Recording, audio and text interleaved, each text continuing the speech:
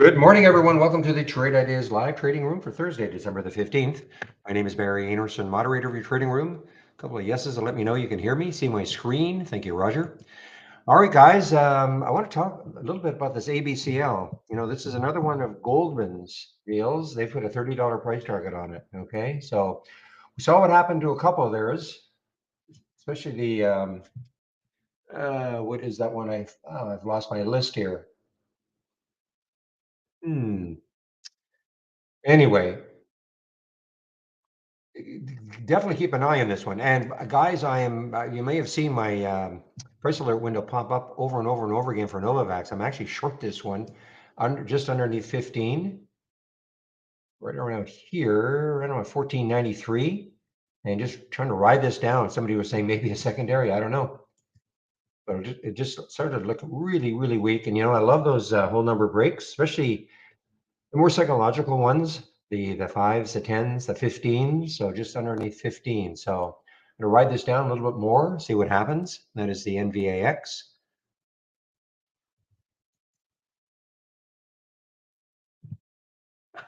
Mike.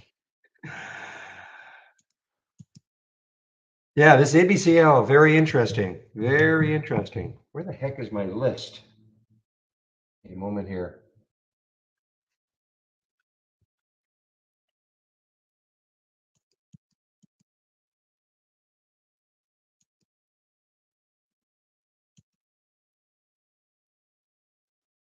Okay.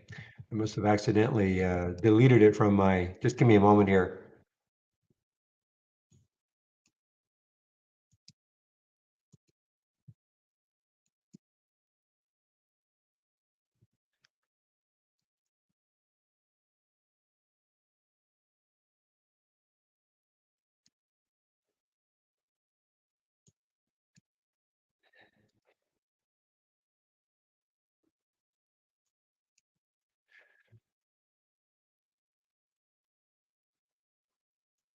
Give me one moment, guys. I'm having trouble loading a scan that I've got.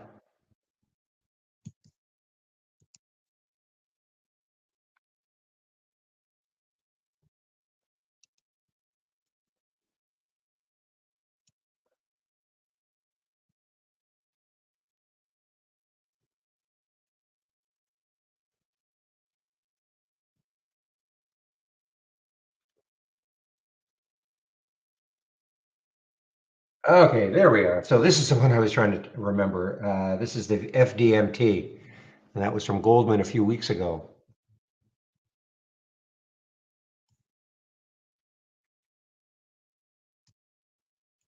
Okay, sorry about that. What else is happening here? Wow, THRD. Hopefully nobody was in this one. THRD.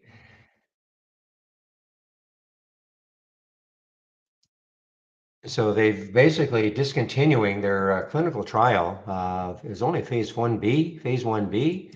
So this stock, imagine yesterday, if you were holding on to this, and for many, many days, this was sitting around $20 to $21. And then they announced today, this morning, before the market opened, discontinuing their trial. And $20 down to $4, 78% drop. Not shortable for me anyway at Interactive Brokers.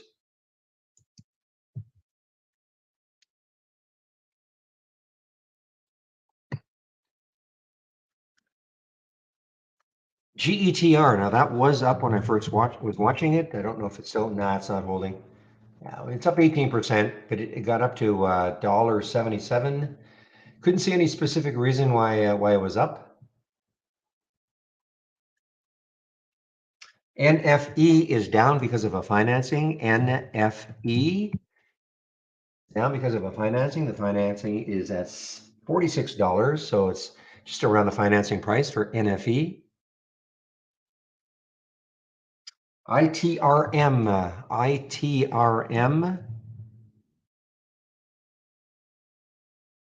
announces the issuance of allowance for U.S. patent covering oral, whatever, sulopenem. It's a low float. Another Netherlands stock, I think. No, that's what is it, Ireland? Ireland, yeah, Ireland, not Netherlands. Sorry. Should know that flag by now. Sissy, SISI. No news, but just been on a great run for the last few days. Even okay, got up to 319, pulled back a little bit, but had a tremendous run over the last few days. That was the biggest candle, daily candle yesterday, but it doesn't look quite ready to give it up. This is shortable for me. Yeah, the China stocks are really starting to move here, guys. I'm hearing the NIO, Lee, XPAV. So let's take a look at KWeb, see what's driving it. Obviously KWeb, yeah. So a lot of China stocks are. So this is, I guess, the reason China stocks delisting risk falls after U.S. watchdog got access. Okay, so for it seems like for years they were talking about delisting a lot of the China stocks. So I guess that is maybe been taken off the table.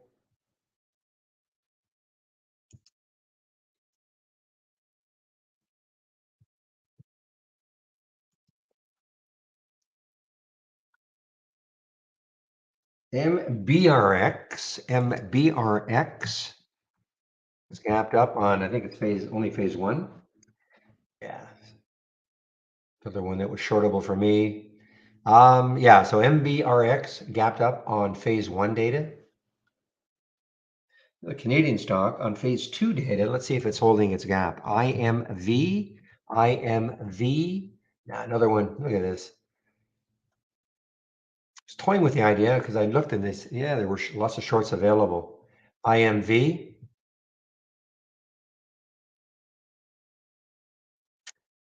Okay, guys, I am covering some of that NVAX now.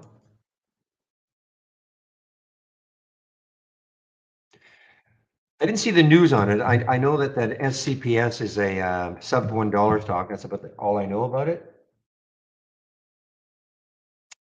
And I don't see the news on it for today, unless it's going to be here.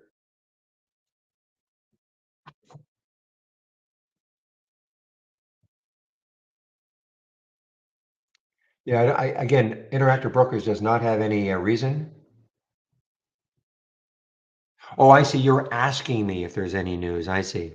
No, I don't see any news. I don't see any news from IB. Certainly nothing from us.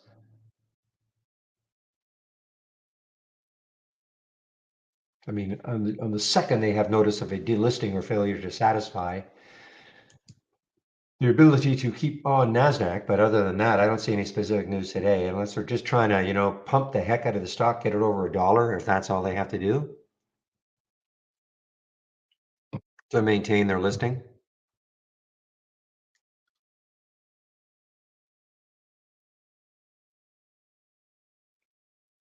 Yeah, and William mentioned ICVX. I have I have it on a watch list. ICVX, it was not gapping up, sort of moving down, but it had a big run at the end of the day. Big run. It went from 680 all the way up to a 932. Kind of held in the after hours, that move area. Looked interesting again this morning. It took out actually the highs, but I think this will obviously be very active again. It's already traded at 1.1 million shares. So we're in for a big gap down, guys. Yeah, look at the market. We're in for a big gap down in the market to start. This is after yesterday.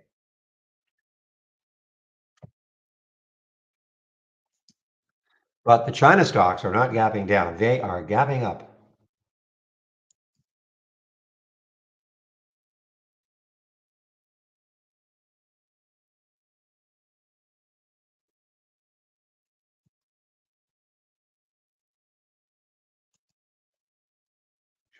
I didn't mention RBLX. Sorry, I forgot to mention RBLX. RBLX.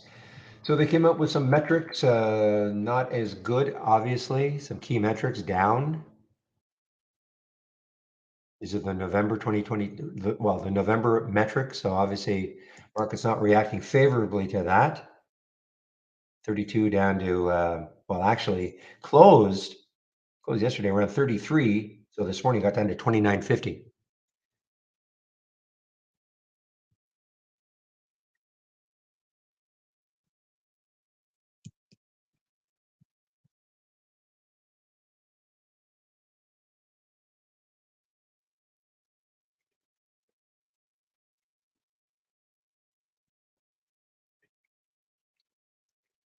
ACET, was that an earnings play? I can't remember if that was an earnings play or got hit for another reason. Yeah, I can't remember why ACET got hit like this. I just can't remember. It wasn't an earnings play. At least we don't have it as an earnings play.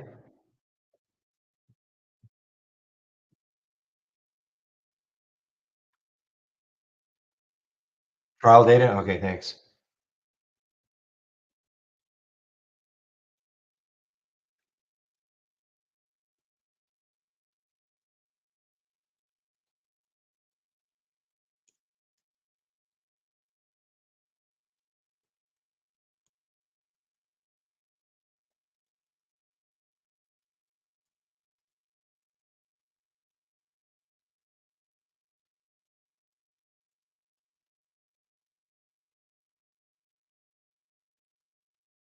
The guy's looking well. Here's EH. EH was a short yesterday. Well, of course, China stock. So like a lot of the China stocks, they're moving high. It's moving higher. I mean, every stock here, not every stock, but most of these stocks that we see here in the gap ups now are all China stocks. EH, YMM, of course, Billy, Lai, or Lee, XPEV, NIO, TCOM.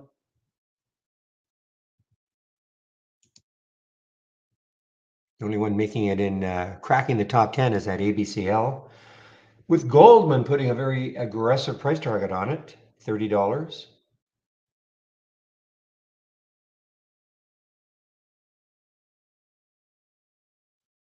So it did also have some news.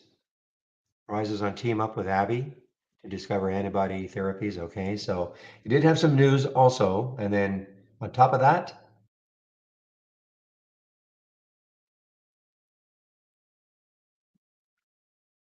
so they're initiating coverage. Okay, so that's not one of these in which they had coverage before. You know, it was at 40 and now they're reducing it to 30. Still looks excellent when it's 11. So they are actually initiating coverage. It's exactly the same thing they did with the FDMT.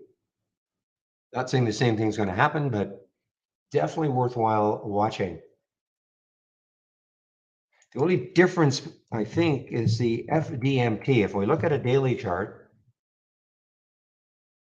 yeah, see, there was no resistance. This is when they made that recommendation, I think right there, it was $15.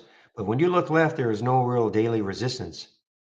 Okay, and this is just kind of hung around this area for a while. ABCL's daily looks a lot different. You know, it's got to get through all of this. So it's not quite the same,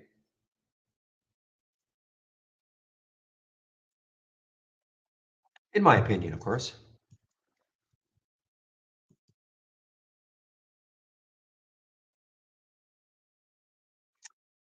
Can you export your racers to a list? Not easily.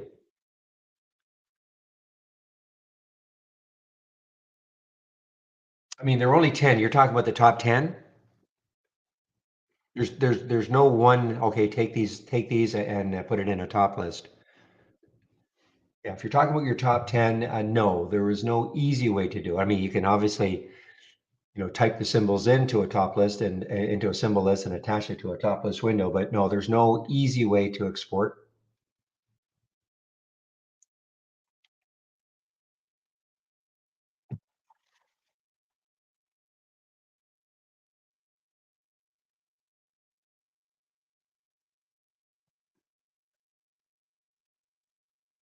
Now, I mean, you could do something like this. If you're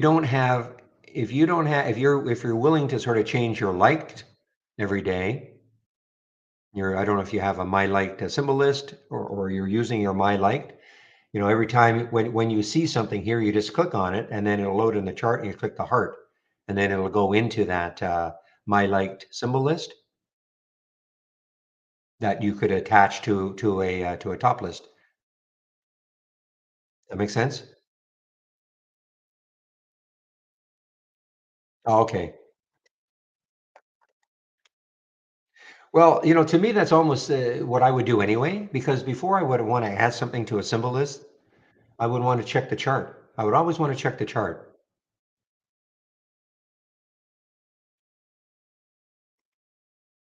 Just because it's winning a race doesn't mean I necessarily want it to add it. So I would always probably, not probably, I would always click on the symbol, see what it looks like on my different time frames, and then if I like it, then I'd heart it.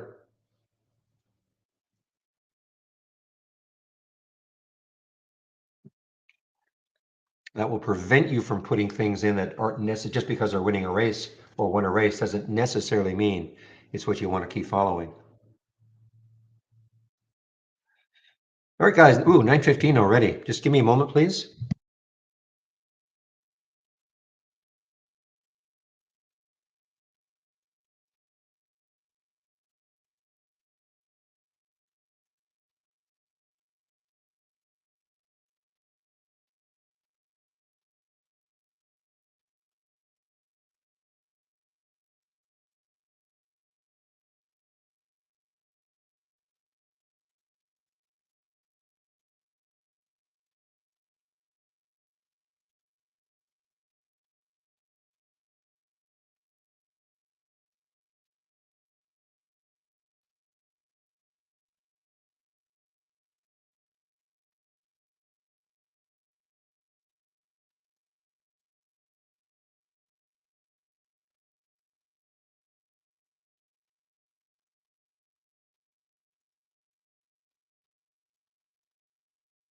Okay, guys, I'm back.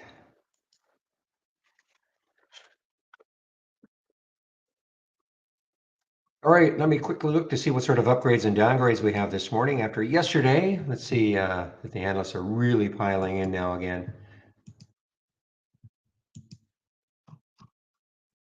Yeah, more downgrades than upgrades. So let me get them in.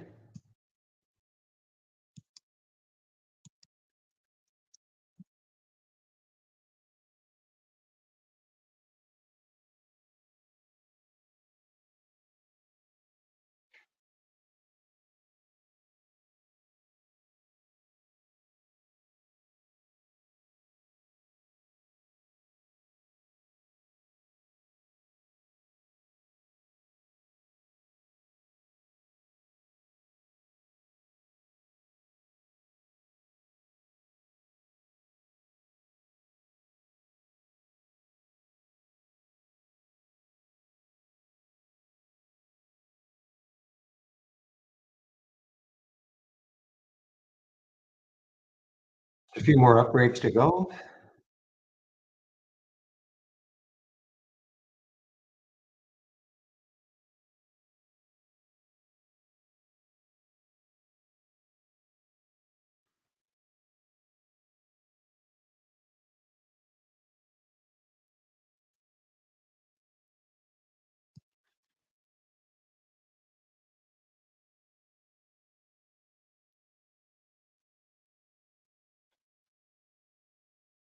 Okay, there are some of the upgrades. Now I'll get the downgrades in.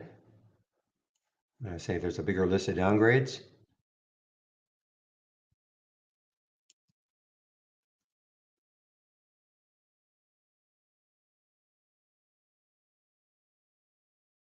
Wow, NVAX continues down for me.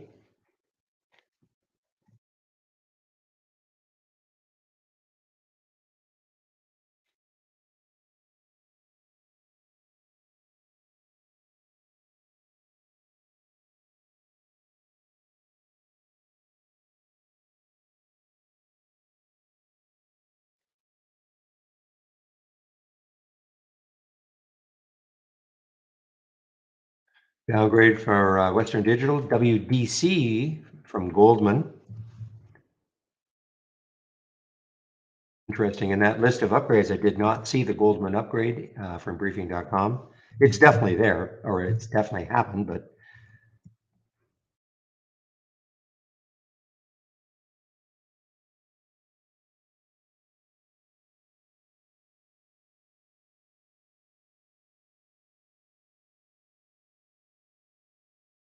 I'm just going to get a few. There's so many of these, so many downgrades right now.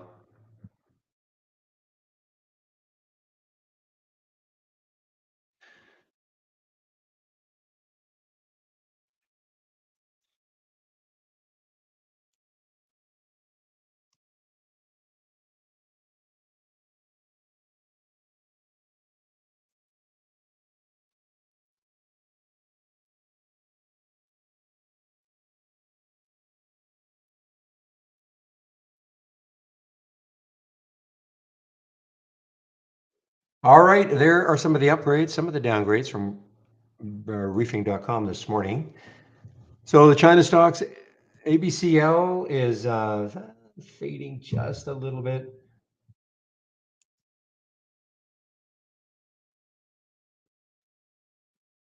The Golden Ocean Group, GOGL, this is active again. This had run a couple of weeks ago, 3 weeks ago, I guess.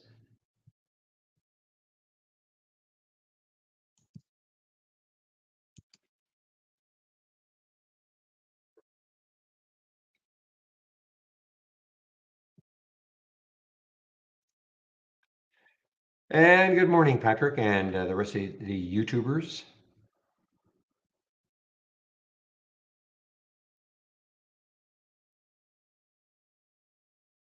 Didn't see any specific news on the NVAX.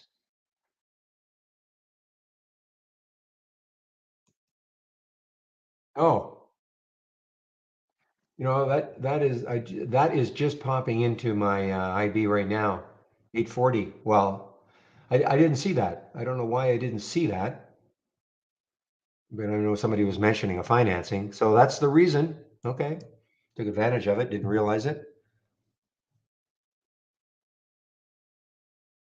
I don't know what the price is. I don't know what. Yeah, I don't know what the price of the offering is. Doesn't say in this one anyway.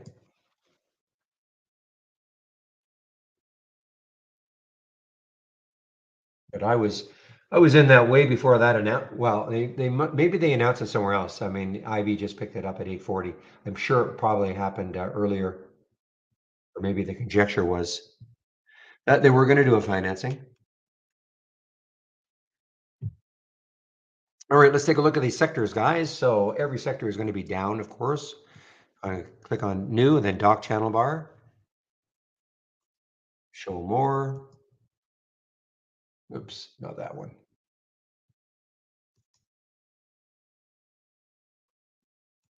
Sector status. So let's take a look at the sectors. I say virtually every sector will be down with the market being down. So what you're seeing here, again, I always do this at about this time every morning. What you're seeing here, the major sectors, so this is XLE, the major ETF for energy. These are the stocks that make up XLE. When you see 100%, what does that mean? That means that 100% of the stocks that make up XLE are down from yesterday's close. Okay, so you could just a quick look and you can see right off the bat, there is no strong sector.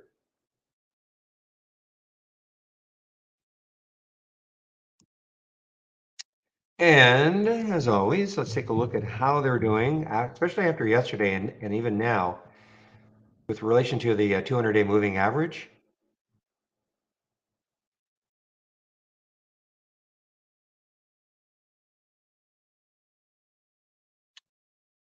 Okay, now something.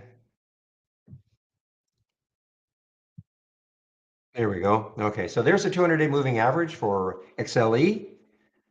You can see that a few days ago it was getting perilously close and a little pop. Still, still above it. Retail, XRT, let's take a look at retail, which was above it and then below it. So again, drifting away now. There's that green line there. That's the 200-day. So retail is starting to drift down below the 200-day moving average. XLP, consumer staples, still above, still hanging above. Healthcare, XLV, still hanging above. Industrials, XLI, yeah, kind of all the same, hanging above. Financials, XLF. Again, this one is getting closer to the 200-day moving average. For a few days, it was just sort of sitting on top. We had that big day a couple of days ago, but towards the end of the day, we did have the sell-off. And of course, that's yesterday's candle. And now, so we're getting, very close to a break of that 200-day moving average for the financials. Now, consumer discretionary probably still can't see the 200-day. There it is. I guess if I shrink it down, there we go. So there's the 200-day, still way below the 200-day for consumer discretionary and fading. So getting further away from that 200-day. Materials, XLB.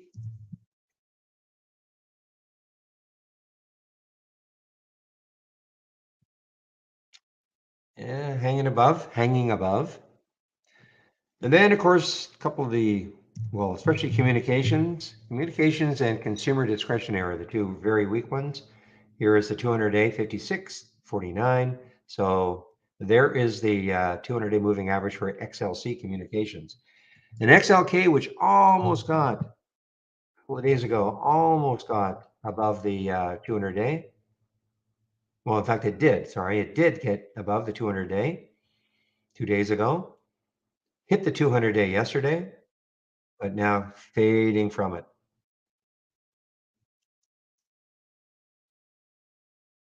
I suppose financials though are the ones financial one to really not worry about, but keep an eye on.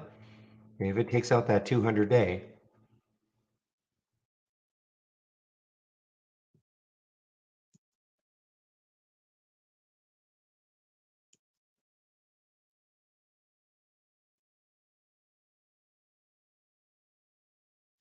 all right, guys, I am totally out of the NVAX now.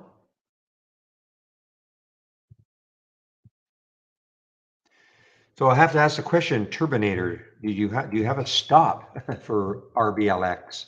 I'm assuming, you're trying to swing this. You probably don't have a stop because if you had a stop, you'd more than likely be out.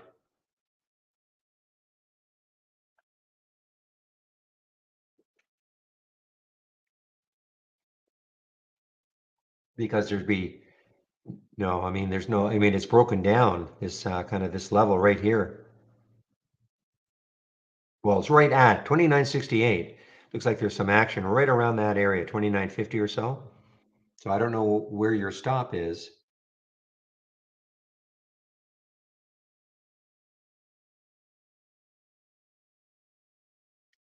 Good question, B-Rad. I'm not sure if trend lines continue, but let me do one. I know other types of drawing do, but I don't know if a trend line would. So let's just do one.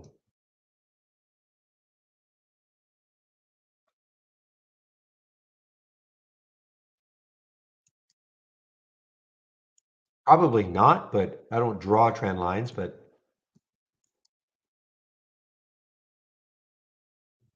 RBLX guys starting to really move down. No, it doesn't look like it. There's a trend line I drew. 36.49. Wow. Well, it won't show it. So let me draw a trend line down here. Won't show it anyway. Let me just draw a trend line. First of all, I'm going to get rid of it. I haven't drawn a trend line in a long time. So let me put one down here. Question is, will a trend line go to all the time frames?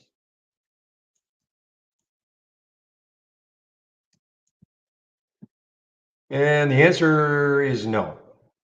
Okay, I'm just drawing a trend line here on the daily chart. I do not see it on like a 15-minute chart.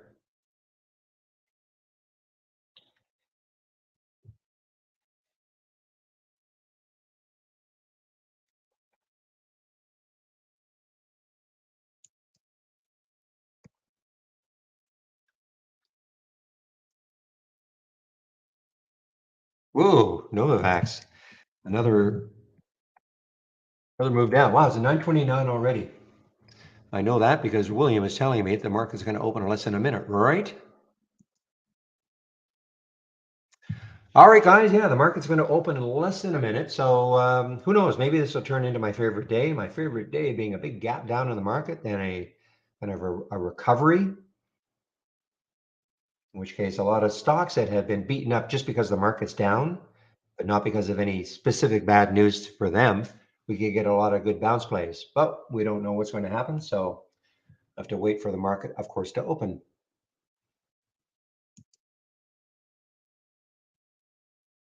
Now, I typically do not trade in the first 15 minutes. like to see things settle down. I will take the odd pre-market trade like I did in Novavax, but I typically don't. Wow, look at that now. It looks like it's going to take out 14. I don't know what the pricing of that financing is. I mean, that would help. Not that it matters to me now. I'm out of the short, but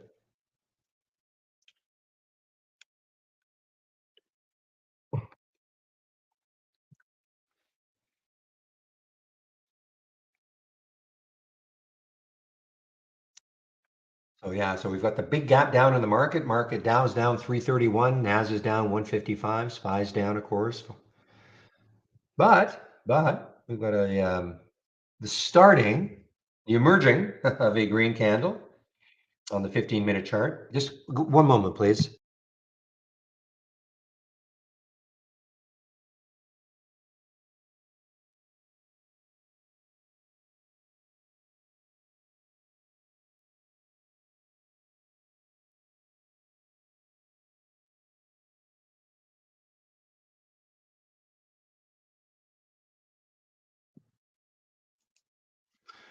All right, I'm back. Wow, look at Novavax. Whew.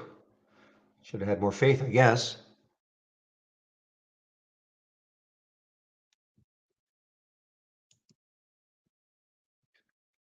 And so much for the Goldman upgrade. So much for that today, anyway. I mean, when they do it, of course, they're not suggesting it's going to happen overnight, and it may never happen. But they initiated coverage on this ABCL. ABCL had a little bit of news today on top of that, and they initiated coverage and put a $30 price target on it.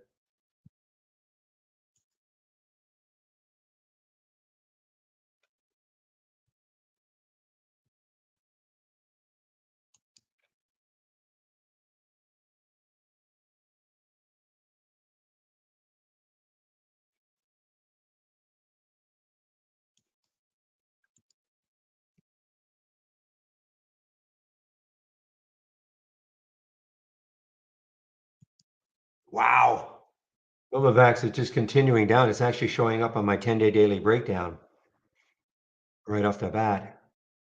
Oh man, I had this at 14.93 on my short. Oh well.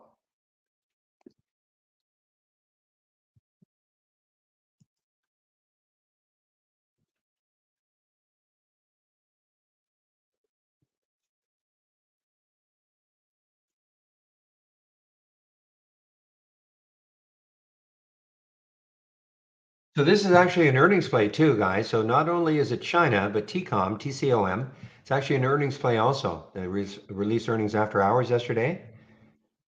And like most of at the beginning in the pre-market, stocks were down because of the overall market. But with that China news, that maybe a lot of these stocks that were in jeopardy of being delisted from the US exchanges,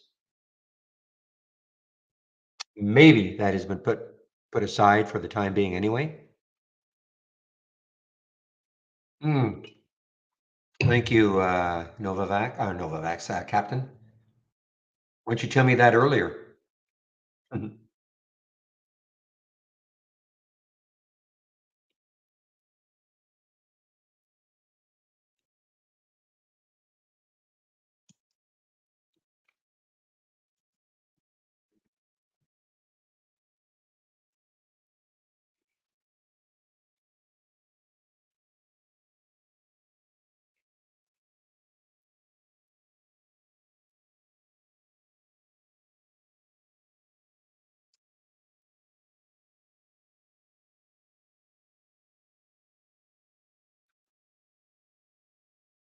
Okay, guys, here's another one now. Snap is making my 10-day daily breakdown. It is a little early. It's not quite an all-time low. If this were an all-time low, I'd probably be in it. But Snap is making what's the next low looking left? Oh, it's below that. So the next low looking left is 822. So there is a little bit of room for Snap, but it's just a little bit early for me to do it. And then the RBLX also showed up at 28.92. No, again, this is not an all-time low. And if you're wondering what is he talking about, this is what I'm talking about. These are 10-day daily breakdowns. some early alerts from it. So there's the Novavax, Snap, and RBLX.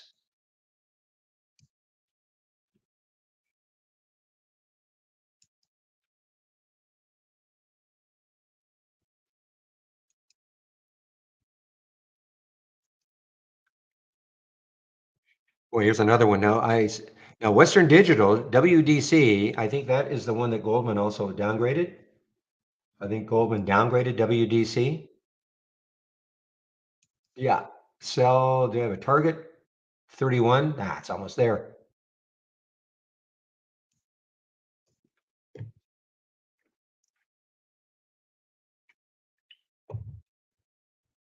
I'm sure I'm going to regret not taking that short for RBLX, but it's just too early for me.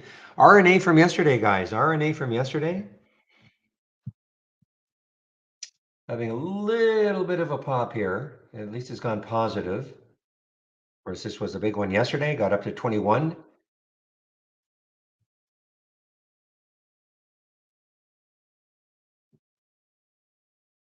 I know I'm going to regret RBLX.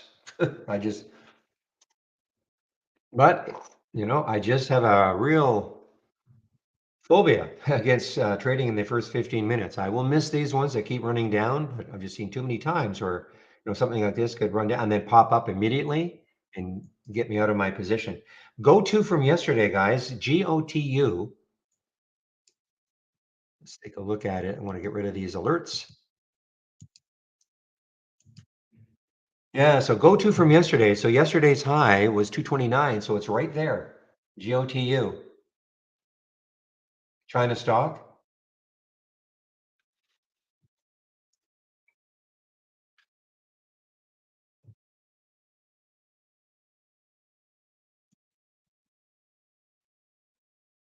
It is unusual for me to get these so quickly. Normally, you might get one or two kind of when the market opens, but not usually this quickly. So it is a little bit unusual.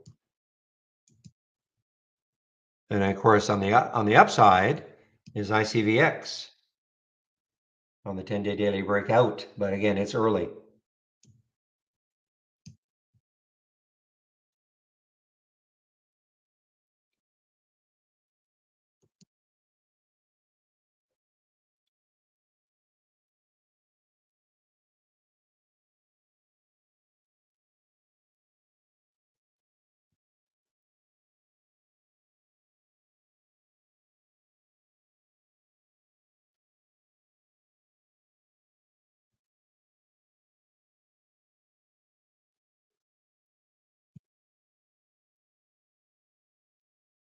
The CF is bucking the trend, guys. Okay, so remember that was a green candle to start. The SPY, not anymore.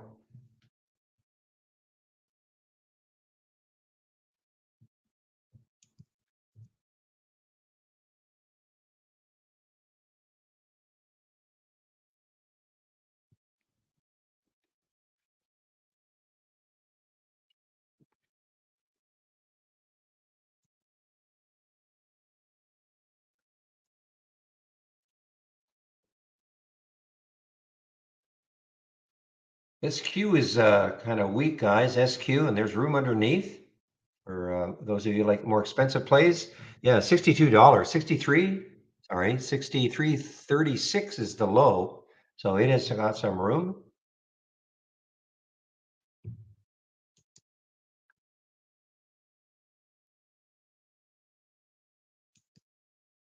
Meanwhile, Western Digital continues down, guys. 32.94 was the alert. 32.42 now. Again, I didn't take it.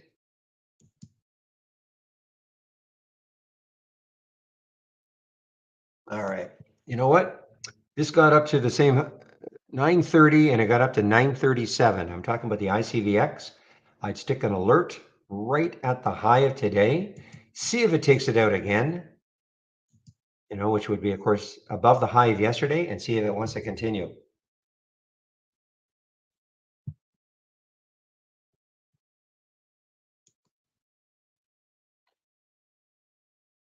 There's the go-to on the move, guys. Take a look at the weekly chart to see where it is in relation to There's a high right there at 235, high there of 229, 257. So maybe getting into a little bit of a resistance area. WDC guys, WDC, wow.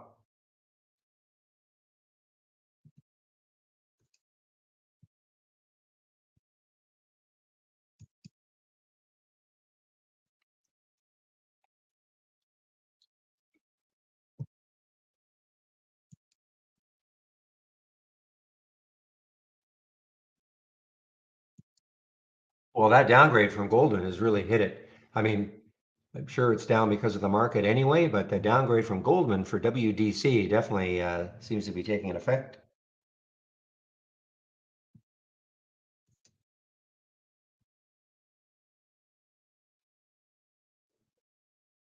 Any recommendations for not seeing the stream on a Mac? Well, you've got to be using our web-based version. Are you talking about the trading room, or you're talking about trade ideas, Wolfhound?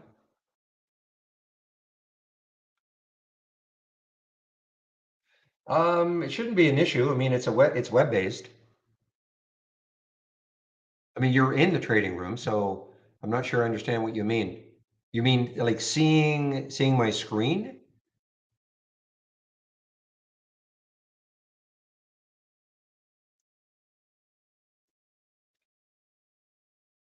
Hmm. I'm not sure then. I'm not sure why you can't see my screen. You're using a Mac. I mean, it shouldn't matter using a Mac. I mean, it's a tablet. I mean, I know tablets, and you're using Chrome. Maybe try another browser. Maybe try the Apple browser or another browser. That's all I have no other recommendation.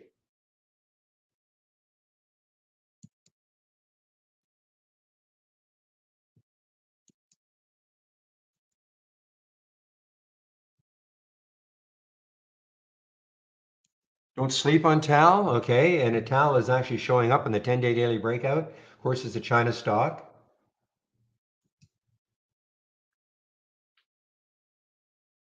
And a lot of volume coming in, China stock. Is there any news on this other than it being in China? I don't see any news on for Tal specifically.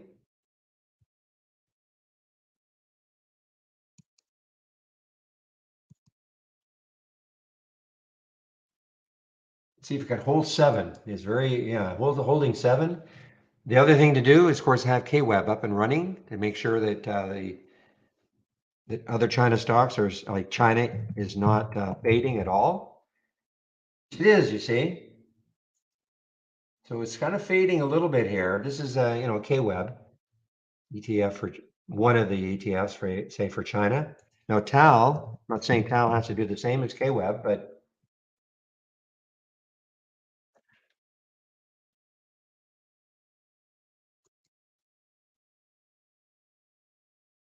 all right.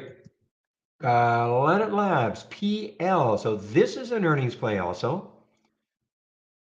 Released earnings after hours, no big reaction. Just before the market opened at 9:15 had a pop, but look at this. So it got up to 568, right back down to 5. This is showing up in my 10-day daily breakdown, but it would have to take out 5 for sure. Okay, there's the ICVX, guys.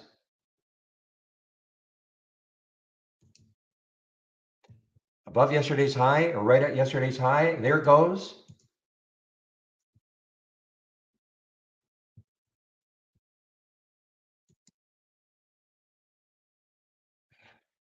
Your works on Safari. Yeah, okay. No, you didn't have to use Chrome. I know the developer of the room has always suggested Chrome, but I mean, you should be able to use any browser, certainly Safari on your Mac.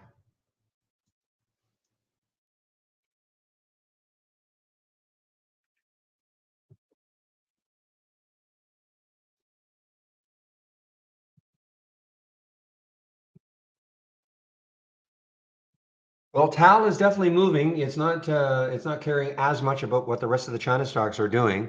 TAL.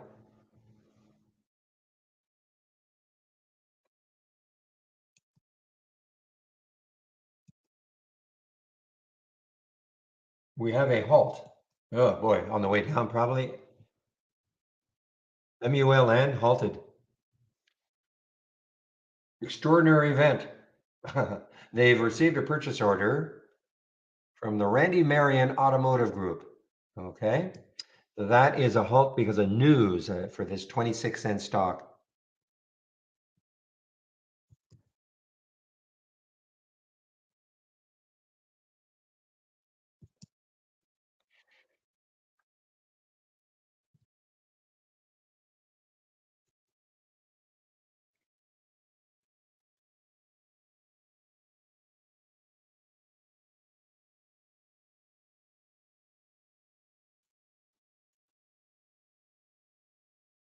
All right. Sort of eyeing this ICVX if it gets back up to the 940 level.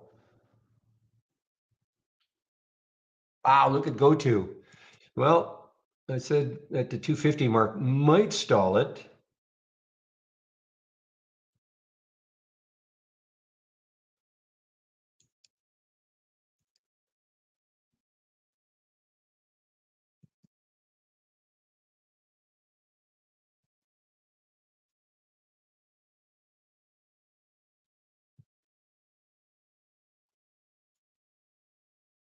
Yeah, so you're right. The CMND, it got halted. Now it's resumed. Okay, if it gets back up to 493, that may, or over the 5 level, that may get me involved. Okay.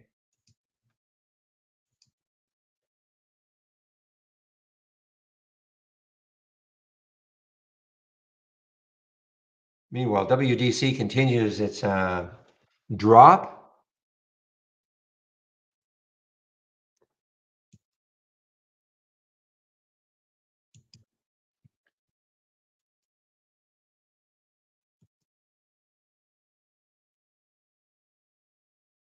I wish there wasn't for this Planet Labs PL. I just wish this wasn't here.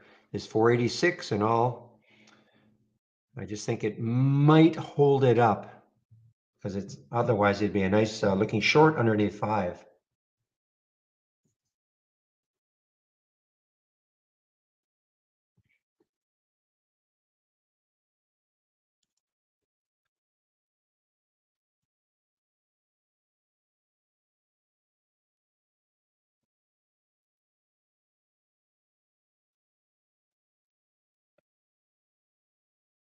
Keep an eye on the ICVX, guys. If it gets back up to that 940 level, up to these levels here, let me just back this out a little bit to see where there is some resistance though. Potential resistance. So there's a high of 10 right there. Yeah, so it looks like 10, high of 10 on that weekly chart. And actually 951 on another weekly chart. So that's why that 950 level might be pretty critical. Pretty low float, 25 million in the float.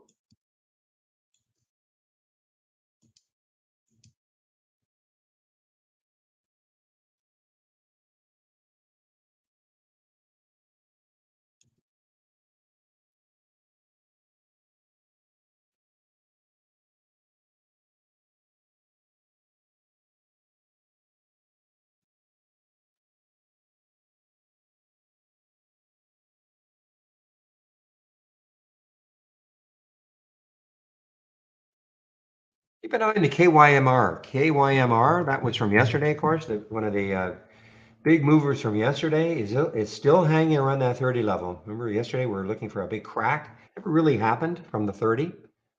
It got up to $34 yesterday. More in the pre-market, I believe. Okay, guys, there is your ICVX starting to try to make that move.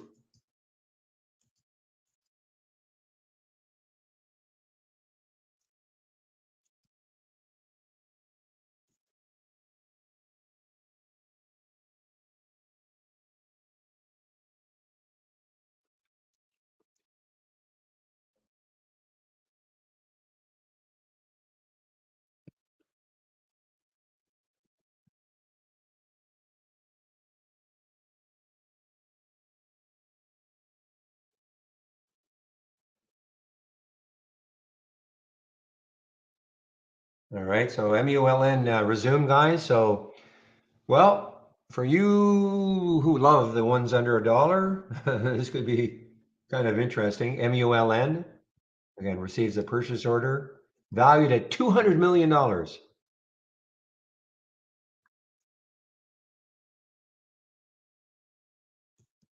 So it's an eye-catching press release. Eye-catching press release. All right, there's your ICVX, guys. Now at 950. I mean, if it can somehow take out 10,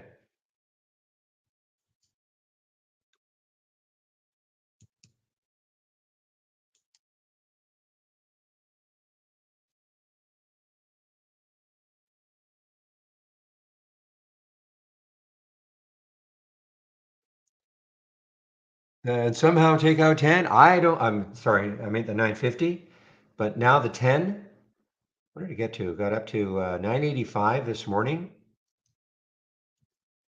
ICVX.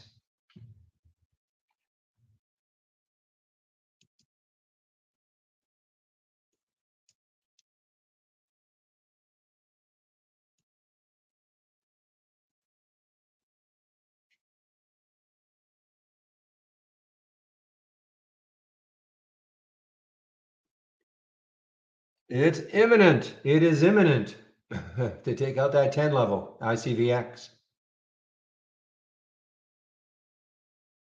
There we go.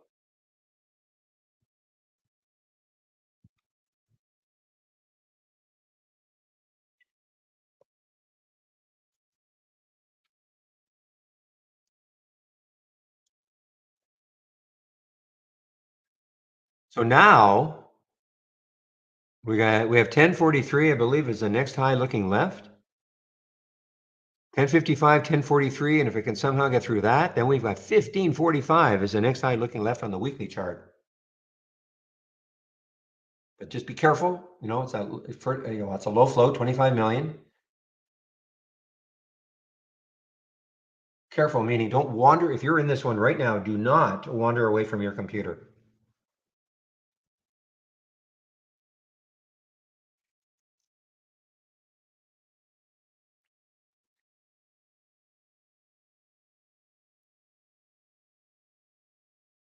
Okay, so my instincts on the TAL were correct. The fact that KWeb was not moving, TAL did not have any specific news on it. That's what kept me out of getting into this TAL.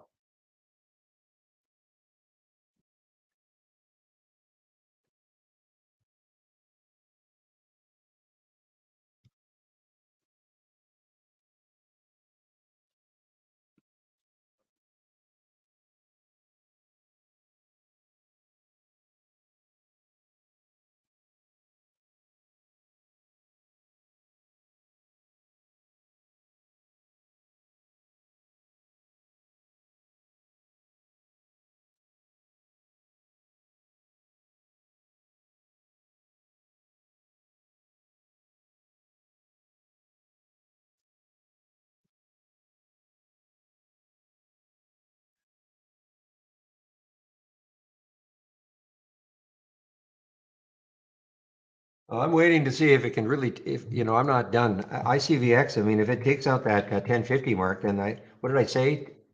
ICVX, all right, ICVX. What did I say? 15, right? 15, I'm not saying it's getting there. But if it can take out that 1067, look at this. Look at this. Takes out 1067. I mean, look out. I mean, I think that's the next high looking left. Yeah, 1067 and then 1545.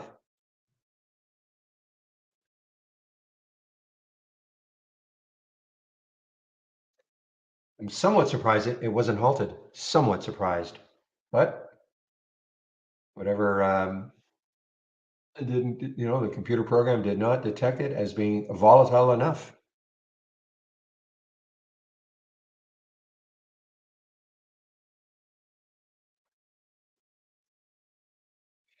Isn't RBLX all to do with the metaverse or some? Wasn't that one of those metaverse stocks?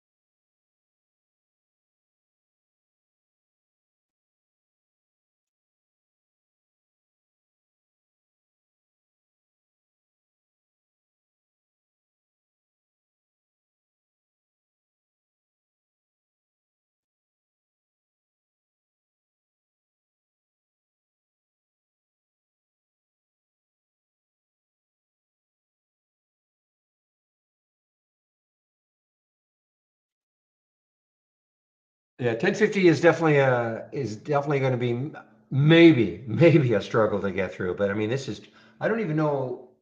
I can't remember we had any news on this one. Yeah, okay. After the company, yeah, that's right.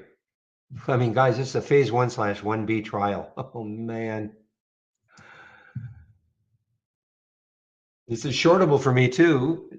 Lots of shares. That's right. A lot of shares available at Interactive Brokers. 350,000. I mean, this is. I mean, this shouldn't be happening. In phase 1B news. Look at this market, guys. We are not having a bounce yet, to say the least. Second 15-minute SPY candle is all red. But this is your definition of an alpha stock. It doesn't care what the market is doing.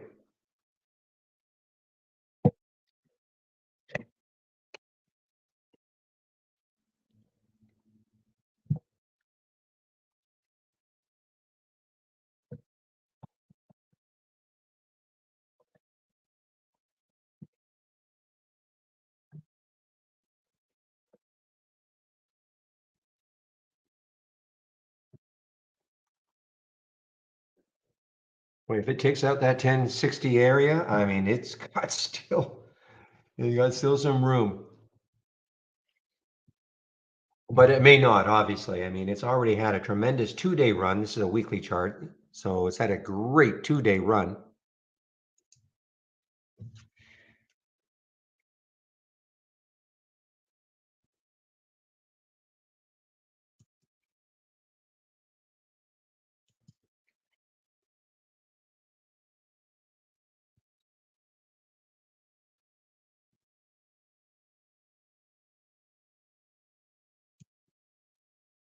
Man, okay, guys, critical level, critical level. I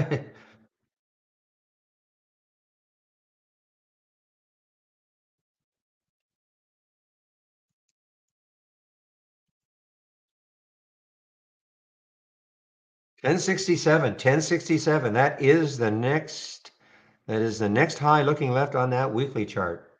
And goodbye 1067. And this is getting halted.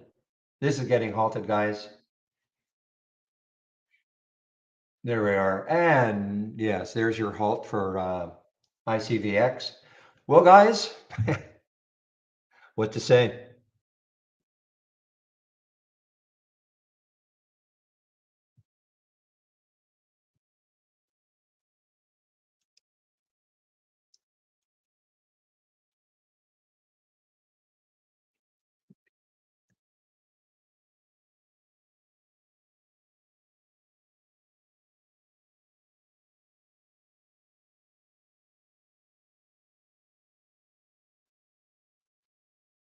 Oof. And the potential for the open is 12, okay? So it's halted at 11:35.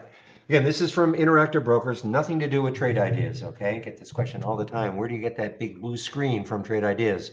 Well, you don't. So this is just, time and sales from Interactive Brokers. Your broker should have something similar, okay? If you don't have Interactive Brokers.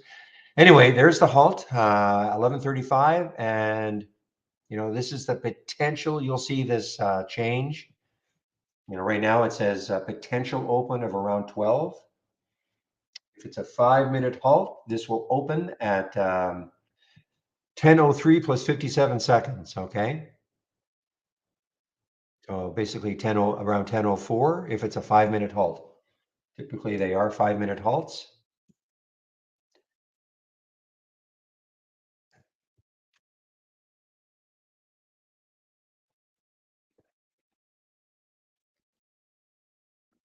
And I mean, it's nonsensical. Really, it's nonsensical. This is phase 1/1B news from yesterday. But it doesn't matter what we think. It's what the market doesn't care, and traders around the world just piled into this one yesterday and kept it going today.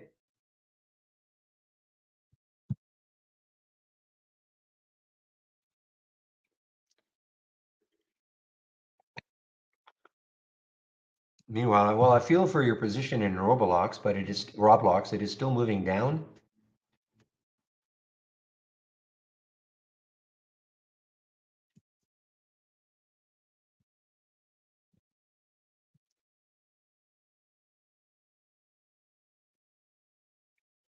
Okay, well, obviously my focus is just on where this thing is going to open, ICVX. So our halts resumes going crazy again. So NXL halted on the way down. LANV halted on the way down. So what is this? Is this an uplist or a SPAC that turned into LANV?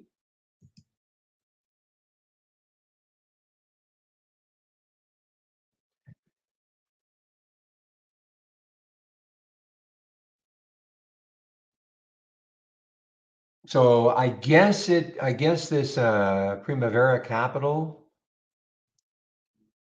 this is done now. So this is now trading under LANV.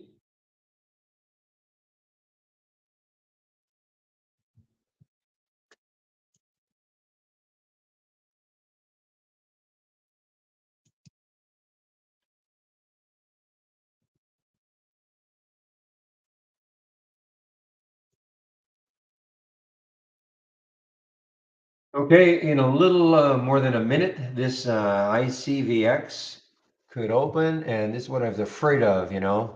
We had 12, 11:49, 11:49, but we'll have to see how it opens. But everybody should be in way lower.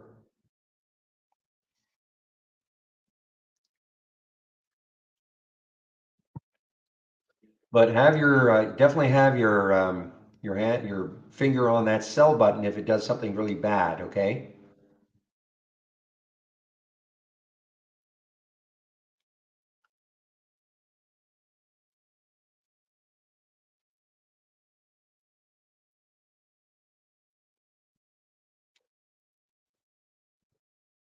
By the way, it's interesting. I'm just going to comment. Well, wait a minute. When is this going to open? Okay, it could be 10 seconds from now.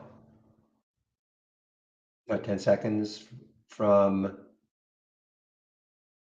now. So 10 seconds from now, if it is a 5-minute halt.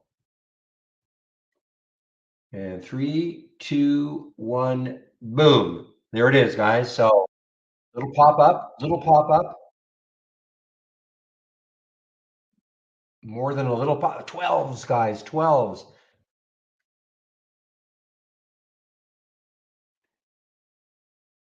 All right, I've taken some out in that 1170 mark. Okay, just in case. Now it's starting to drop, but it could.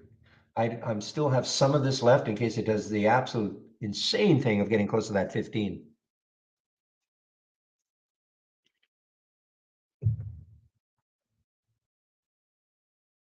I got up to 1234. I could not get out above 12.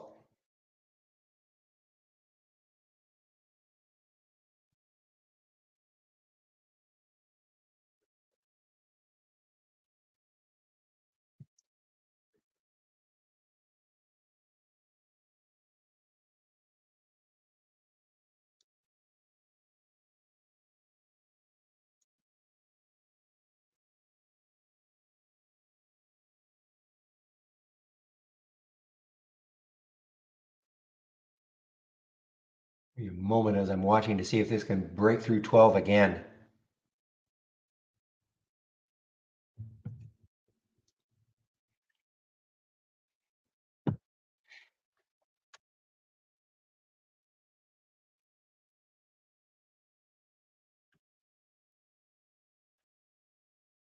It doesn't look good. I'm just watching the way this is trading right here. My time in sales right there.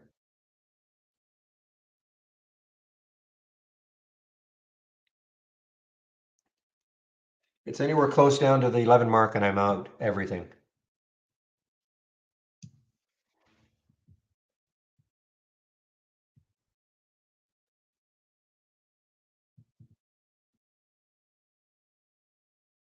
Got this big topping tail right here.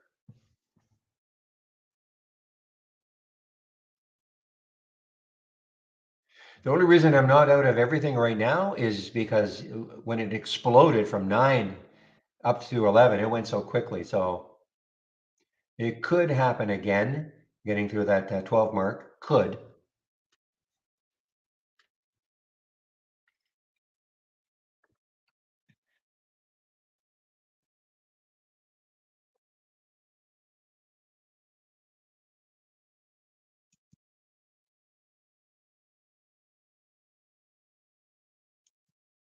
it's close again.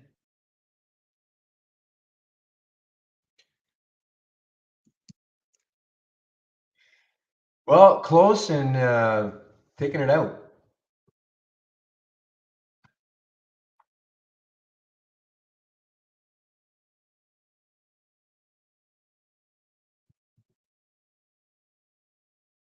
1234 was the high.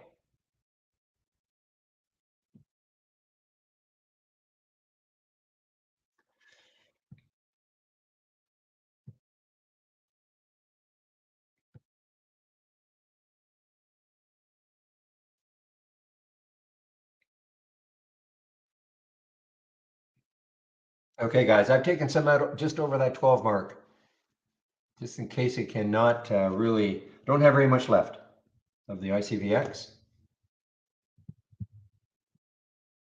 Holding on just a little bit, just in case it takes out that high and starts to make a little assault on that 1545.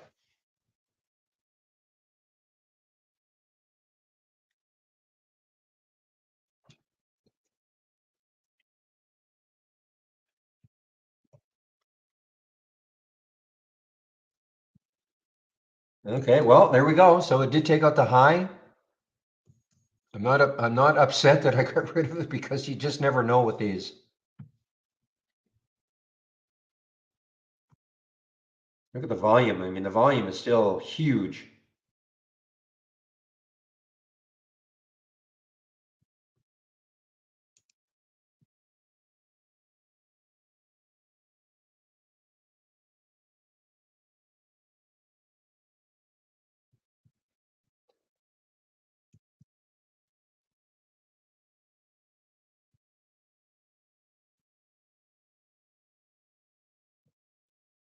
So here you had it, guys, right here. 930, 936 was the alert for ICVX. 930 was the price. I didn't get in there. The thing is, though, that we were watching it from the beginning. That was the whole key about this, okay? Because it had the big, wow, because it had the big day yesterday, it had to be watched today. So we talked about this in the pre-market. I didn't have it on my pre-market actives because it wasn't up a lot, but I mentioned it. I said, look, we've got to watch this ICVX. And I think Zach said the same, level two. I can't call you level two. Zach said the same sort of thing. Had to be watched. And now it's halted again, guys. Halted again.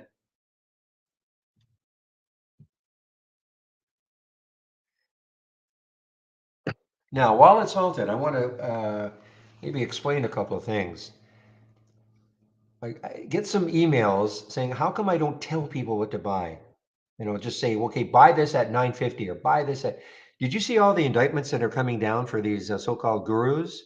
And I don't know where they post all their stuff. It could be Twitter and all. SEC, and there's a whole list of them. And, a lot of it, of course, is front running. And that's why, I have to be extremely careful. I'm not an investment advisor. I will never say to anybody, okay, buy this one right here and sell it right here. You're not going to ever hear me say that. Trying to point out opportunities. I tell you levels that I think are interesting. You have to have a trading plan. You have to make up your own mind whether or not you want to take the trade. But the SEC's cracked down on, I think we're up to 13 or 14 of them. And I was glad to see that my name was not on that list. Of course, I'm kidding because I don't do that.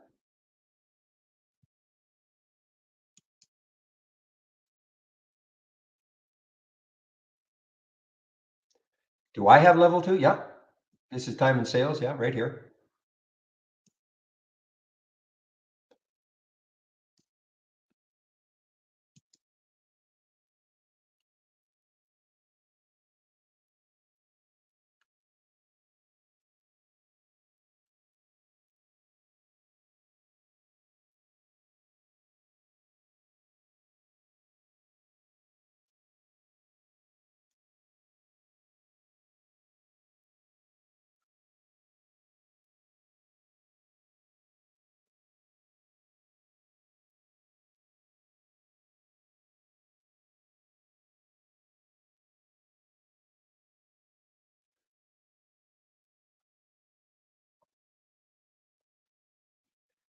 All right, so this halted again, 1338. It could open there. I'd be surprised if I'll be surprised on this second halt if it actually pops up above that 1327. Even though 1335 is showing, I'll be surprised, very surprised. Just because, I mean, look, it's gone up so quickly. Take a look at the daily and look at this. I mean, you would have thought that after yesterday, I mean, here is the daily candle for yesterday on ICVX. Okay, this was a stock that's sitting around underneath $4. Gets up to 930. Look at the size of that candle. This candle is, it looks like it's almost the same size.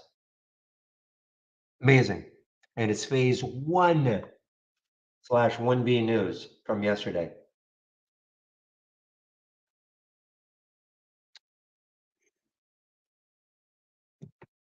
And you're right, this is shortable. I'm amazed that this is shortable.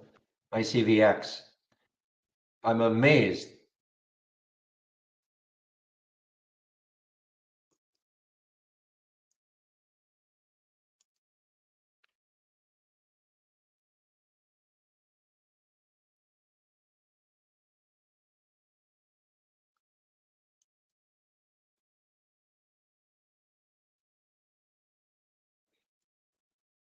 Haven't been able to follow the RNA. I know I mentioned this a little earlier to keep watching, but there's too much going on with the ICVX. So, but the RNA guys, I mean, it's still pretty strong. 2126 was the high yesterday.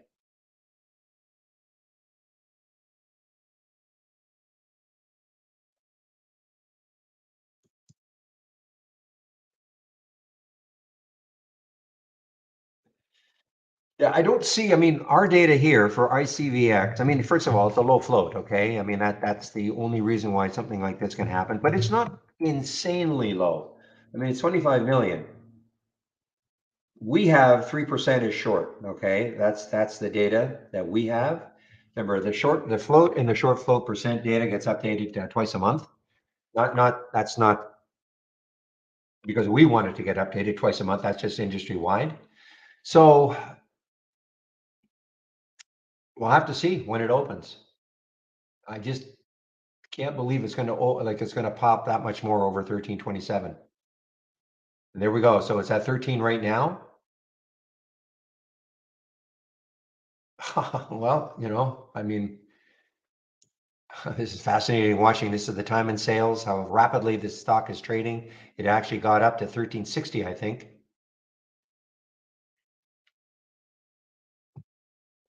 Okay.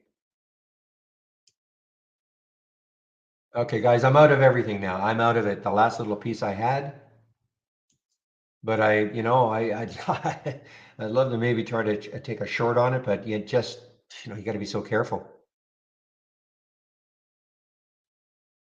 If I took a short, it'd be very, very few shares.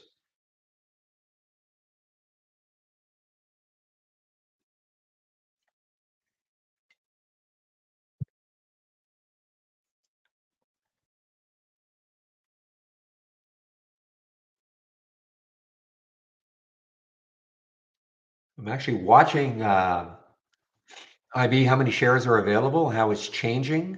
So there are shares that are being snapped up. The last time I looked, it was 341,000. There are 309,000 now. So there are people taking shorts, but boy, you've got to be careful.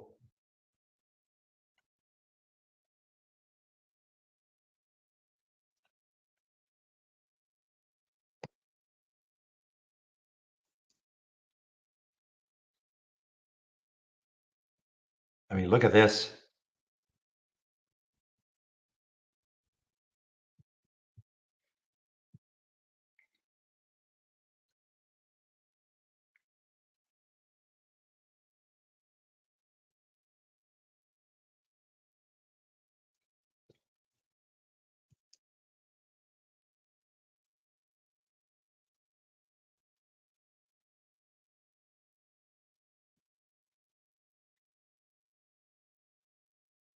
Well, what did I say again? Was it 15 something? 15 something is the next high in the weekly chart. I just can't believe it'll get there, but boy, 1545. So it hit a high of 1387. So a little less than $2 away.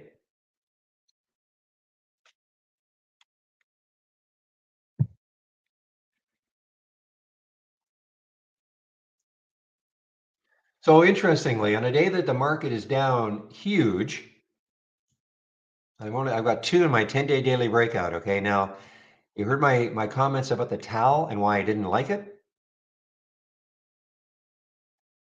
And there's the ICVX.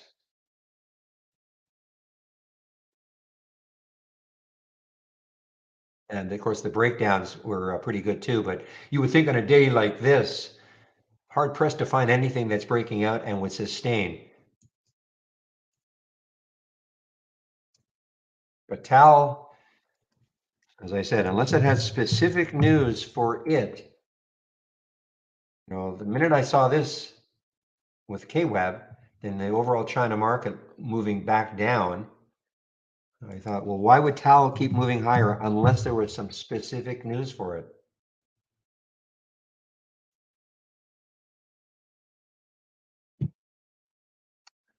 All right, Ija, Cores, CORZ. Just a little too cheap for me, but okay, 68%. Some of these, is there any reason for it?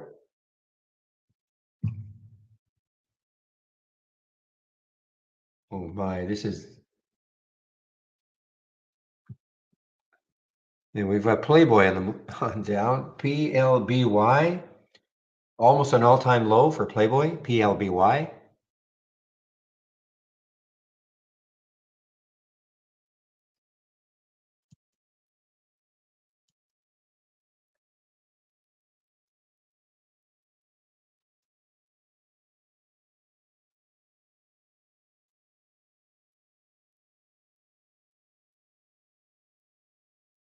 Wow.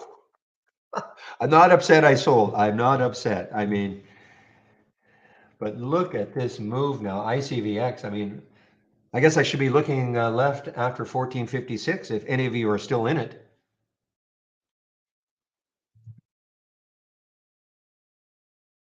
The next high after that on the daily chart is 1687.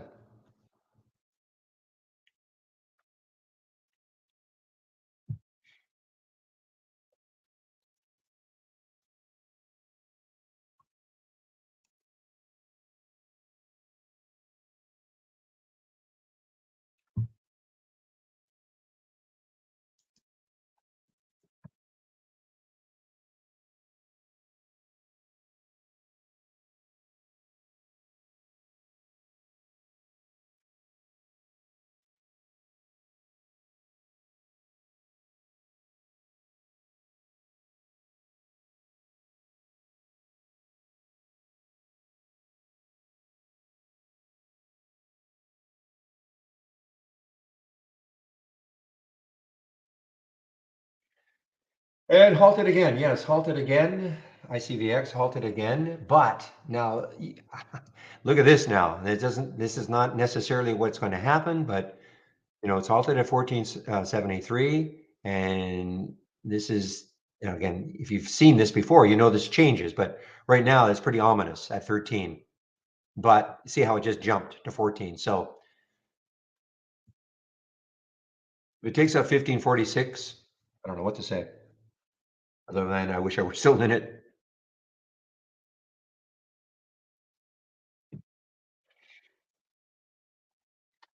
Fast morning.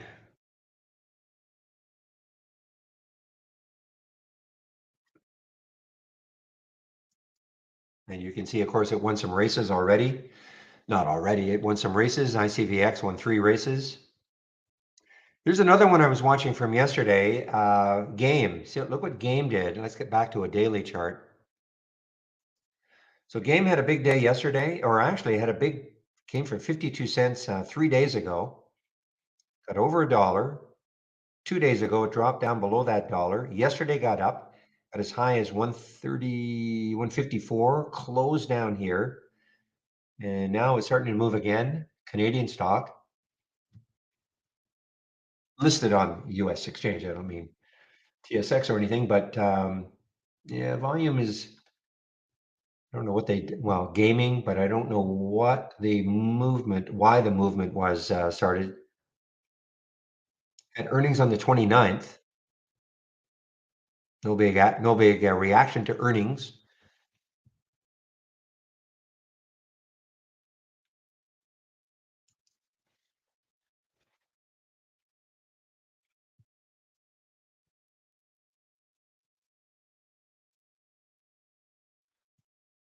Okay, IoT through the 200-day moving average, IoT through the 200-day moving average, and 1227, just looking left to see what some lows are. So 1234, so it's below that low. So the next low looking left is 1177. So it's got a little bit of room. You know, if we can take out 12 and get even close at 1177, and that's IoT.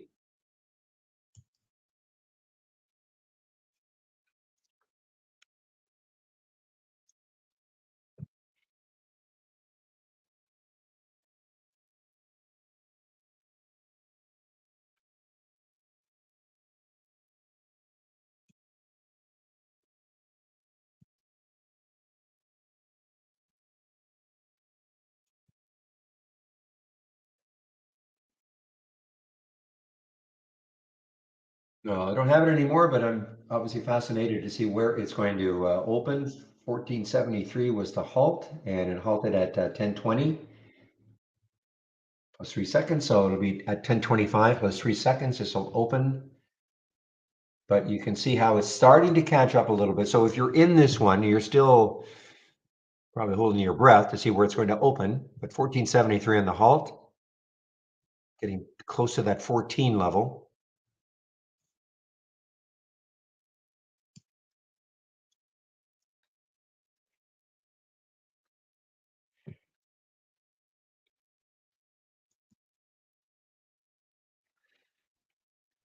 Overstock, another one on the way down, guys. OSTK, where is any support for this one? 2104, so it's below that low, and it's below the whole number. So overstock is an interesting one to take a look at as a short. OSTK. As always, take a look at a weekly chart just to take a look to see where there could be some support. Wow, I don't see any support anytime soon for overstock, guys. OSTK. Once the market continues down,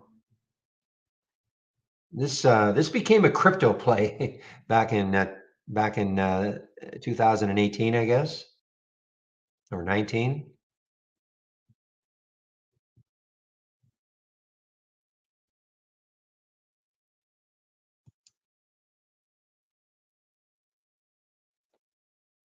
Okay, so not terrible. Wow, look at this. I mean, it got halted at 1473 and yeah, dropped to open at 1420.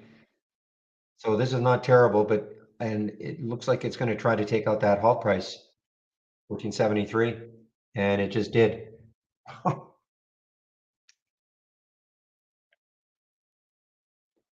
Remember I was saying I was maybe looking to take a short around this area,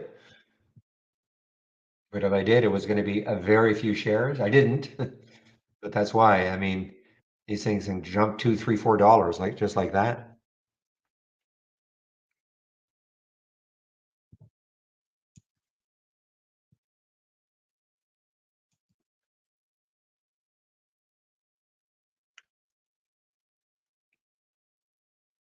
I mean, this looks like it should be over, right? It looks like it. What did it get to? Almost to that 1546, 1523.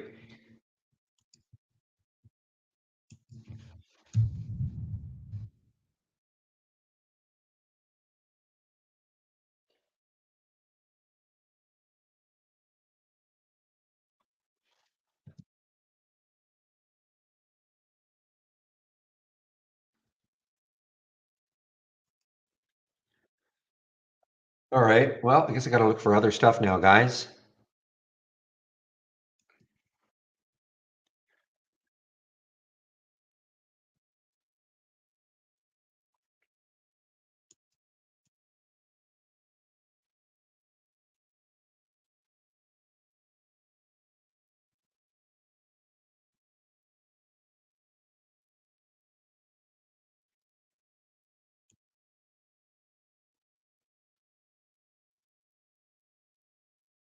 Yeah, look how choppy this RNA was. I mean, it got all the way up to what, 18 and right back down to 17 for the RNA. So, William, your analysis of THRD, I mean, I think this is obviously all they do. Whatever they stop, trial discontinuation, safety concerns. It was only phase one, I think, too, phase 1B. So they stopped it and stock. So this is probably all they do.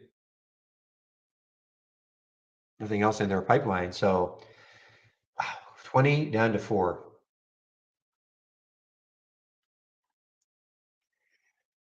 Hmm. So really, there's no. I mean, there's always going to be people looking for a bounce on things like this, but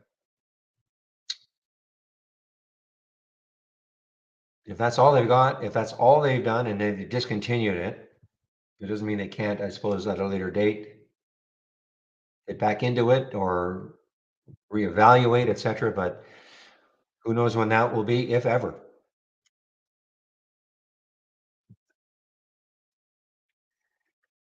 Well, so much for the Goldman upgrade so far. Not an upgrade. I shouldn't call it an upgrade. Initiating coverage on the ABCL, and they put a $30 price target on it. But obviously, even Goldman in today's market, pretty tough to get people interested. But this, I mean, guys, this has to be watched going forward. Really, I just wish there wasn't as much stuff between the current price and 15. And looking at that weekly chart.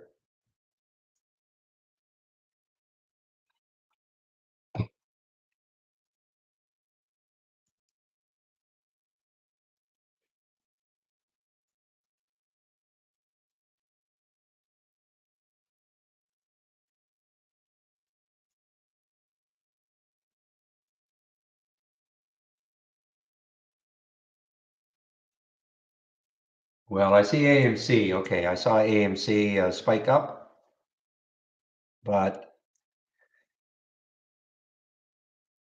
Tokers are hoping that Avatar. I think I guess it's being released on Friday, and of course AMC is chairman is saying going to be. I shouldn't say anything anyway. AMC. I mean, I think that's why it has any sort of a pop here.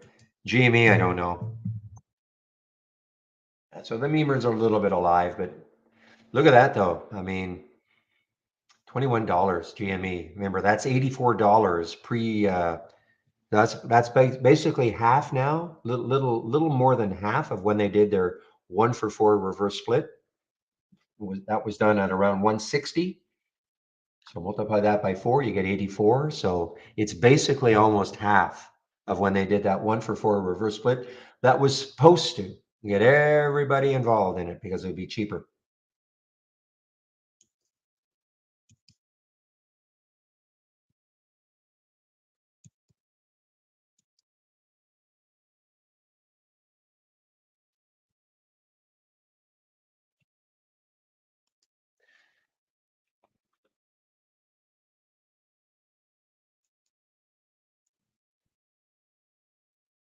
This ICVX doesn't look like it's completely over yet.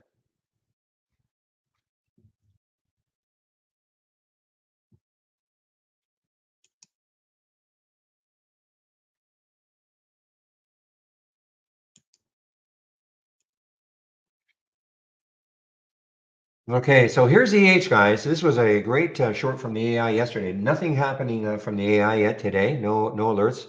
This was a great short yesterday for the AI EH. There's a low of yesterday, 848. If it takes that out, I mean, it's still got room. 763 is the 200-day, and the next low looking left on the daily candle, 723.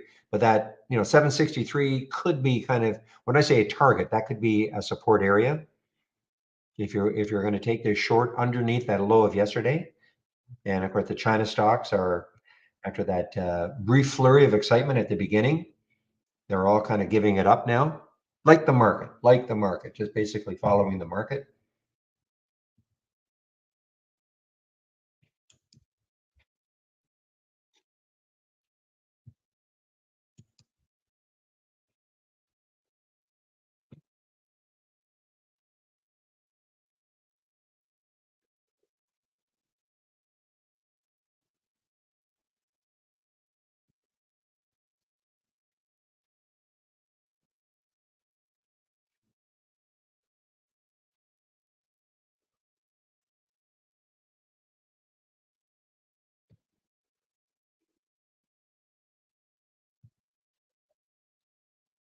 Well, I didn't take the IoT, but the IoT is drifting down toward, I mentioned that 1177 is the next low looking left.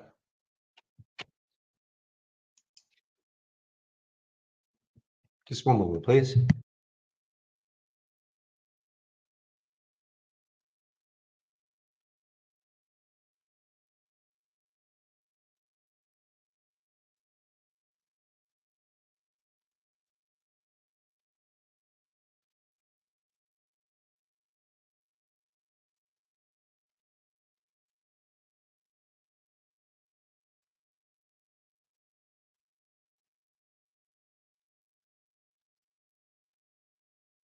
Okay, guys. So, well, it's 10:30, so I'll just talk a little bit about trade ideas for those who are kind of new to this whole program platform.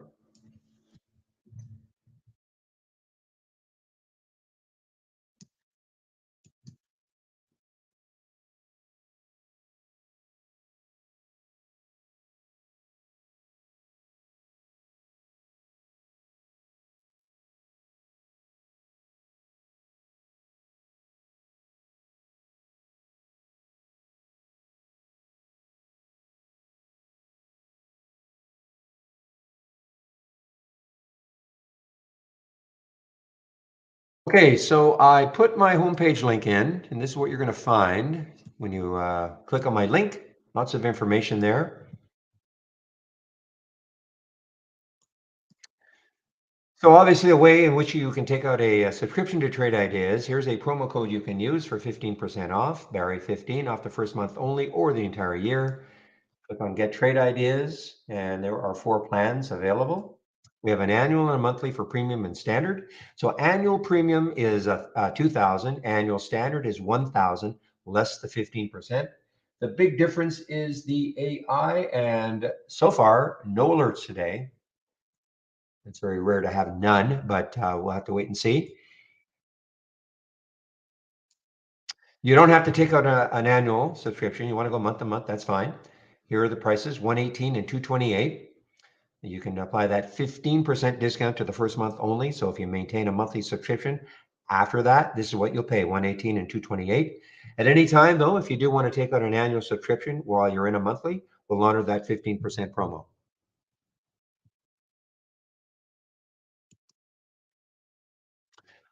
Getting started with trade ideas. So if you do take out a subscription, you must do this, okay?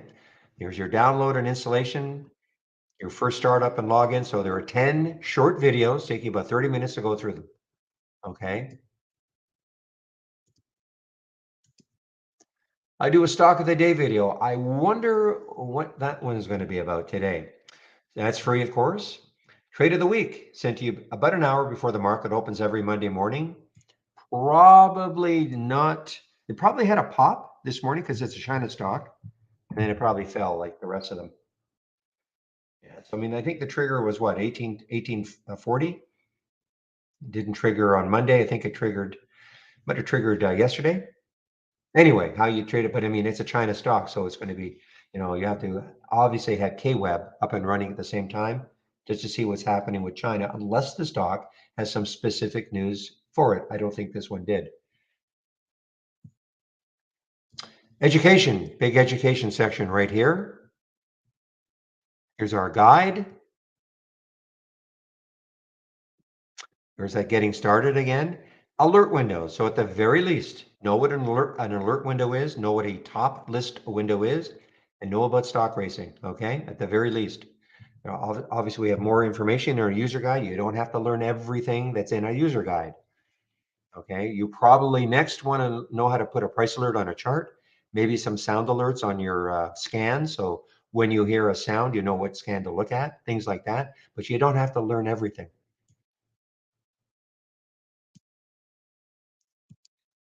There's that getting started again. Daily support. So today is Thursday. So unless they've swapped again, it should be Steve Gomez in our YouTube room.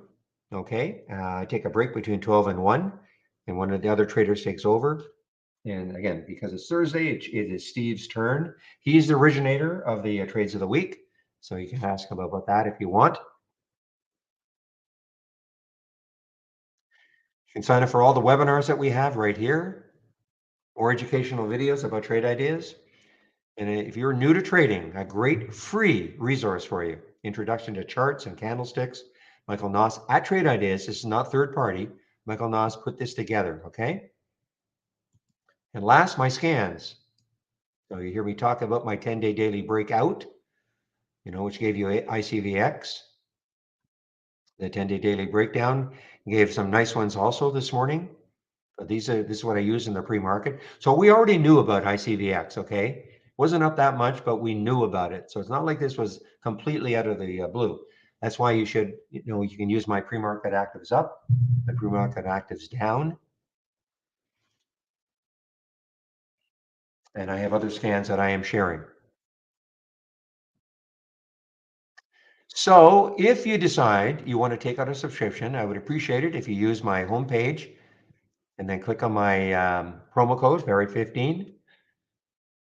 And yes, I get a little credit for it, and the room gets credit, okay, for making sure, because it's a free room. Company wants to know that it's being used, and we do marketing obviously in the room. I try not to be too overbearing about it, but it is a free room. So I appreciate it if you do take out a subscription, use my promo code. Also, though, if you save my homepage link, you have access to my scans, which I do change up from time to time. And all this education section, I think, has most of the stuff that you need to see. So you don't have to go to our website and try to navigate through it.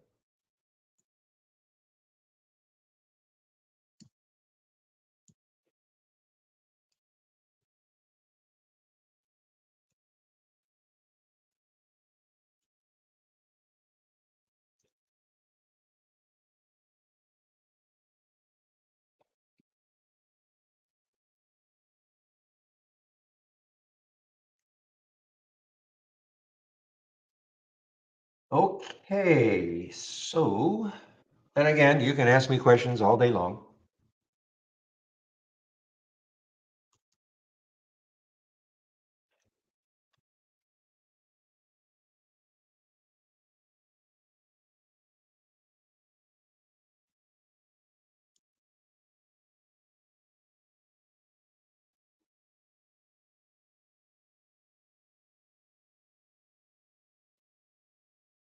Yeah, this looks like it could be it for ICVX. I'm just watching the way I was watching to see how it was trading around that 13 mark.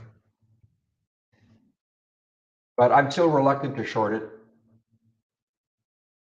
It's probably going to turn in. Well, it depends. If you got it up here, I mean, obviously a tremendous short, but you can't possibly know it's going to stall necessarily right up there. Instinctively, you might think so because we were talking about that 1546 on the weekly chart.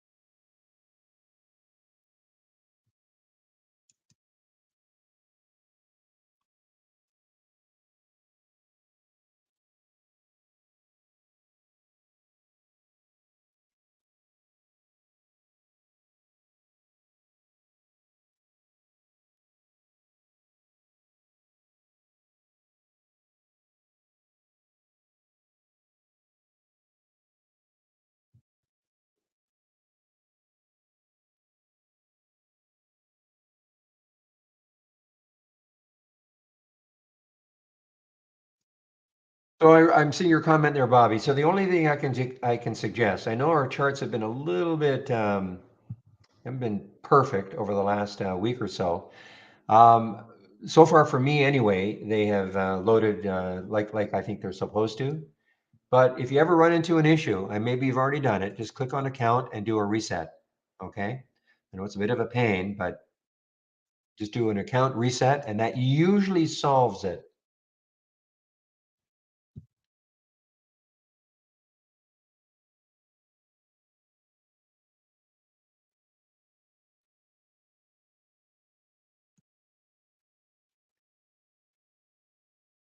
What version are you on of Trade Ideas?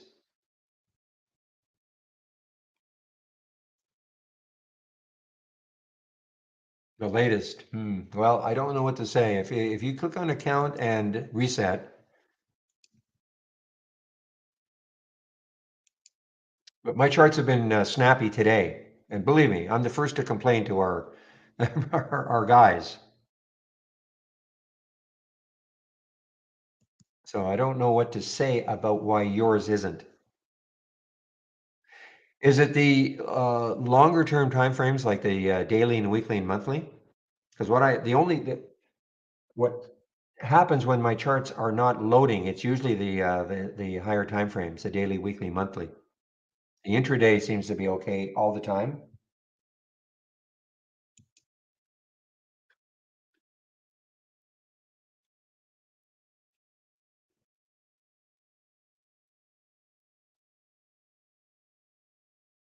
Let me change this to a 1 minute chart just to see. I never use 1 minute charts, but let's just see if it loads quickly. Yeah, it doesn't help you, of course, but yeah. So these are loading, not they're fine, but yeah, you can't call them. You're going to have to info at actually no support.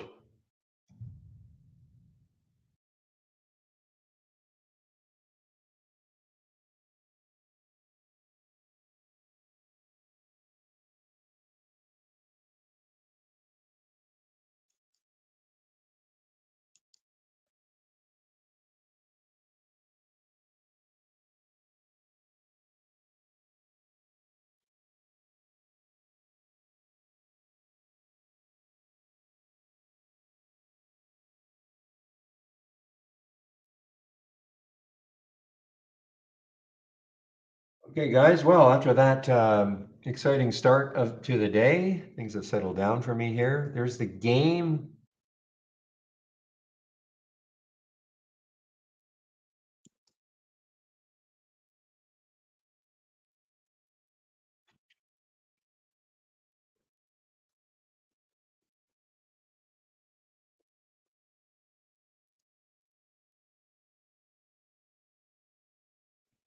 So you see right here, that is typically what can happen. And what I have to do is click on another symbol and then it loads.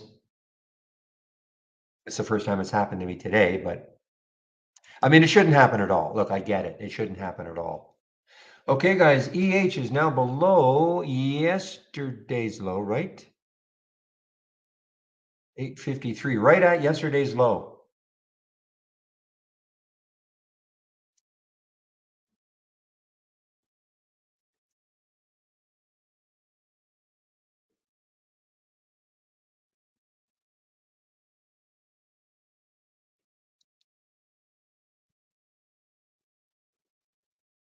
Guys, if this ICVX takes out 1325 again, if it does, it's going to get it rocking again. Not saying it's going to happen, of course.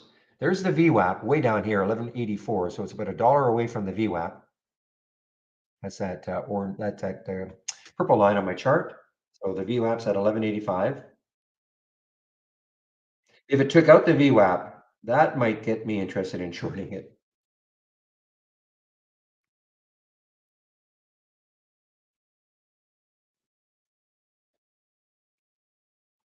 Give me an example, TT. Give me an example of something that you don't think is coming on early, because it could be a filter. Like, just give me an example. I mean, the one thing I have not noticed any problems with are real-time alerts. Okay, guys, there's ICVX. I mean, this might give me an example. If you can give me a cloud link, even I can take a look at it. Most of the time, if you don't get an alert when you think you should be, you see some stock running, and you say, why am I not getting that alert? Most of the time, it's because you've got some filter that is blocking it. I'm not saying every time. I'm not saying that the program is infallible like that, but that is the usual, because we get the comment all the time. Somebody says, hey, how come I didn't see this? And they send a cloud link, And we go, well, here's a filter you've got. It blocked it. But if you can give me an example, of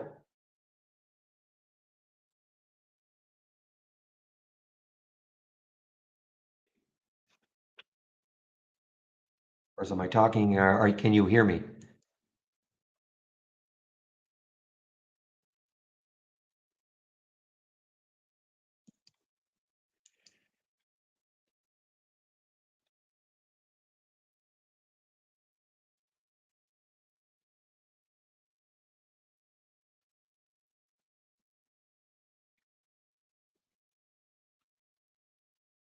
Hmm. PT, can you hear me?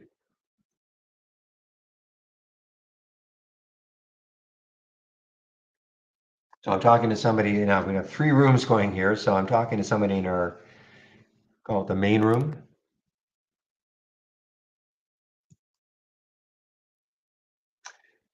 He changed his name to level 2, belly button lint.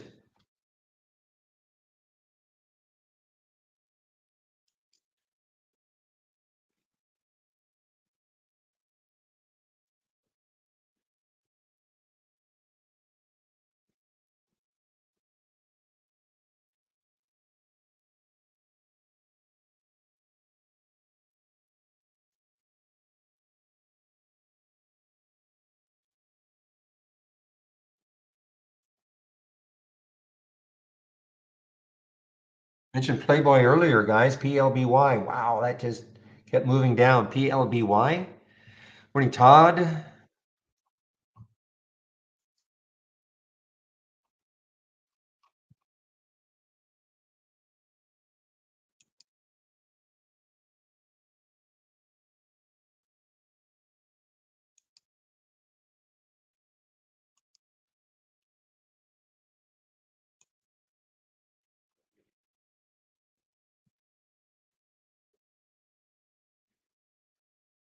Telling you guys, this ICVX doesn't look completely over to me. ICVX.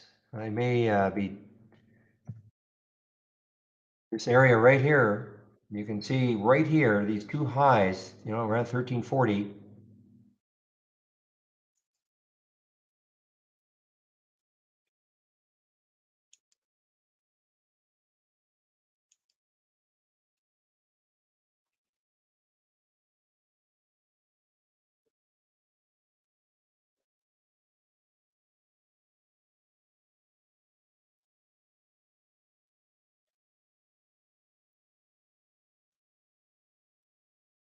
Okay, IMMX from the YouTube room, IMMX. Well, that was pretty active a few days ago. Yeah, I mean, there's the high yesterday, 250. So it is at the 200-day moving average right now, a little bit above the VWAP, 179. It's at the 200-day, 185. So it's in that area. Low float, 5.9 million. I suppose it could get going. Personally, I'd be waiting for a 2 break though. You got that whole number.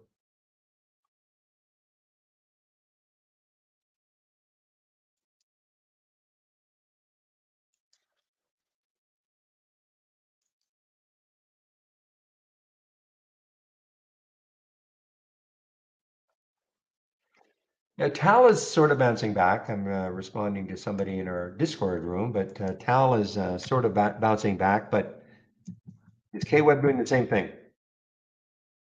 Not really.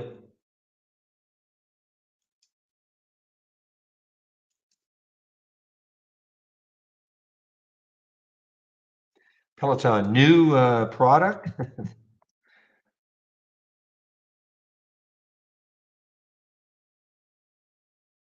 They better.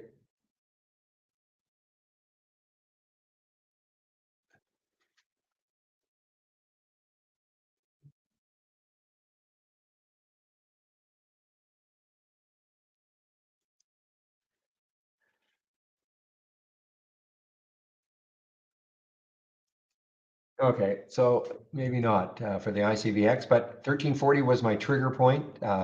Doesn't look like it's going to get there.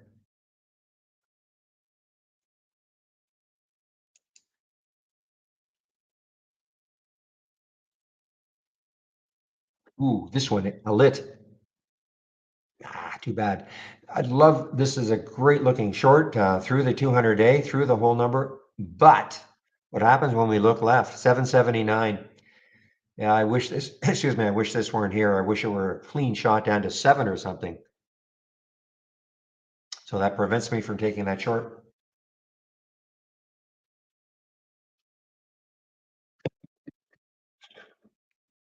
Give me one moment, please.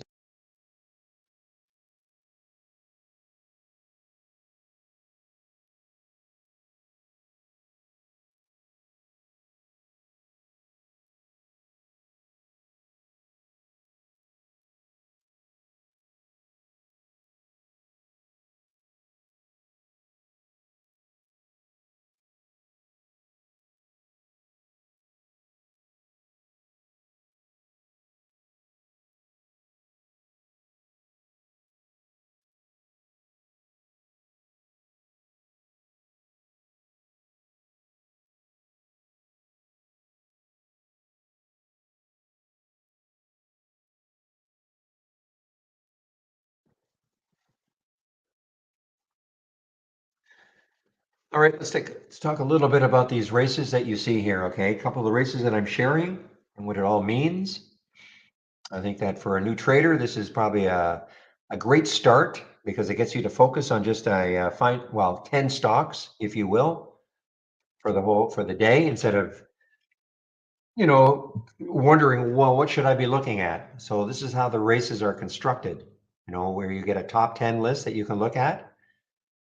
You look over here, there's not even, because of the market being down so much, there haven't been 10 stocks yet that meet the filter requirements.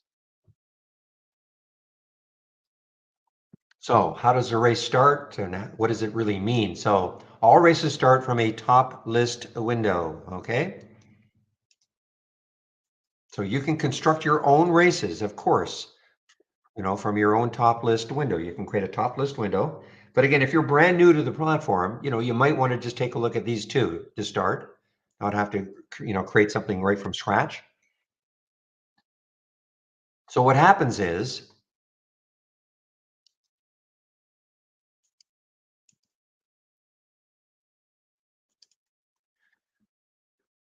what the top list window was used for before we had races, and you can still use it in this fashion. I'm not saying you can't use it in this fashion, but if you wanted to see the stocks that were up the most from the day for the day or up, excuse me one moment.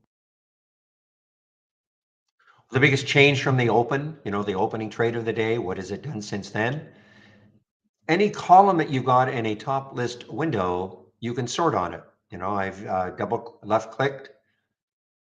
If I want to do the change from the close, these are the ones that are up the most from yesterday's close.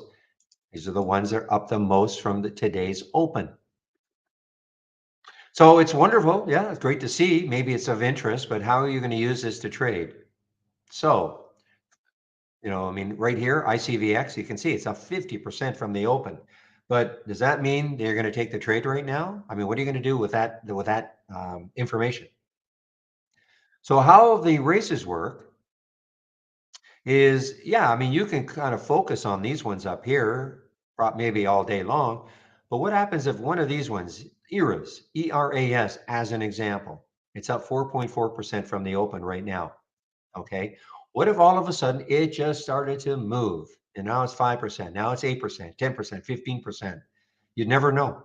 Okay. You can't possibly know something way down here. You can't possibly, track something that is moving in a list like this unless you just stared at it, but that'd be crazy to have to do all day long. So that's what the races do. I run 4-minute races. You can have, whatever time frame you want, but I've chosen 4-minute races. So what does that mean? So we are approximately 2.5 minutes into this 4-minute race. You can see I've got about a minute, 30 seconds left. Since the race started now, and all these stocks, I should tell you one more thing. If a stock is between $1 and $50 with 200,000 shares minimum traded and up 2% from the close, we will see the stocks that meet those filter requirements, the ones that are moving the most when the race started. So right now, Neon up 2.39% since the race started about 3 minutes ago. Okay, so you could click on it, see what's happening. Not bad. I'm not saying you take the trade right away. All I'm saying though is that this is moving. And so if you didn't want to take the trade right now, and this is where you have to have some kind of a trading plan, you might look at this and go, well, maybe if it pulls back to a certain moving average, maybe there's the VWAP right there, 528. If it pulls back there, maybe I want to get interested. So you put a price alert there. Always looking left, of course, to see, okay, if it wants to keep going, where could it stall? So the next high is 585. It's not bad, at from 547 to if it gets to 585. But this has another 16 seconds, 15 seconds. Now, some other stock though could have come out of nowhere and supplanted this at the top. Okay, right now it's holding on to the top position. And if it holds it on for another 3, 2, 1, okay, it's over. So we won this race. Okay, and you can see there's the last winner. So what happens is over the course of the day, you will see the ones that have won the most races in the number one position, no surprise, ICVX won 5 races, IMV won 2 races, and so on. So this creates a watch list for you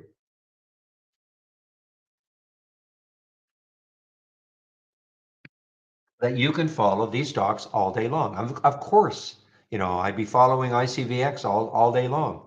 Maybe it sets up for an entry later on at some point. There's that VWAP, 1195. Maybe you put a price alert down there and see what happens if it gets close to the VWAP. Does it bounce off it? Maybe you take the trade if it bounces off it. Maybe if it really plunges below, maybe you short it. I mean, this is up to you, of course.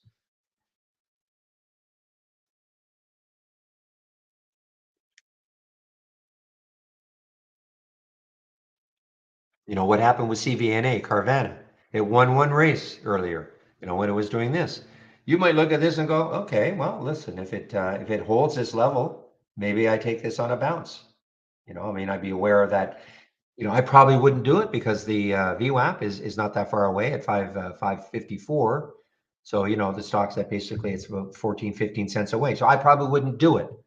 But this is why you've got to practice. You really have to practice trading, figuring out what style of trader you want to be. And if you're new, we've got a great simulator here. All you need is our standard service and you can practice trading using our real-time data.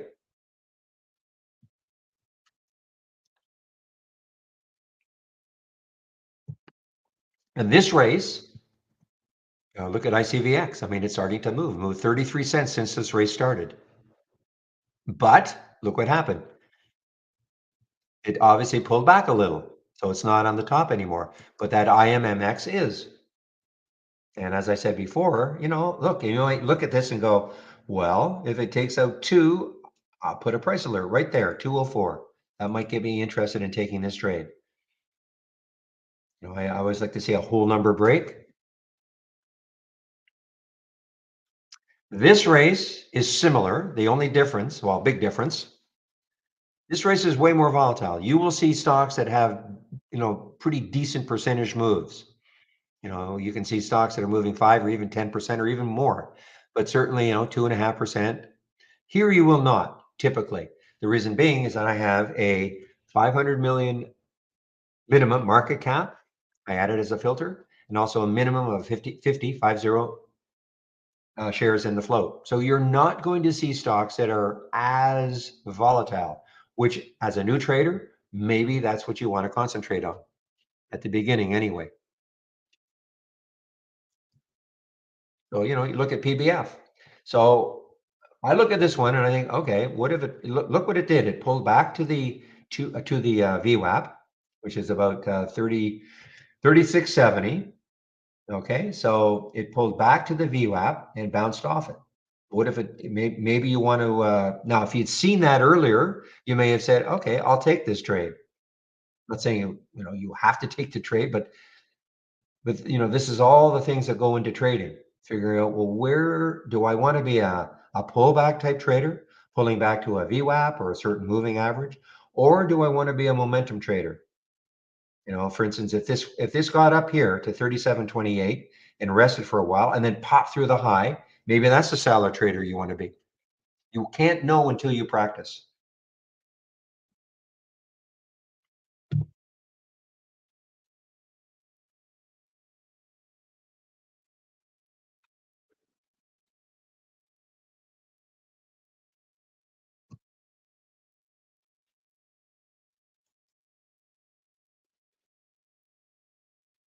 Oh, I see I did have an alert for NFE. Now, just so you know, it's down. Well, it may be down. It may have been down anyway, just because of the overall market, but it would have been down probably on its own, even if the market had been ripping higher, because it did a financing at $46.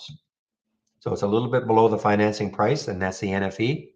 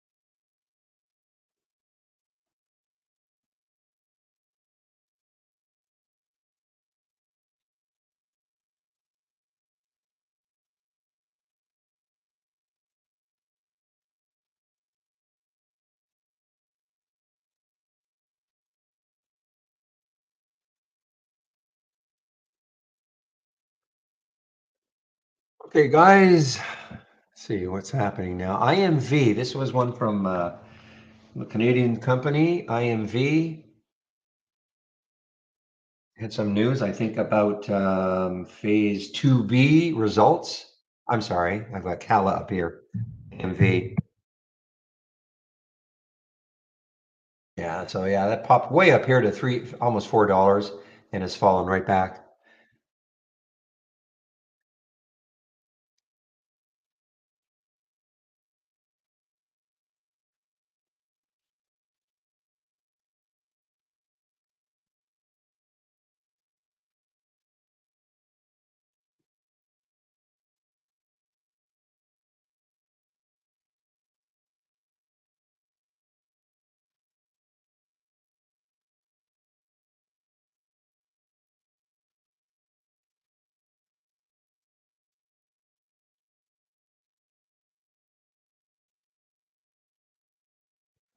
Ooh, here's maybe an interesting one here, guys. RC, Ready Capital Corp. Spelled it wrong up here. Corporation. Anyway, let's take a look left.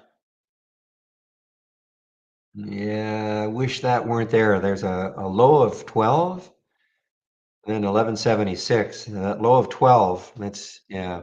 I just don't like it. I mean, I'd love to short this one. I mean, it looks, but there's just, when I look left on the daily chart, I just see some little pockets of support perhaps. I want something a lot cleaner. So when I look left, so for instance, if I look left and this is at 1217, I want to see probably minimum of maybe 1160, 1170 is the next low looking left, far enough on a percentage basis that it could get to.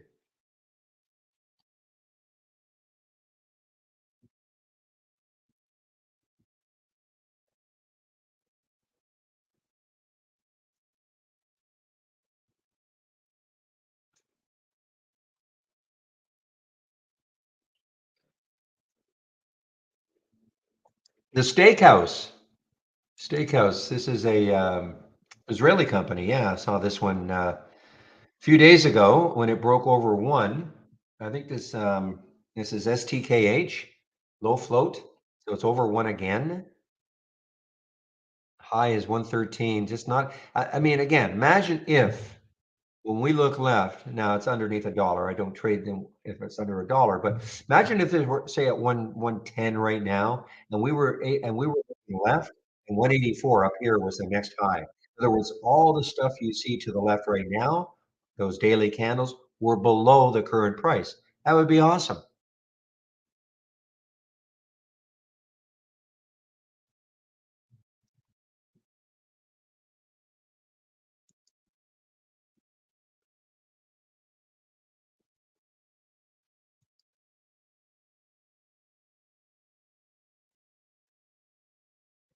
It's not RC Cola, but yeah. Are they still around?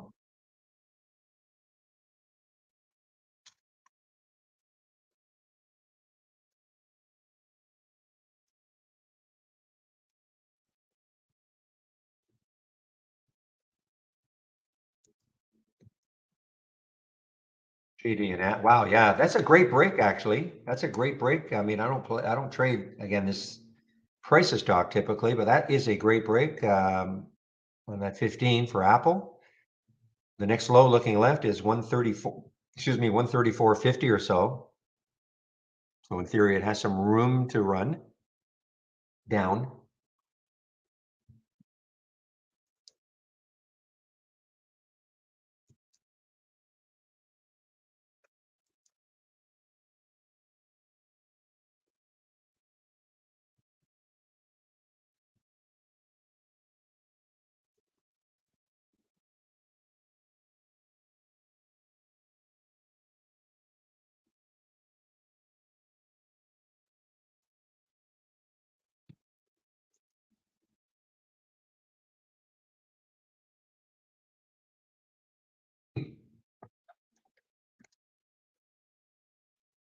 That's a farce, guys. HYMC and the tie-in with AMC. It's just an absolute farce.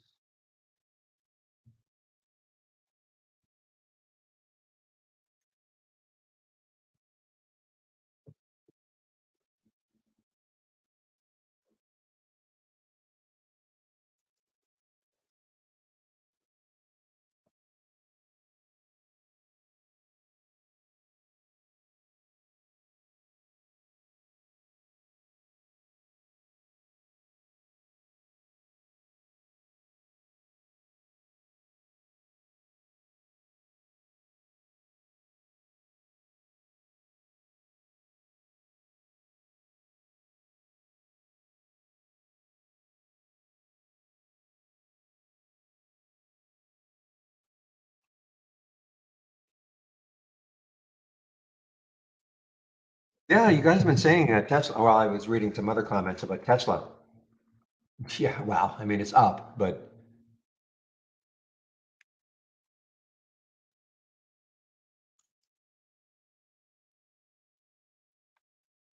so here's what we can look at or say about RNA making higher lows. Okay, have these higher lows on the 15-minute chart for RNA, but I also see topping tails. To me, it's just too erratic to try to trade. For me, anyway, my style of trading is just too erratic.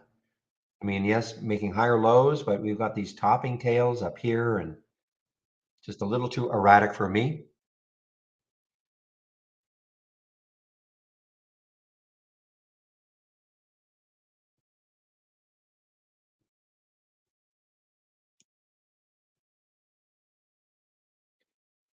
Whoa, Ion Q, guys. Ion Q is an all-time low now. Ion Q, IONQ, an all-time low.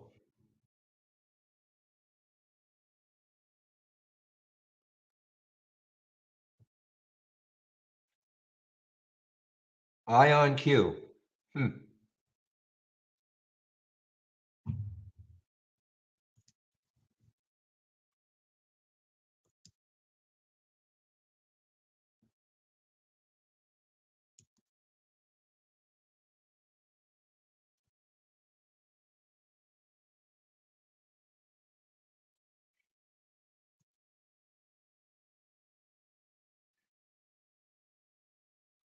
Hey, guys, give me a moment. I'll be right back.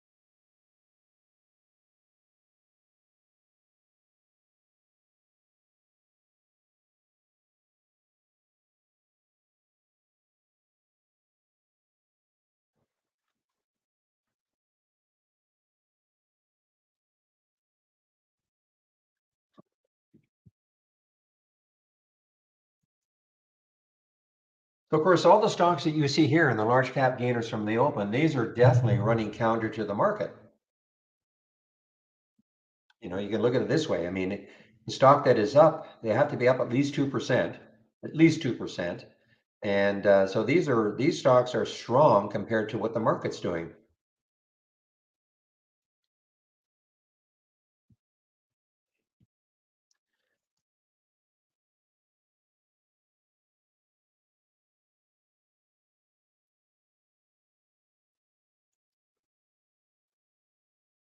Yeah, so Piper Sandler initiated coverage of Sally Beauty, SPH, target of 15.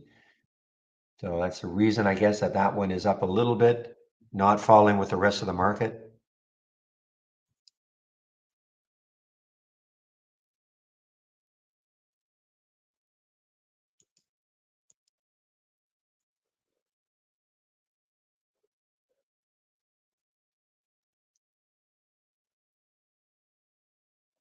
All right, guys, here's maybe an interesting one. FBP, underneath that whole number of 13. I'm looking left. I don't see very much support for it on the daily. Let's take a look on the weekly. Yeah, so there might be some support around 1250. So, from 1284 down to, if it got down to 1250, wouldn't be too bad.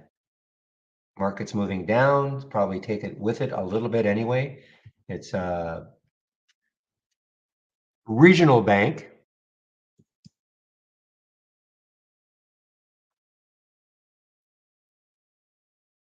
You know what? This ICVX has got some staying power here. It's just still flirting around that 13.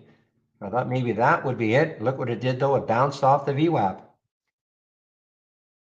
It bounced off the VWAP, guys. So far.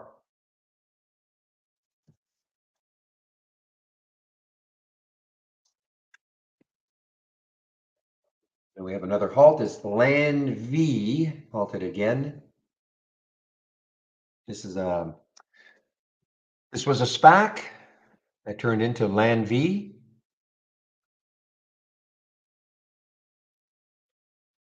Market continues to make its way down, guys. I saw that she was adding to Tesla. I didn't see Coinbase, but I saw that she was adding to Tesla.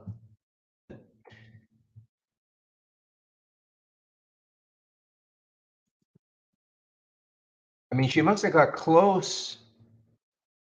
No, no, that's the weekly though. Let me just get the. No, there's the 200-day for her fund. I thought maybe it would be a little closer because she's weighted heavily in the tech stocks. I think anyway. And XLE, not XLE, XLK, almost up to that 200-day moving average. Well, it was in fact. So I thought maybe her fund might have been closer there, but maybe the weighting in the tech stocks is not what I'm thinking for her.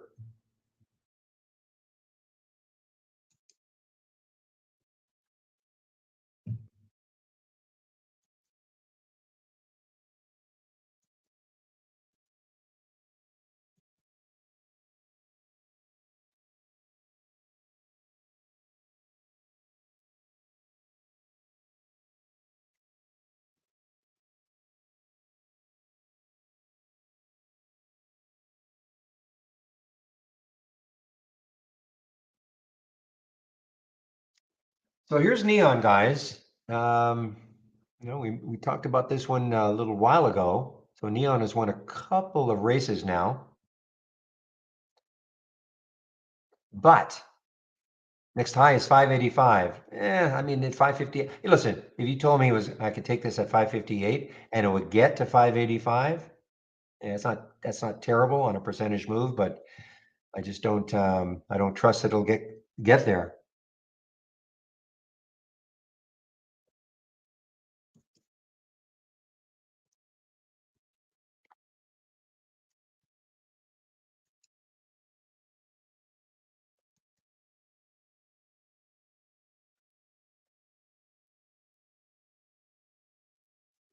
Okay, so it's got a confirmation that it'll be Steve in our YouTube room when I take my break at noon between 12 and 1.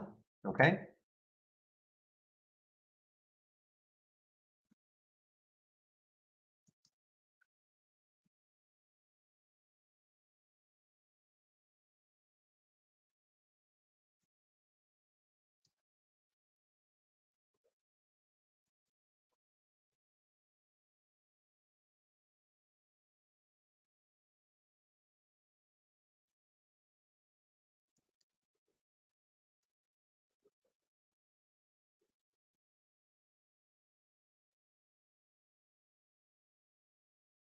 I think our best bet, guys, going forward really could still be this ICVX if it takes out that 1340 area.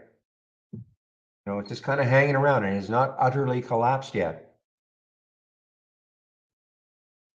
Obviously need the volume to come back in. The histogram is saying, there are more bearish candlestick patterns versus bullish, but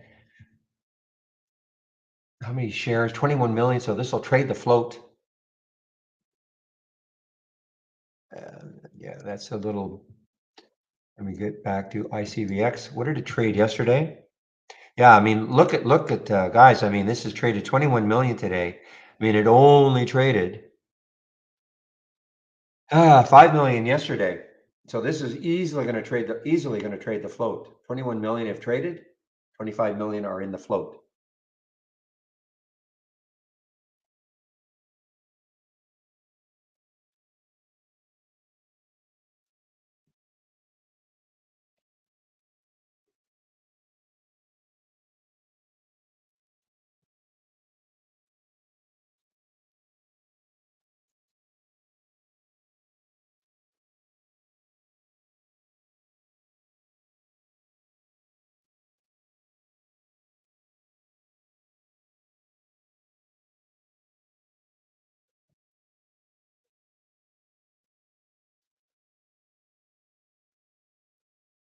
Thank you, Captain. So she must have a lot of other stocks in that, not just tech stocks, because I would have thought her 200-day moving average would be closer to the 2XLK.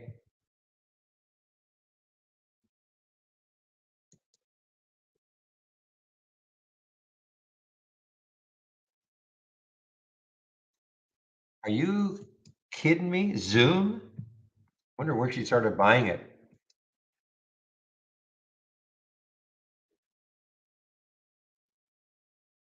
9% is Zoom? Wow. Well, I wonder what, I mean, she must have been buying it a lot higher.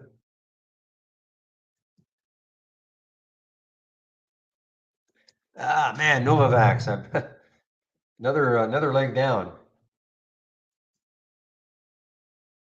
Anybody? Oh, maybe it's here.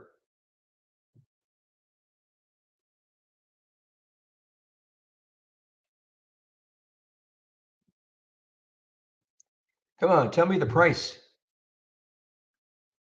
1875, but that's underwriter's option to buy.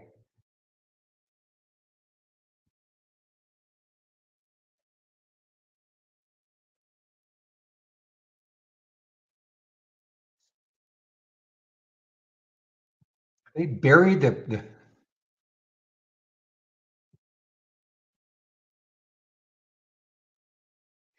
oh, I just can't read it all. I mean, does anybody know what the price is for this Novavax? Where it actually is?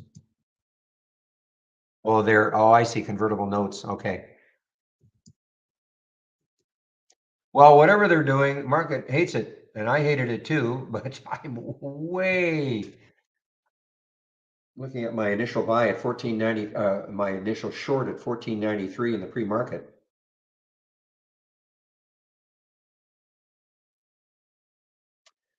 So even here, you might have thought, okay, too late, 1375. There was the alert at 931, 1375, 1335 now.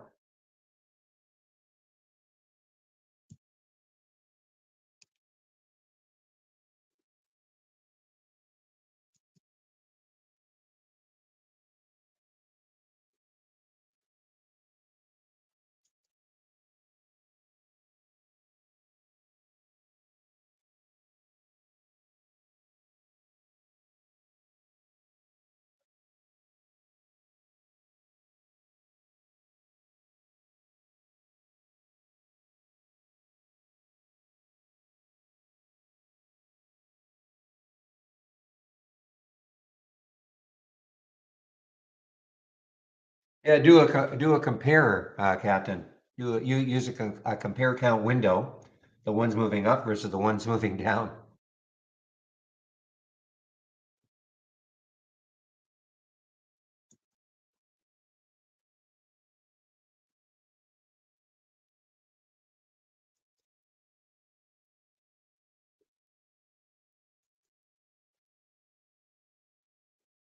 Okay, guys. Well, I mentioned the RNA. I didn't like it because it was so choppy, but didn't listen to me. So there's the RNA, and the high yesterday was 21. So it's got room. Modest flow to 49 million, not low, not high.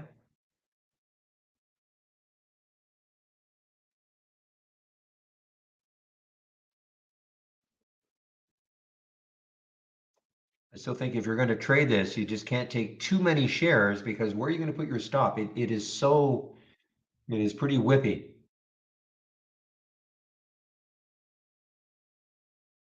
But it did hold the VWAP 1726, I guess, kind of held it. I mean, it broke down below it. How many individual stocks in that, Captain?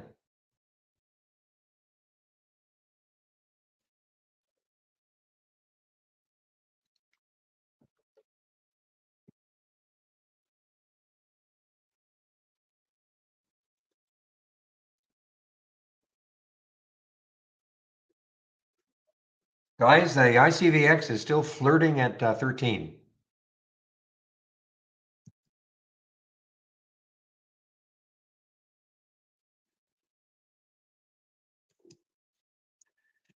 31 stocks. Probably not enough to do a compare count, but maybe. You know how to do a compare count?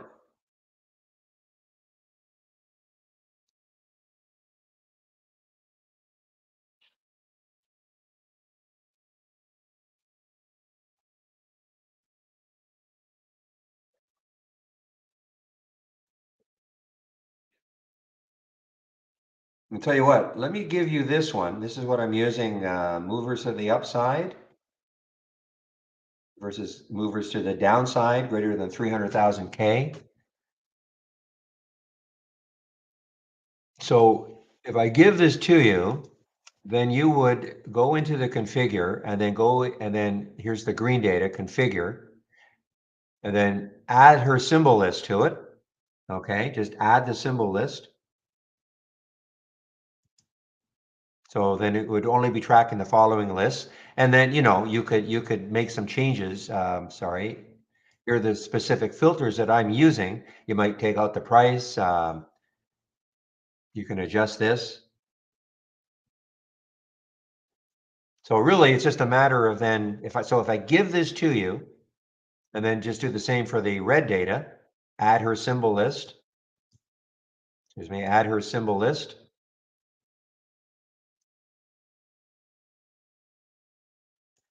And give it a name, and then we do a compare count of hers. So I'll just give this to you if you want. You got a spare 5 minutes. Won't take you that long. I could do it, but rather you do it. Yeah, Jamie, I'll explain the compare count. Just let me give it to you.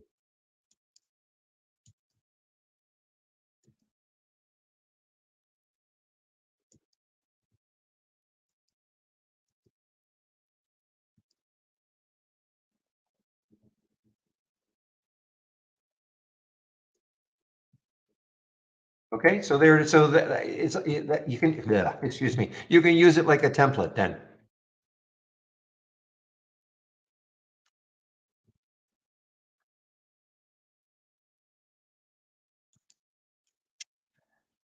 Okay, so I was asked to explain the compare count window when you have a moment. So it's just a different way of presenting data, really, when you think about it. Because what the compare count, and you can see Novavax, and I've been using this now, especially to find short possibilities, okay, but maybe some long possibilities. I'll probably should add this. In fact, I think I keep saying it. I'm going to add this to my homepage. Okay, so when you click on my homepage, to the list of scanners. So It's just a different way of presenting the data because all it's doing, it's just taking two, we'll call them competing alert windows. So let's take a look at what this is. I right click, configure. So here's the green data. So the one's moving higher, red data, one's moving lower. If I look at the configure, so this is what it's looking for. And the competing will just be the reverse. Stocks making new lows, new pre-market lows, new post-market lows, okay? And where the price was up at least 2% from the previous close, it's got to be down 2%, okay? Everything else will stay the same because you can't, you can't reverse 300,000 shares or the current volume, things like that. So basically, it's just as if you made an alert window, which you could obviously you make an alert window like this, and then you make another alert window, the reverse of it, and you could have the alert window side by side. And but in this way, let me just go over to the red data. You see how it's been flipped. Okay, now it's down 2%, and all these are now new lows. Okay, so it's just sort of two competing alert windows. And so you could have the two alert windows side by side, and you could get new highs in sort of the ones that are moving higher, new lows, the ones that are moving lower. This is just a different presentation of it, which I find kind of cool. It's like a ticker. So there's RNA, so just making a new high. So it's just a different presentation. And so what we're talking about is that you could do that for virtually anything. If you had a whole list of energy stocks, 100 stocks, energy stocks, and you wanted to sort of say, okay, which ones are moving higher, which ones are moving lower? Well, you'd have to have a symbol list and attach it, right here. So you could take a symbol list, make a symbol list of, say, energy stocks, and attach it only the following lists, and then attach it to that alert window, both of them. And so now you have, energy stocks competing with each other, which ones are moving higher, which ones are moving lower. It's just a different way of presenting the data. And you can start it at any time. So right now it's telling me that 46%, approximately, it's about 50-50, 46% are moving higher, 54% are moving lower. Since I started at 9:30, if I clear it, it'll start from right now. So let's say the market is just absolutely tanking again, you'd probably be hard pressed to find, stocks that are moving higher.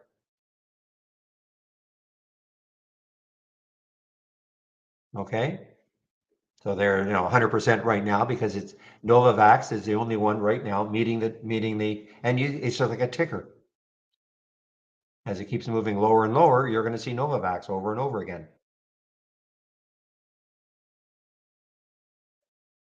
And I actually hadn't used the compare count window for years, and I brought this back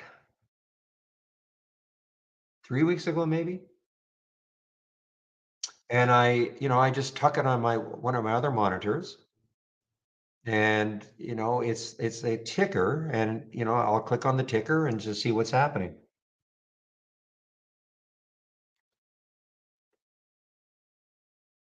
So again, I can give this to you, that one, there it is. But I think what I'm going to do is add it to my the scans that I am sharing. I know Jamie, those of you who know Jamie uses compare counts a lot with different sectors and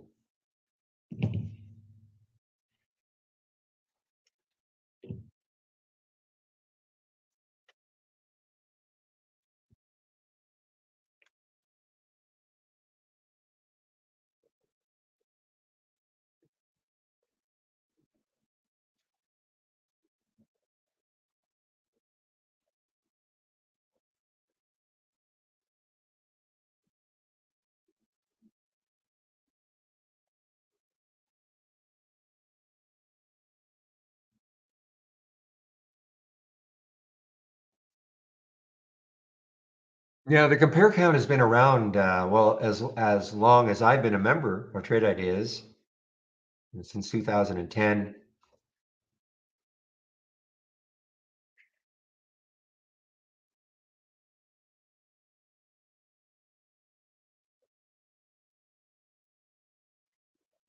So what we were talking about is doing a compare count with Kathy Wood stock. So you could use this as a template and just have a symbol list attached to the green and the red with her stocks in it and see, which ones are moving up, which ones are moving down.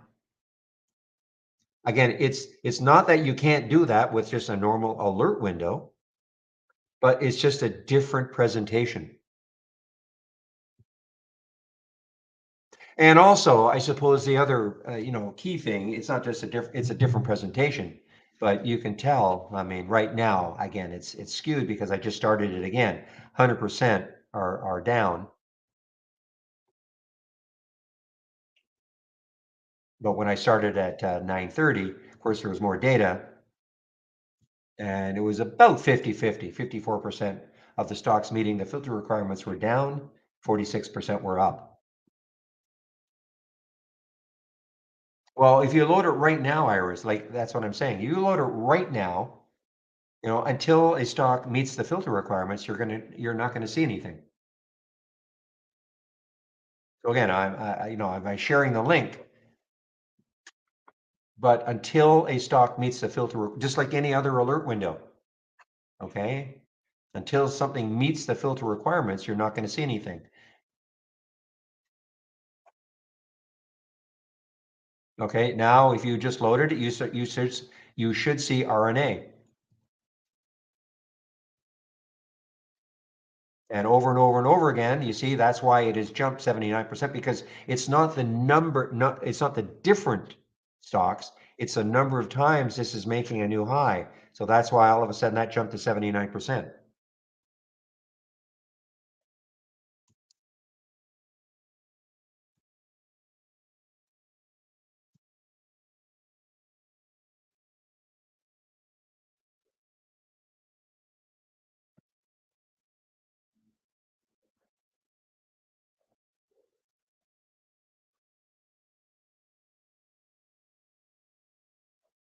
Yeah, it's just a different way of presenting data.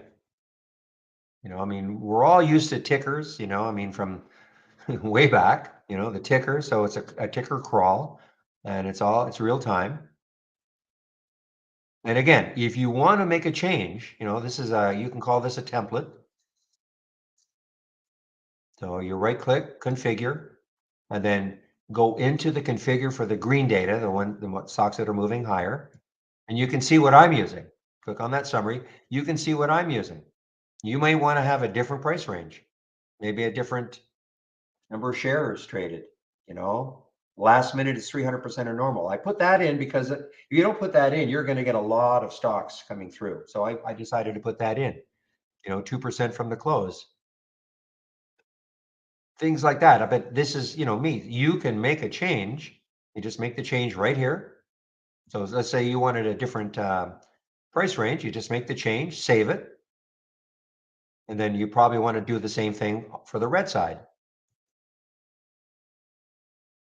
Okay, if you don't like exactly what this is all about, maybe you add a filter in, maybe you take one out. So you can use this like a template.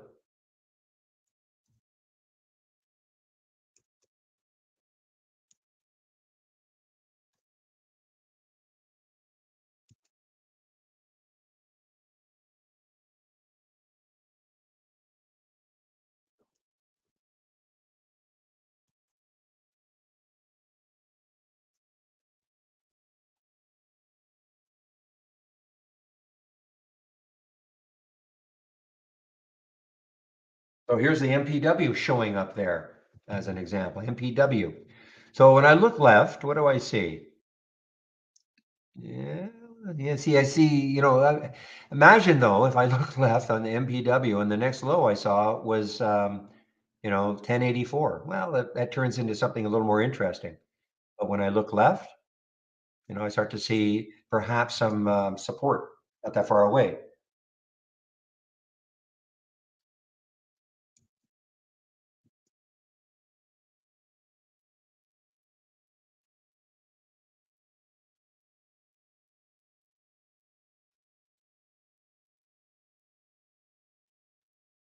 I mean, we can look at this. I mean, this is another way of presenting data.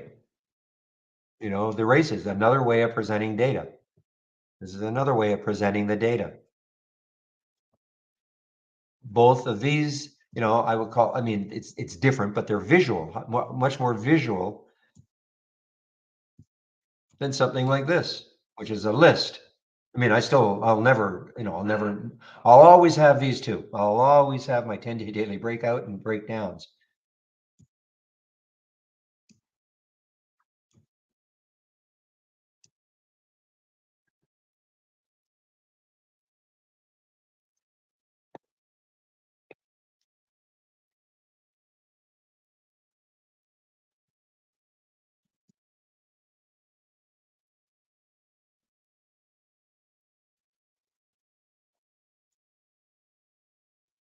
What's happening to the markets?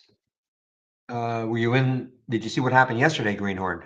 This was a comment from our Discord room. So even though they only raised it 50 basis points, the rest of the talk was quite negative. You know, we're not done raising rates, etc. So the whole talk was very negative yesterday, and it's just sort of followed through today.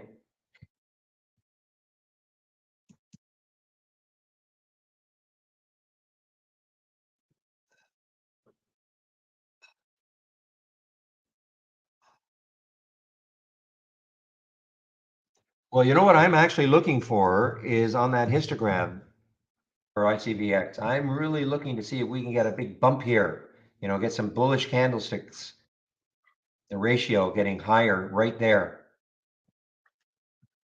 You know, we see a bar moving way higher. I mean, you see, this is where I'm kind of struggling because look at the 5 minute. See, look at this 5 minute. I mean, it looks excellent here.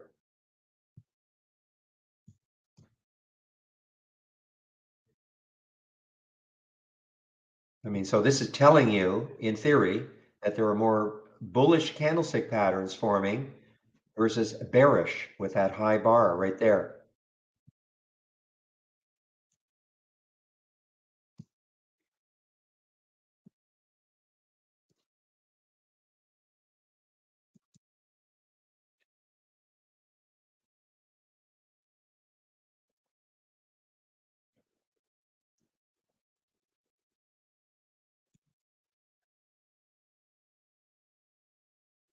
Now here's donut, guys.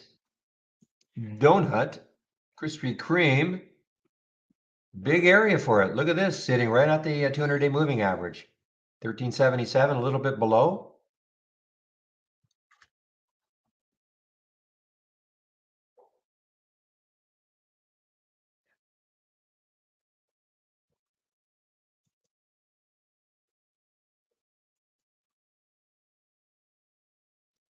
You are correct, Captain.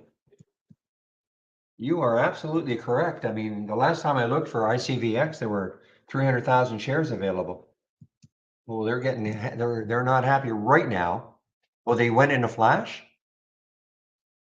I hadn't looked for maybe an hour. Look at ICVX, guys.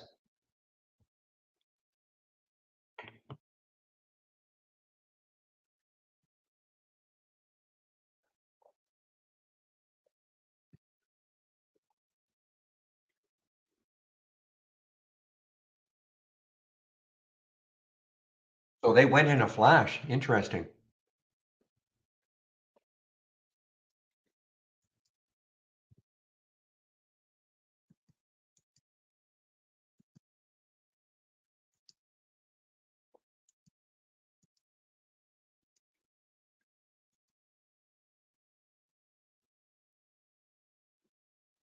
Okay, guys. I mean, I don't, just had to say it was your key area. Now, if you're traded this, be careful, but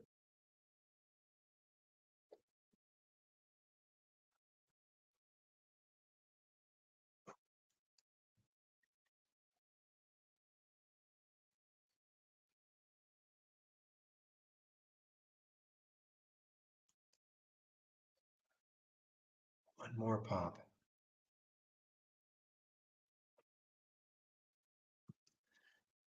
Okay, I've taken some out, guys. I can't trust that this is going to hold, so I've taken some out.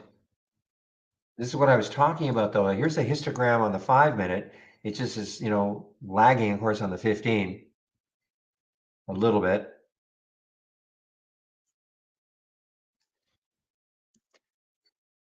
So you see what I'm saying? A stock that has won a race, follow these ones all day long. They might set up later on. You might get, ah, man, I missed this. It went up to 15 something. I missed it, but look what's happening now.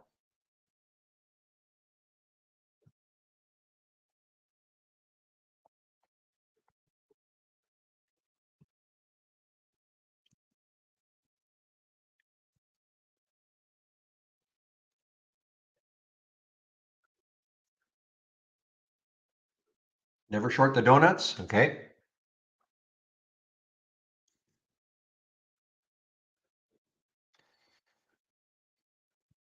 Ooh, boy, I wish this weren't here. I wish it were a straight shot down to about 12. But oh, okay. Your donuts.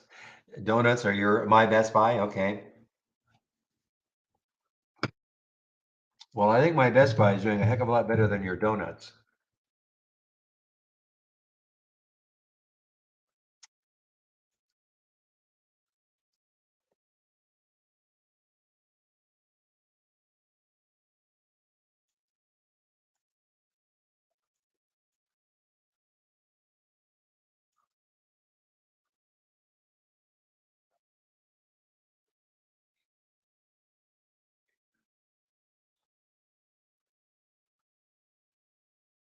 And I'm just be taking my break pretty soon here, and there's no way I can keep this ICVX while I'm on my break. And you might say, well, just put a stop in. Yeah, problem with putting a stop. Ow, go. The problem with putting a stop in is that it could blow right through your stop. Something like this that is so, I could say, okay, I'll put a stop at 1350. Well, it may hit 1350 and just scream right down under, like through that, and I may not get out my position. So, I can't put it just a stop in like that.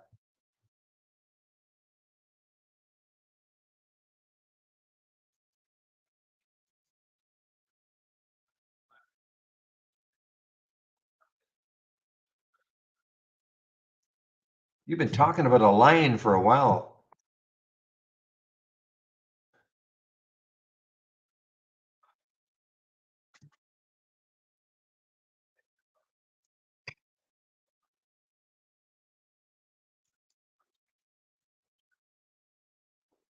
Okay, guys, I'm all out of it now. I can't. I'm all out of the ICVX. I wish I'd got a little higher when it popped up, but I was just a little slow.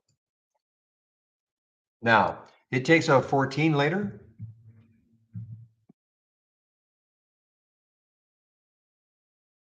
That high later on, that could get me interested again because the high was up way up here at 1420 odd. So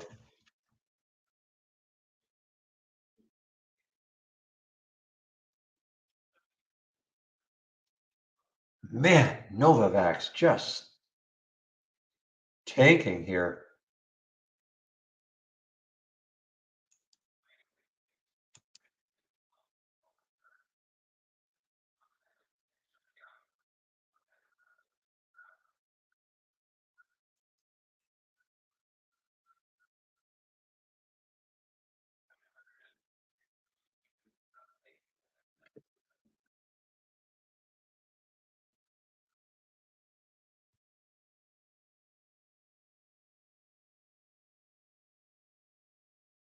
Hmm.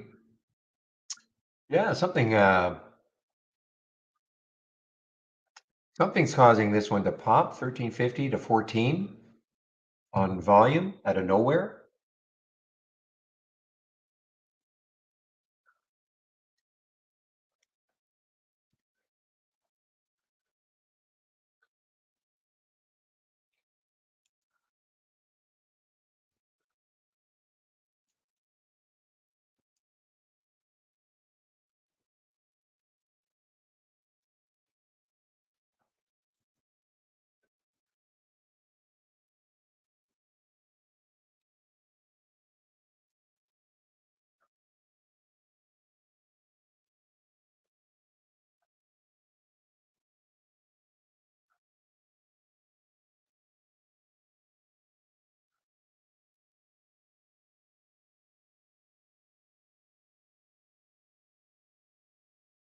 Excuse me.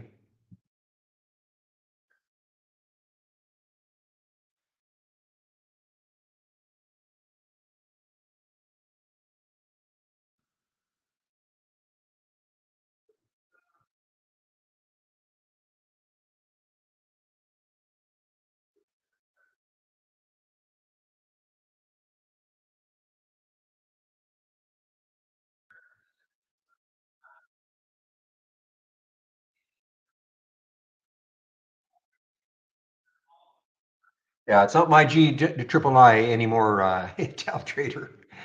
That was my, I think I held it, what, 2 or 3 days? That was it.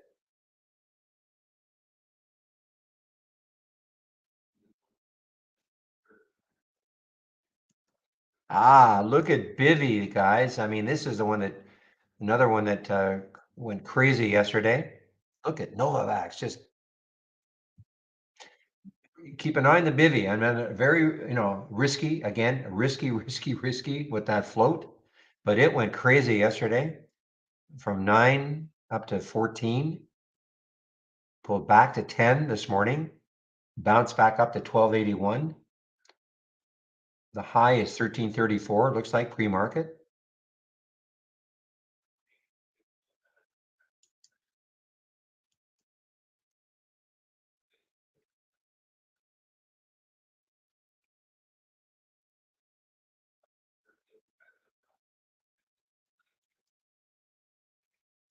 Market has not had any sort of, well, mini bounce, mini bounce.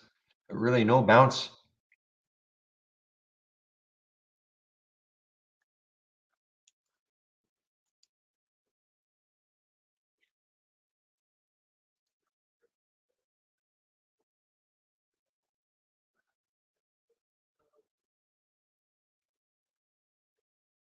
Okay, guys, so Steve will be in our YouTube room pretty soon. I'm just going to put the announcement here. Sometimes I forget to put it in, so I'm just going to, I'm obviously haven't gone yet, but mute.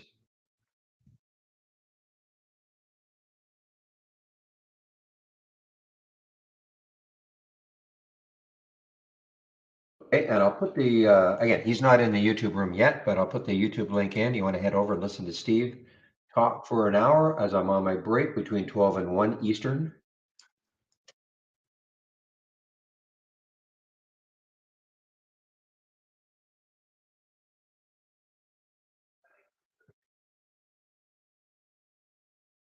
Oh, ICVX. I'm not in it anymore, but this has really got, nothing will surprise me about this one today. Nothing.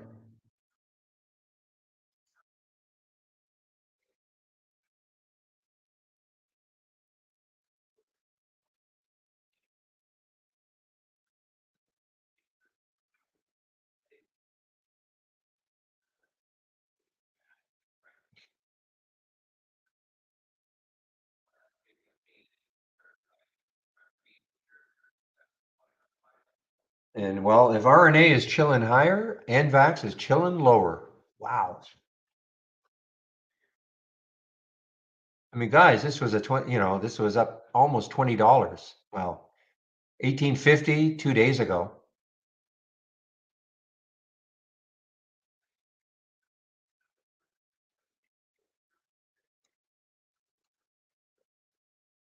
Ugh, look at this explosion, this possible explosion now for ICVX.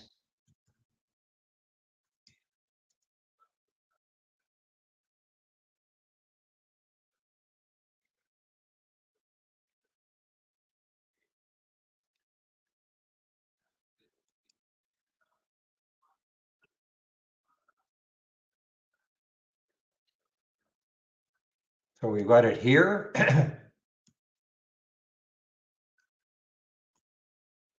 And we've got it here, the 10-day daily breakdown. So there was the first alert, 1375, 1290 now. And here it is in the compare count.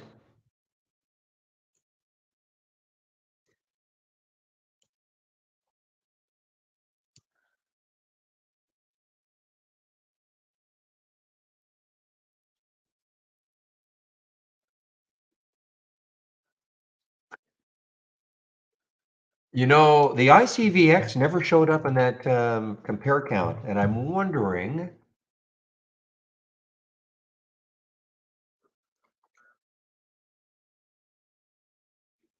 sometimes, even though this is a company that should have earnings and all that at some point, sometimes that earnings per share hack that I put in prevents some from showing up, because in my opinion, that should have shown up.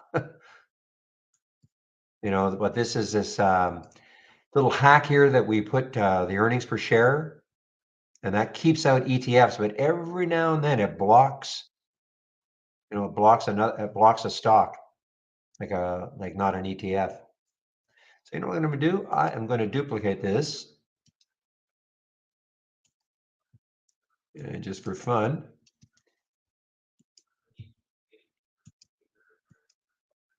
Come on. And I'm going to get rid of that. Uh,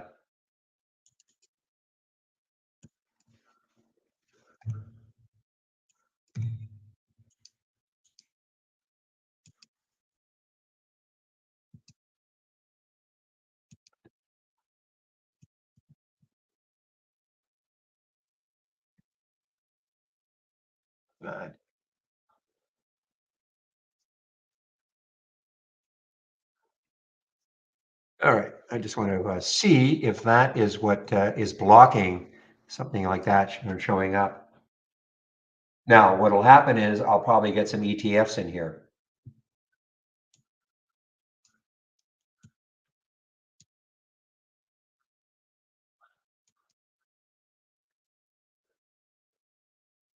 Now, the problem is, for me now to see that the ICVX here, it's got to take out the high of the day. So, I mean, it may not. It's got to get up to 15 something. But anyway, I'll keep an eye on it.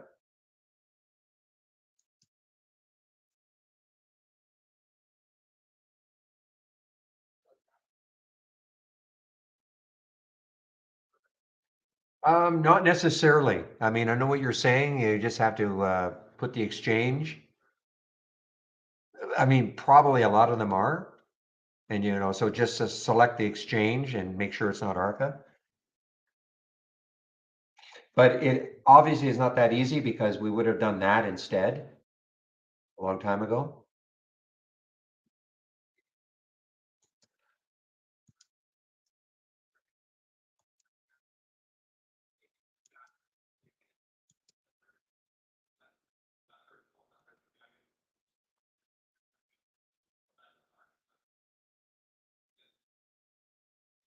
Yeah, so I mean, I know what you're saying. You're saying just do this, right click, configure, and click on the exchanges and make sure you uncheck the ARCA.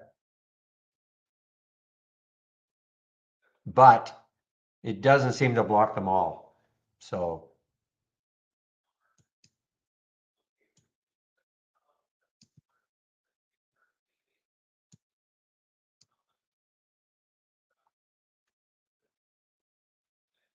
but so far I'm not seeing any difference so far. You can see here's the bivy. I just have to remember which one is it, which one is which.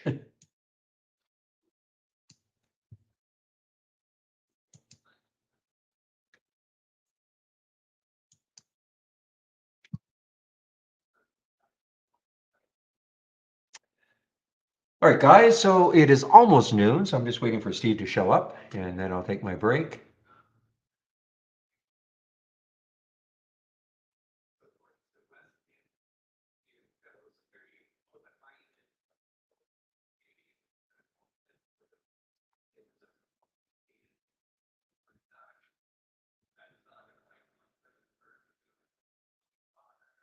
Yeah, your bivy looks pretty good.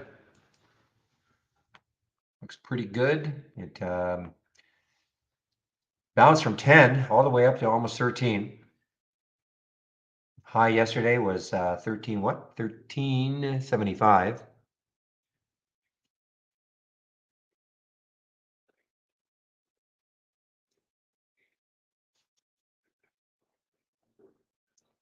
I got to look at Novavax. I mean, I don't know where there's any support.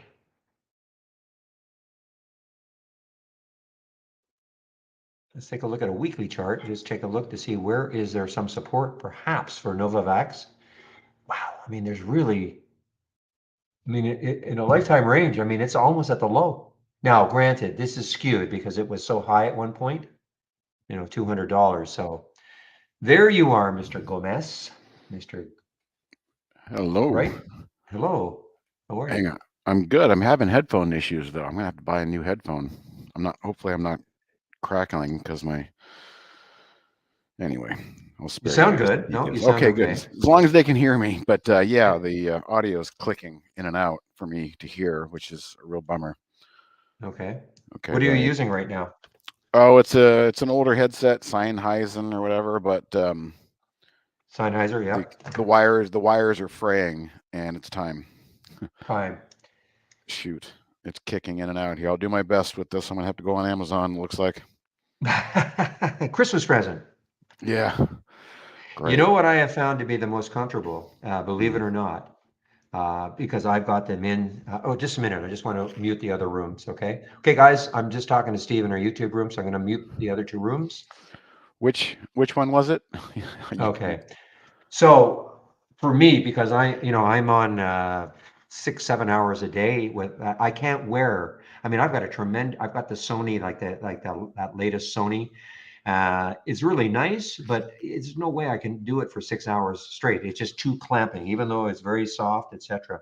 Yeah. So I've gone back again, just the old iPods.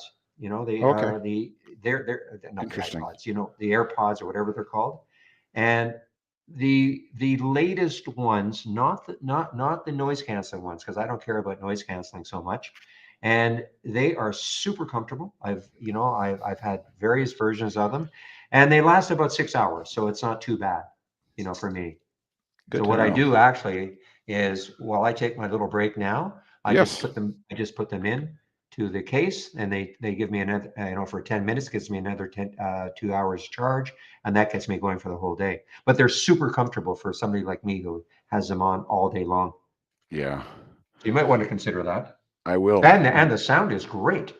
I'm gonna have to do something because my audio is cutting out, which is really unfortunate. Yeah. Okay, I'll All let right. you go. Have a Are good you good break. till 1? Are you good till Uh, 1 o'clock or? whenever. I mean, I've got that dev meeting at 1 or whatever. Okay, I'll show up at least 5 minutes before then. Okay. Cool. Okay. Thanks. Okay, bye-bye. All right. See ya. All right, everybody. Gosh darn, I'm really kind of disappointed here. I'm gonna have to buy new headphones immediately because these things are cracking on me and cutting in and out. I think the cat's been chewing on it. Anyway, hopefully you guys can hear me. There we go. Took myself off mute. Looks like you can hear me. Hello, Mike. Hello, Iris. Hello, everybody. Well, what an interesting day, huh? Or a couple of days. Here we go.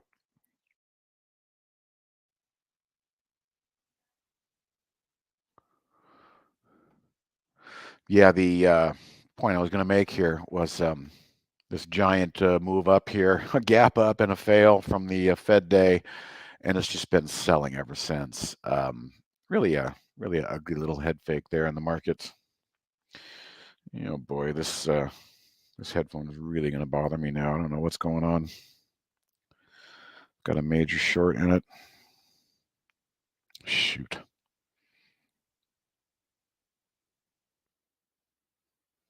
Anyway, I'm here. Welcome to my desktop. What do you guys want to talk about?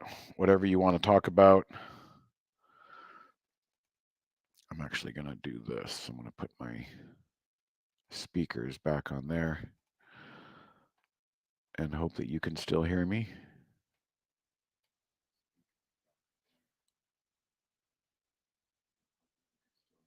Yeah, it looks like you can. Okay. All right, guys. So, yeah, we've got the FOMC behind us. We've got the CPI behind us now.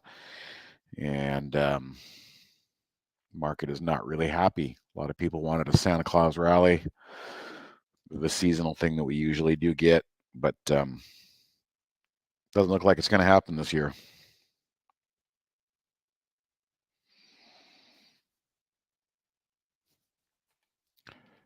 least it better get started soon if it's going to.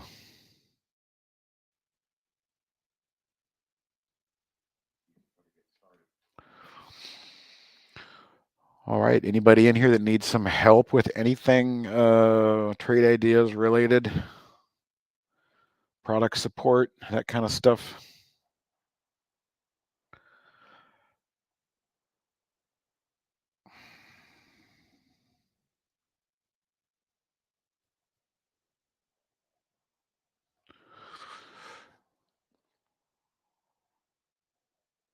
God, this headphones are just clicking in my ears. Well, this AG didn't really do a good job of doing anything, that's for sure. I have to probably cut it. I'm in this thing and I'm going to have to cut it. You know, if it's going to just close under the 50-day moving average like this, by the end of the day, I'm just going to have to cut it. And that's just the way it goes sometimes. I really figured that this silver mining stock would have some strength along with silver itself, but apparently not.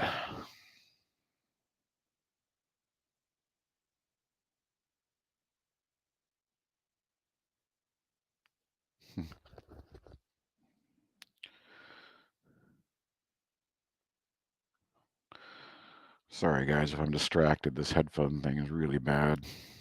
It's just clicking in my ear.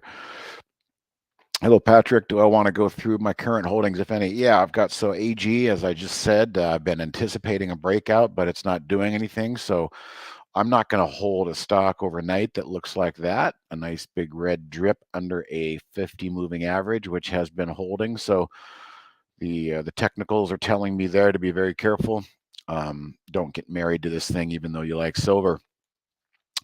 I'm also in beat. I've been holding on to beat for a while. I'm actually in from down here. So really good entry in beat. I sold about 25% up there, and I'm just expecting this consolidation here. You can see I actually have a blue line right there on that 10 SMA. That is a line to let me know that if the price does pull back in beat here and touch that 10 SMA, I might be interested in maybe adding a little bit more. Gosh dang. Oh, I think. Oof, that forward is looking ugly too. So yeah, AG is not looking that great. I'm in the money in beat. I've got a stop in QFIN. That was the trade of the week. So I'm in QFIN, but I've actually got a stop down here, 1767. So notice how this blue line here I talk a lot about, this 5-day moving average, this 130 period, it's really fighting here to hold up this this China stock QFIN. This morning, this thing took off. I thought it was going to follow through and have a good day, but it didn't. It just reversed like everything else, which is making swing trading really difficult right now because of these constant reversals. So just something to keep in mind on that. Basically, if I get stopped out here, it's just going to be for pretty much a flat. I got in down below right around 1760-ish. And then I've got my PSLV, which is a core holding. I'm not selling that. God, these charts are really bad today. I'm sorry if you guys are experiencing that too. The best thing you can do is reset your connection to try and help. And that is pretty much it. Yeah, that's it. I've only got four positions: AG, beat, QFIN, and PSLV.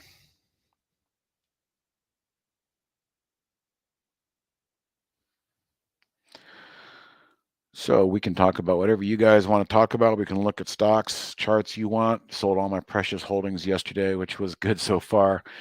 Yeah, again, it's you know, the PSLV is not a trade for me. It's a position. Got a portion of the 401k just sitting in PSLV just in case something happens.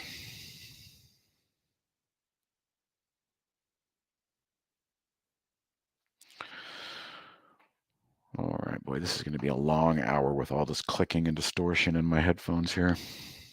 Darn it. Should have been more proactive. Probably was the cat. Damn it, Bowie. Oh well, at least you guys can hear me. Yeah, we're aware of the charts, Peter. There's a lot of discussion going on. We're trying to figure out what's going on with the slowness, but for now, the best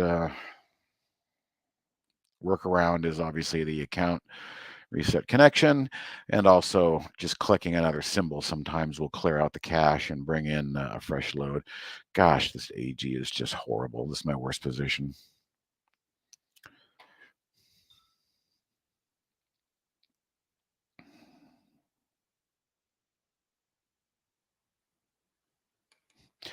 And as I've said before, guys, I don't like jumping out midday in case there's a reversal at the end of the day to recapture like there was the last couple times here and here. But if we don't get that today, and this is what it looks like when we close, then I can't stick around for that. Can't get married to these things. This is about as that's not a good look. There's no other way to put it. That is not a good look right there in AG. So I'm going to have to respect that at the end of the day and decide if I want to stay in this thing.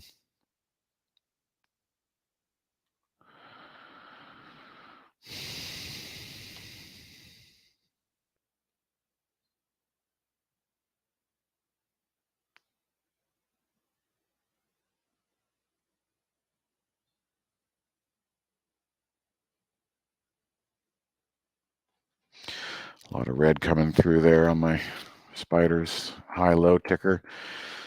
Yeah, I'm almost starting to feel like this was really a last gasp back here when the Fed gapped us up on some positive comments, and we've just sold off ever since then.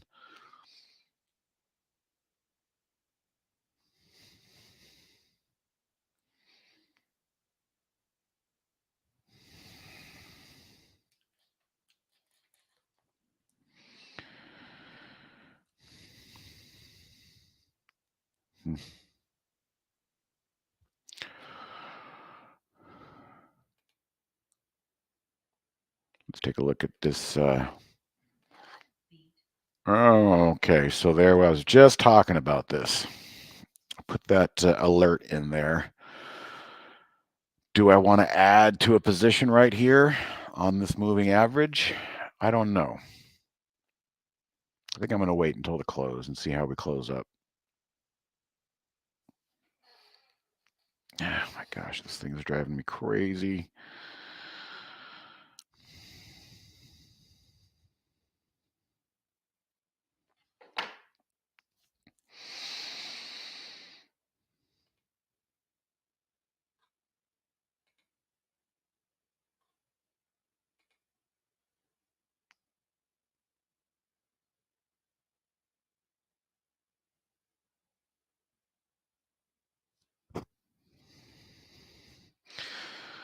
Hold on a second here, guys.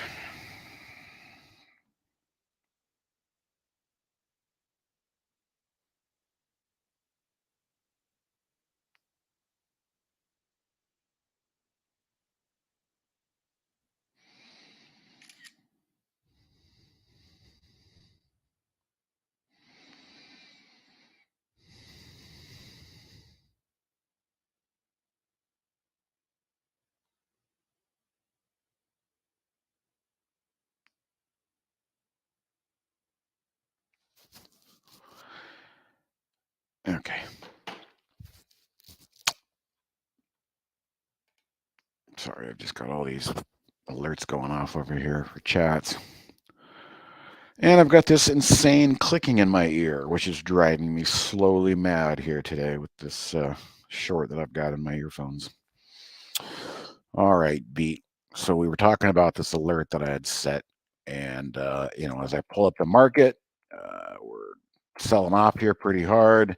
I don't really know that I want to add to anything long right now, but it was just a placeholder for me to know that beat has come back and is now touching this this moving average right there. Again, I had already sold 25% on this green candle back here, so I'm just going to kind of wait and see how it shapes up, see if some buyers step in here at this level. But, that's how I like to use the price alerts, just to kind of show me that something of interest could be happening at a level that I was watching. Guys, I'm going to try one thing. I'm going to try and reset my USB headset here, and maybe the reset of the USB will stop this insane clicking in my ear. Give me a second here.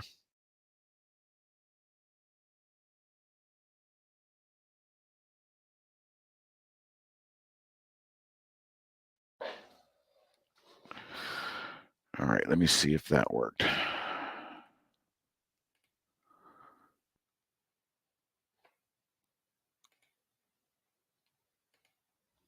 Test. Can you guys hear me? Oh, it looks like you can. And I think I stopped the clicking. Let me try that here. I think I did. I think I stopped the clicking. Yes, just a simple USB reset. Hopefully that'll stick. All right. That's driving me much less crazy. So yeah, just in the mind of my trading here, I'm going to reset this, just kind of pop it down there. If it makes a new fresh low, I'll keep an eye on it. But ideally, this BEAT that I'm in needs to hold this 10-day moving average. And I don't know if I want to add to it. I mean, I've still got a pretty good position. I don't know if I want to get too crazy with it. I love the entry that I had down here. You can see the entry that I had down here is pretty much what we're doing right now, using that 10 SMA as a guide or a level of interest, we'll call it. All right, much better. No clicking in my ear. This ICVX, yeah, I know Barry was all over it, and everybody's been all over it the last couple of days. What a crazy one. What a beautiful example, too, of my 10 SMA here on a 15-minute chart. Barry and I had a discussion last week that, as a momentum trader, he likes it when things take out, new highs in the second half of the day. Personally, after it's had 1-2 days of run, I start to not trust these late day moves off the 10 SMA as much. But boy, does this thing have some move in it. So if you were in this thing, there's a couple ways you can play it. If it was me and I was still on this thing, I'd probably be selling some right here on this big spike higher, because at some point it's going to come back and retest this 10 SMA, and maximizing your profit. Sometimes just piecemealing it out at new highs can work in hindsight. Great example there again of the 10 SMA. Let's see what else is on here. Oh, this is kind of junky. That was doing well this morning. Nothing really doing great all day, except for that ICVX. A lot of things failed. Go to many days up, trying to hold this intraday moving average a little bit there.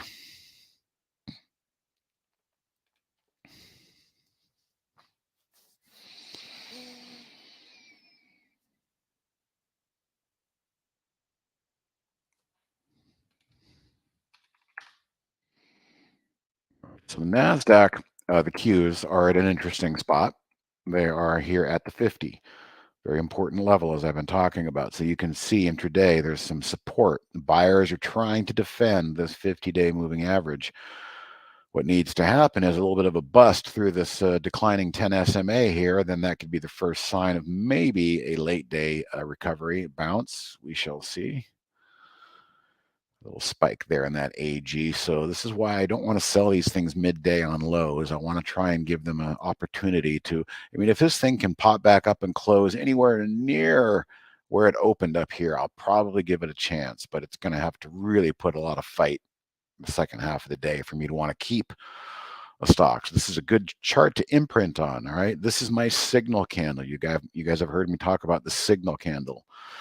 Whether it's a 15-minute or a daily, I'm going to wait for this candle to show a close. And if it's going to significantly close below the 50-day SMA, I'm not going to sit here and talk myself into it on how I'm right and the market's wrong and silver is the way to go and this is just a temporary. No, I'm not going to play that game. I've done that. It's a losing proposition in my early trading career. Starting to think about how the market doesn't get it yet. Well, maybe the market doesn't get it yet, but for now, what's the point in hoping and staying in something that's giving you a technical, horrible arrow, giving you a technical indicator that this is the signal to quietly get up and take your loss and rip the Band-Aid off, because once they give way to these 50-day moving averages, it's usually, a few more days of bloodletting, which I don't want to stick around for. So I really thought we had a nice wedge going here. I had an anticipatory. I did not wait for any trigger. I didn't want to chase anything. I just thought I'll jump in here in the mix, and maybe I'll get a breakout, but I'm getting the opposite. So I've got to not get involved and get emotional and just say I was wrong. Sometimes that's hard for people to say, I was wrong. But if you can't do that here, then it's just not going to help you. Beat trying to hold that level. I don't think I'm going to add to it. I'm just going to I'm going to let it work for me. I've got a pretty good size.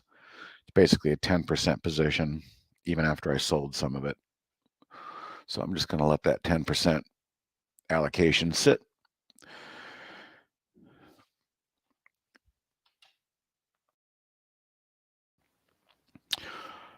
All right.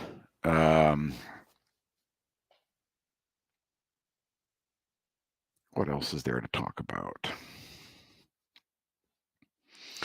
We do have this new feature on the Brokerage Plus simulator. I've got some sim trades in there. Not available yet, but coming soon. Look at that, horrible. Look at that. I'm not even paying attention to this thing.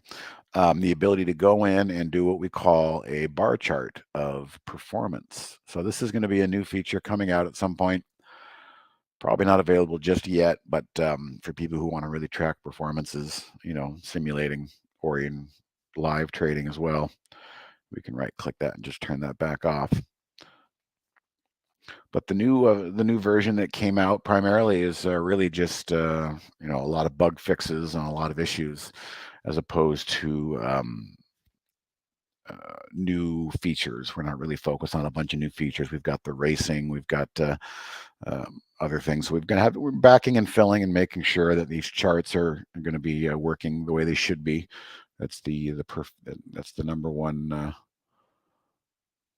priority right now for the dev team. Peter, when you mentioned 10 SMA days, so it depends on the chart. 15-minute, I've got a 15-minute, and this is 10. See, I know I answered an email from you this morning on the indicators.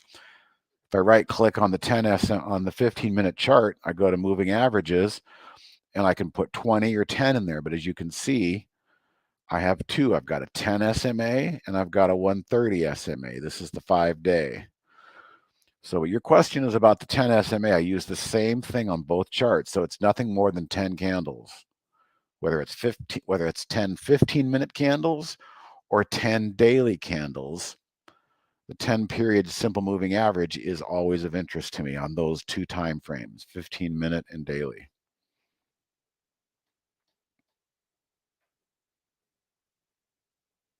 So when I say 10 SMA, we just want to make sure that, we understand whether I'm talking the 15-minute chart or the daily, because it's the same calculation. We're just using different time periods. All right, Brokerage Plus have hotkeys. It does not have hotkeys. We only have the push button. There's no keyboard shortcuts. We only have the push button. Where'd we go? There we go. Flatten, half, double, reverse. These, so they're hot buttons as opposed to hotkeys.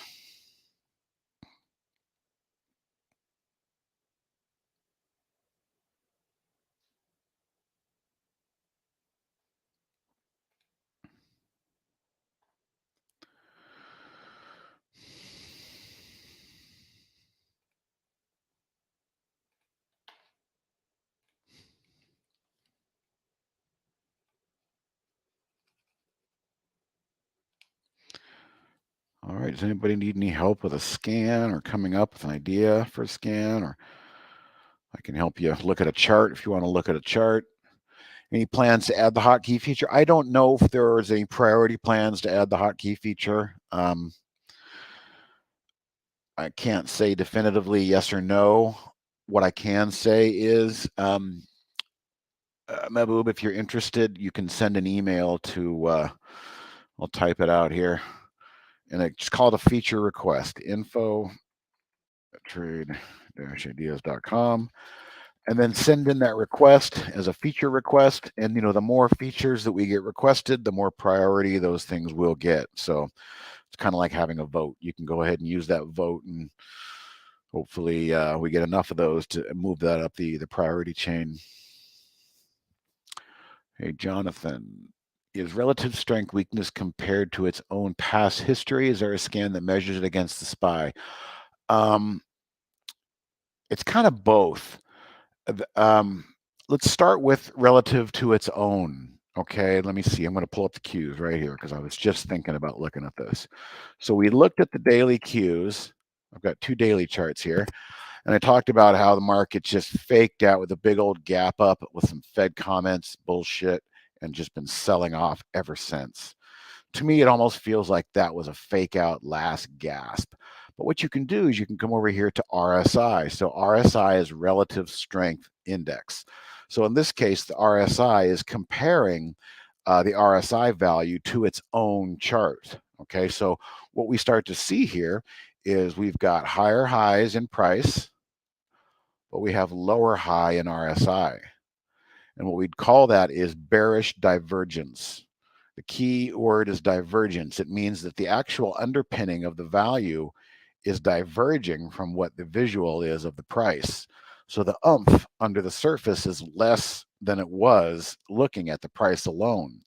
So that's one part of the answer. RSI can be relative to itself in the way in which you do that. And you can see I've got this backup chart here. Sometimes I'll look to see if this move higher is really confirming on the RSI, and it wasn't. So I'm glad you brought that up because it kind of reminded me. I wanted to look at that earlier.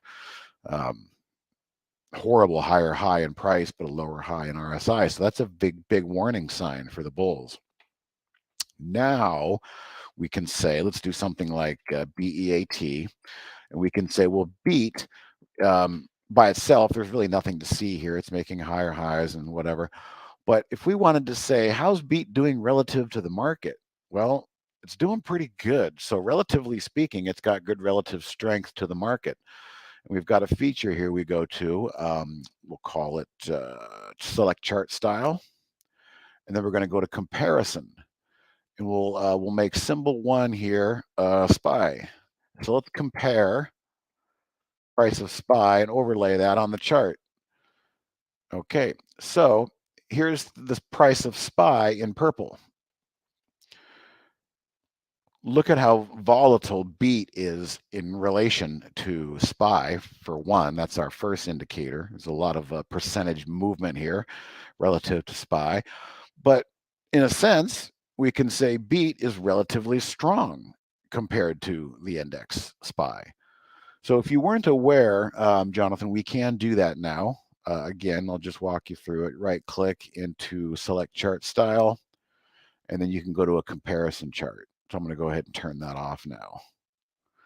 And you can compare. So there's 2 answers really to the question. Relative strength relative to the market and relative strength to its own price action. So both those answers are valid, Jonathan. Hope that helps.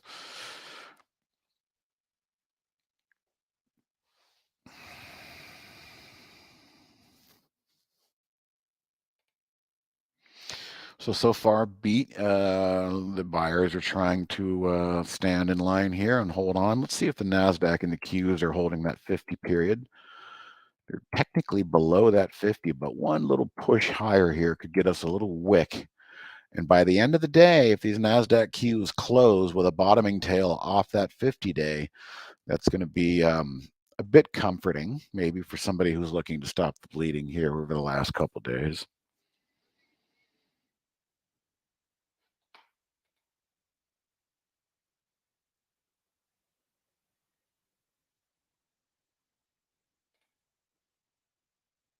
Looks like a new release just came out. I'm going to have to download that later.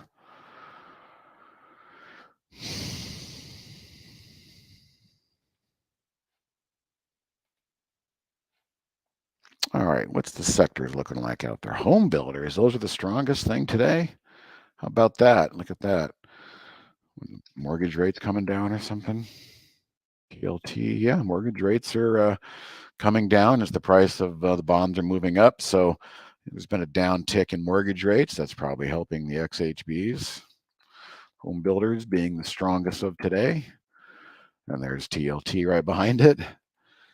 REITs, that would make sense too. So interest rate sensitive stuff, REITs, home builders, they're strong today. There's the IEF, another 7-year benchmark, 10-year. This is really the what the mortgage rates are doing. So as the mortgage rates were ticking up, the price was coming down.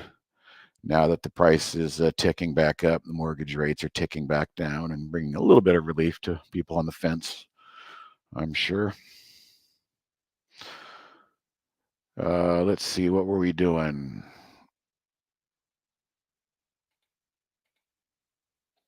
Getting a little bit of a hang up here. Freeze.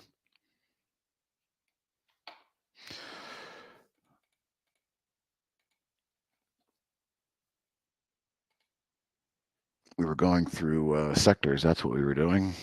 Okay, there we go. So gold, the commodity gold is actually near the top. That's comforting a little bit for me. Agriculture, nothing. OIHs, nothing. What's the weakest? China. China stocks are the weakest. Gosh darn these charts. There we go. Now that can have some implications for my QFIN, KWEB, if KWEB continues to be weak. But okay, so this is kind of what I was hoping. I mentioned earlier, this QFIN, this is the trade of the week. I bought it in anticipation. Basically flat right about here for the most part. I do have a stop down here at 1767, but here's that 5-day moving average, that 130 period. Okay, look at all those candles congregating just above that average. This is why I use this indicator. It's not telling me to do anything. It's just telling me that, oh, it looks like the buyers might have my back here for the moment. That's all it's telling me.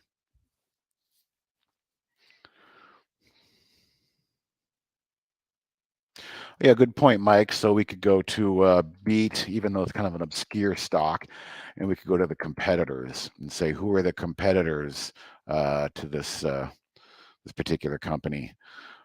Probably not the best example. I would do something like BTU. Okay, so this would be like BTU is like coal, and this is something that is kind of interesting. Look at how it dug in there on that 50-day SMA. BTU. I lost track of it. I actually thought about buying some that day. But so BTU, how's it doing in comparison to its competitors? That's a good point, Mike. See, so Tech, another coal company. So there's our BTU chart. We can look at Tech. Tech's holding up. Nice consolidation there in Tech. Matter of fact, I might even just go ahead and put a price alert in Tech, roughly about there. These are how ideas can genesis sometimes. Okay, so METC is not doing that great in coal mining. ARLP, not doing that great. CEIX, that's a name I'm familiar with. That one's doing okay. So good point, Mike. Thanks for reminding me of that, of the competitors. Sector relative strength is definitely important.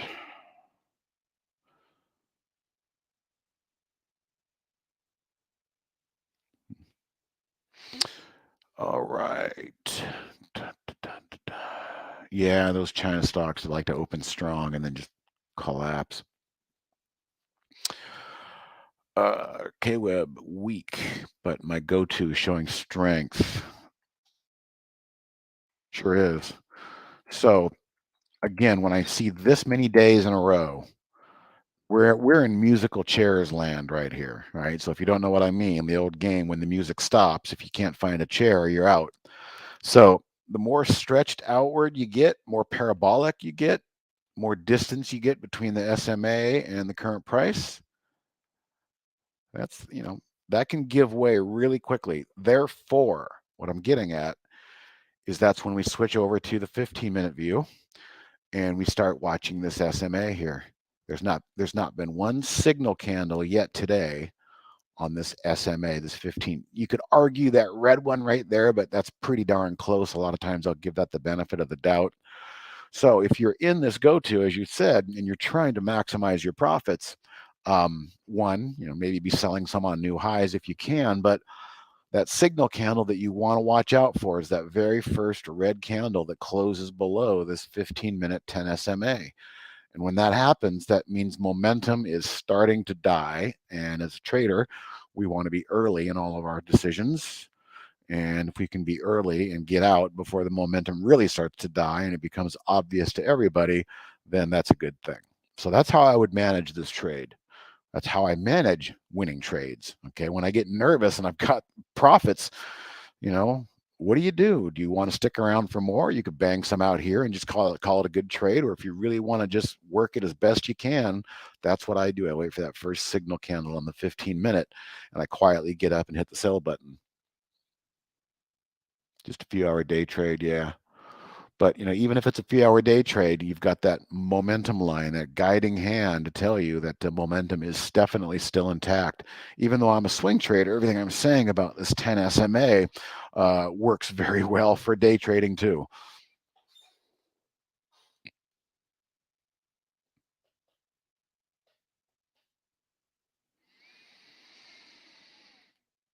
I did not come in yesterday, the FOMC meeting. I did not come in long a bunch of stuff. I've only got those 4 positions. One of them is the PSLV, the core holding in silver, rather than cash. Some of it's silver and some of it's cash in the 401k, but I'm very selective right now.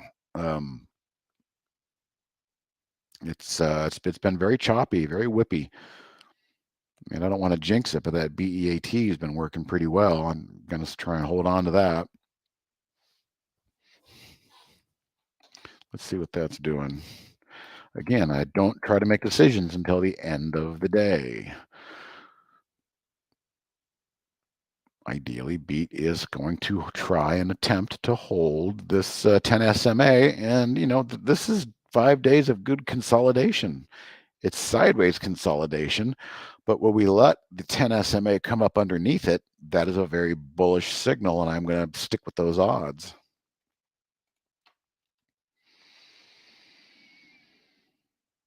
This thing really just kind of came on the radar back here with their technology patent, and it's an interesting product.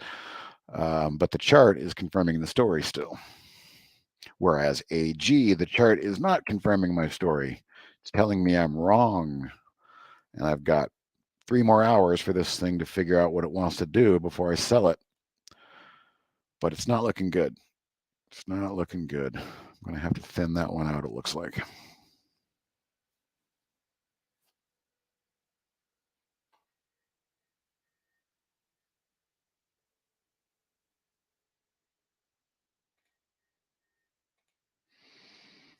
All right. Anybody else have any charts they want to look at?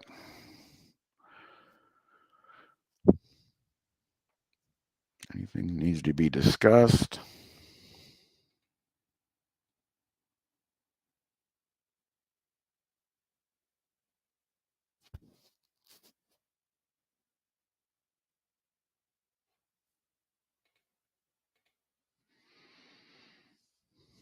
Just catching up on some DMs here. Again, this is the difference between, okay, I'll just type in silver. It's trend pulling back. Oh, look, it's finding support at the 10 SMA. How astonishing is that? But this is the commodity. But then you've got a stock. It's still an equity, and they're still a company, and they're trying to run a business, and it's just not following. So I have to take that at face value and remember that mining companies, they're still stocks. They're not the underlying commodity. It could be mismanagement. There could be all sorts of things going on here that you don't realize. So just because the underlying commodity is doing great doesn't mean that every single miner is going to turn around and start to do great too. Yeah, Mike, it's just not looking good. I'm saying there's probably a very, very 90% chance I'm selling this sucker at the close today. Let's look at UUP. That's the dollar. It's been acting up, acting a fool. It broke down significantly. This was a significant 2 days here under the 200-day moving average, and now we're running right back into it. So as far as the dollar is concerned, we have retraced right back to the scene of the crime. whereas the pivot philosophy is former support can become future resistance. So in my world, being long precious metals, I'm kind of thinking that this needs to hold right there. That's a pretty good reversal pop up, but we're in a downtrend over the last couple of months here in the US dollar. There's not a lot of places to hide in the country, in the world right now. So people are going to the dollar.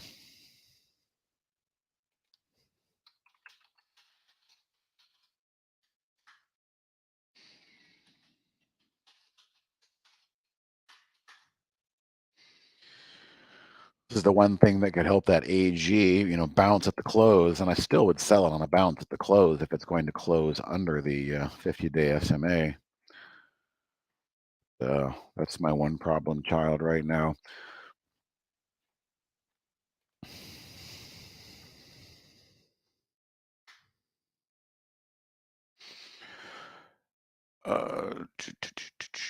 Minor cost, yeah, fuel. Great point. They got to run machinery to get that stuff out of the ground. That's not helping. So the point was, you just can't marry yourself to the fact that miners should follow the underlying commodity. That's not the case always.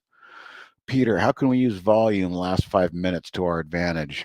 What I like to do is, so notice, Peter, that I've got on my single stock window, volume 5 minutes. All right. So that's an indicator that I will look at. So what's moving right now?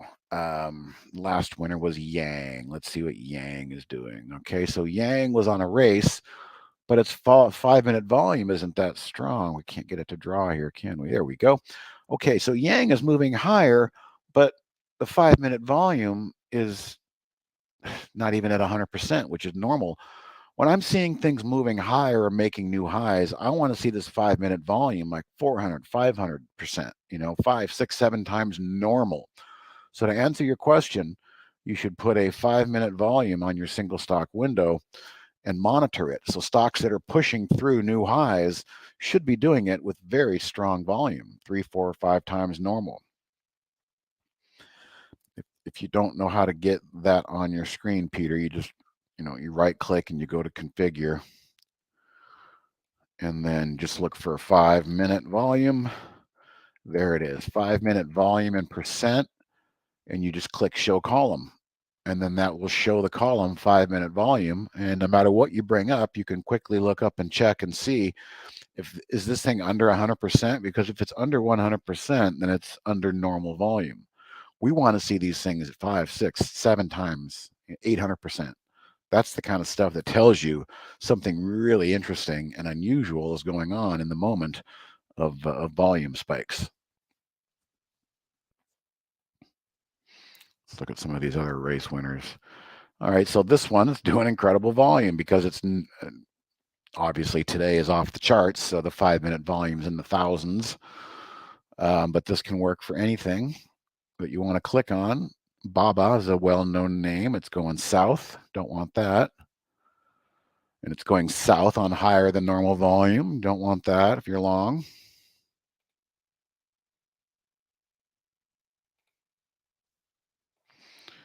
That ICVX is probably tons of, 30 times normal volume. S&P is probably doing quiet. Yeah, S&P is quiet, doing 30%, barely even 1/3. Okay, so you have that on your chart. That's good. But that's how I use 5 minute volume, Peter. I like that single stock window.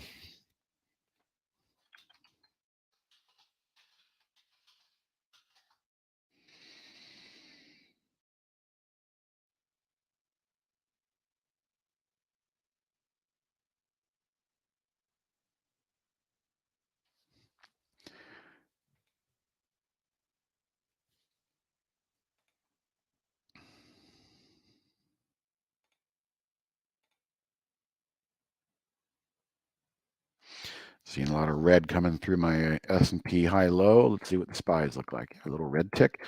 So look at that. They tried to rally. All right, the momentum stopped them right there.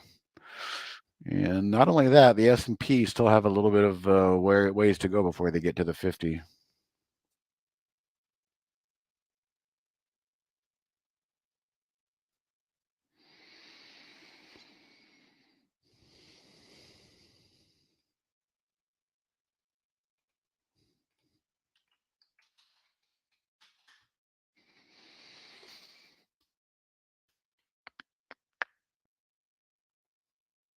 Oh, man.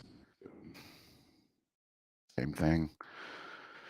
I'll tell you what, if those cues close under the 50-day, there's going to be some warning flags coming up. I've been around long enough to look back at these last 2 days here and see that this last gasp could be very significant in hindsight as we move forward. Markets can kind of have that last gasp before they roll over as well. I've seen it.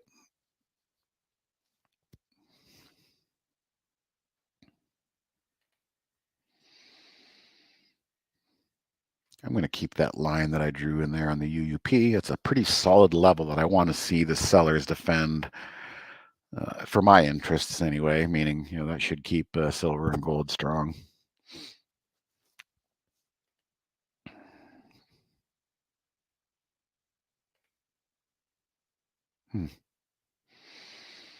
IWM, the small caps have already given way to their 50-day moving average. So when we look at the three, the SPY are the strongest.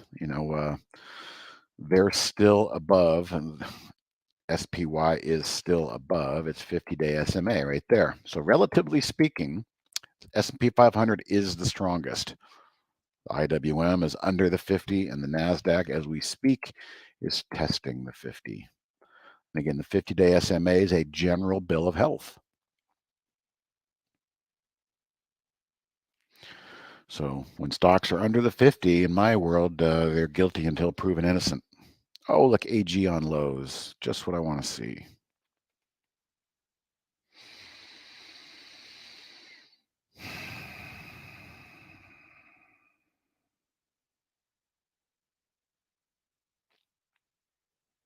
Gonna have to rip the Band-Aid off that one.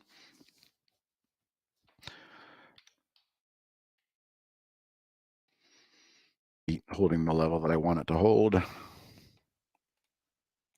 Other than that, guys, I'm not doing too much. I'm not chasing the action as a day trader. I'm a lowly old swing trader that likes to just keep things slow. What time we got? Oh, we got some time. We're doing good. Anybody in here need any help with anything? I'll be here another 10 minutes.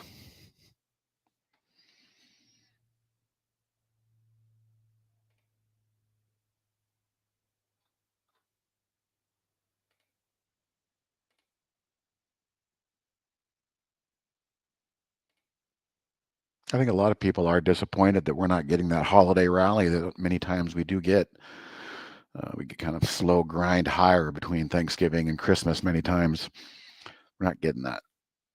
I don't know. I don't know if it's going to show up either with all the negativity in the news and the backdrop that we've got right now.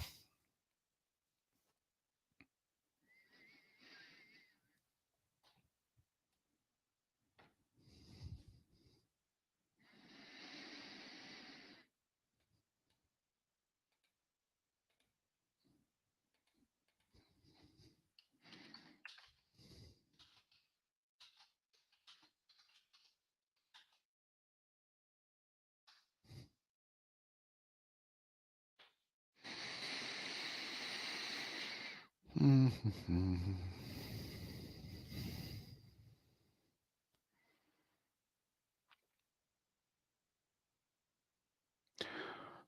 don't know if I can answer that. What is the do or die position on the 5-minute volume for you? Again, I want to see something at least at 100%, Peter. So if it's just languishing under 100%, that tells me volume is not really any part of the story. So I want to see a baseline of at least 100 to know that I've got confidence that there's action in there, there's buyers in there, there's interest. And that's probably the best way I could answer that. I don't want to get excited about something breaking out, doing 1/5. That's normal, 20% as a value of the 5-minute volume. That just wouldn't be enough to get me excited. So I would say do or die, as I want to see at least 100% normal volume. Yeah, tax loss selling, true.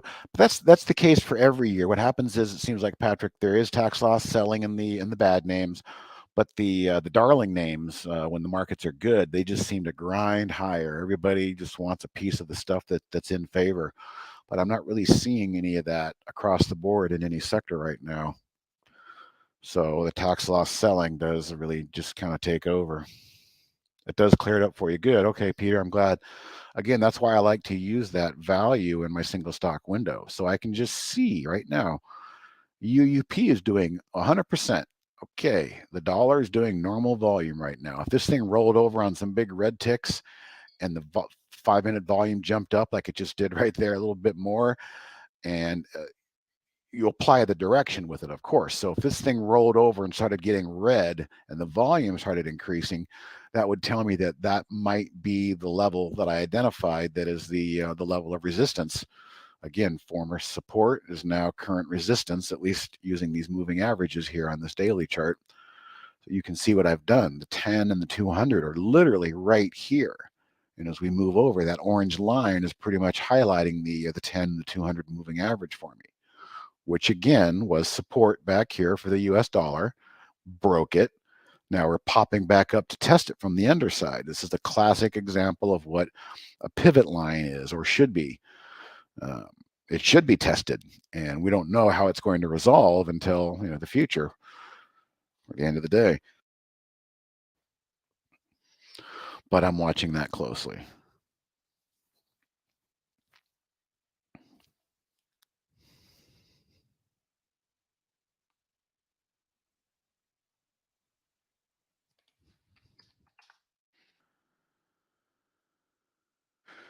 So the SPYs are still under pressure here midday with that moving average cupping and capping down on the top of the candles. But again, second half of the day, anything can happen. The selling pressure can release. But it really is the tale of three different markets. S&P is holding up the best, NASDAQ not so much, and then the IWM bringing up the rear for the small caps. So this in itself also tells me don't trust the small caps. So, beat is a small cap. I'm in that, but I'm going to let the chart tell me what to do with it. Back to the relative strength, definitely relatively stronger. Smith & Wesson, yeah, Swabby. Smith & Wesson's been around 200 years. If it's got a good dividend, yeah. But all I can do is look at the chart, and something happened after earnings here. Something really bad happened after earnings. So, I mean, it's like, do you want to gain a dividend? Do you want to jump into a chart that's selling off pretty hard just to get a dividend? That's a tough one. Let's look left on this one and pull out a little bit, pull back. That might be it. Is this thing at all-time lows here? It is. So Smith & Wesson has no support to lean on in the history of price action. So not exactly something I want to be long. The chart tells you it's under tremendous pressure, and it also tells you that something happened after earnings back here. Come on.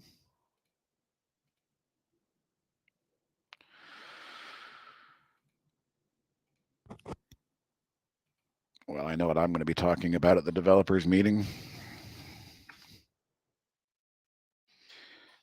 BBI, let's try that again. So what could you do? I mean, if you really wanted to try and pick, a 52, an all-time low, yeah, you could do so. Maybe you would wait until this intraday chart, breaks the downside momentum, and then your stop is very simple. It's the low of today. It's not exactly the method that I like to use. You're going cross current. The current is pushing against you. Whatever they said in their earnings was not good, and it's still working out the weak hands down here. So that's a tough one.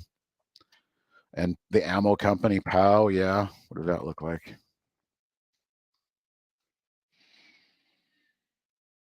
Also, yeah, very.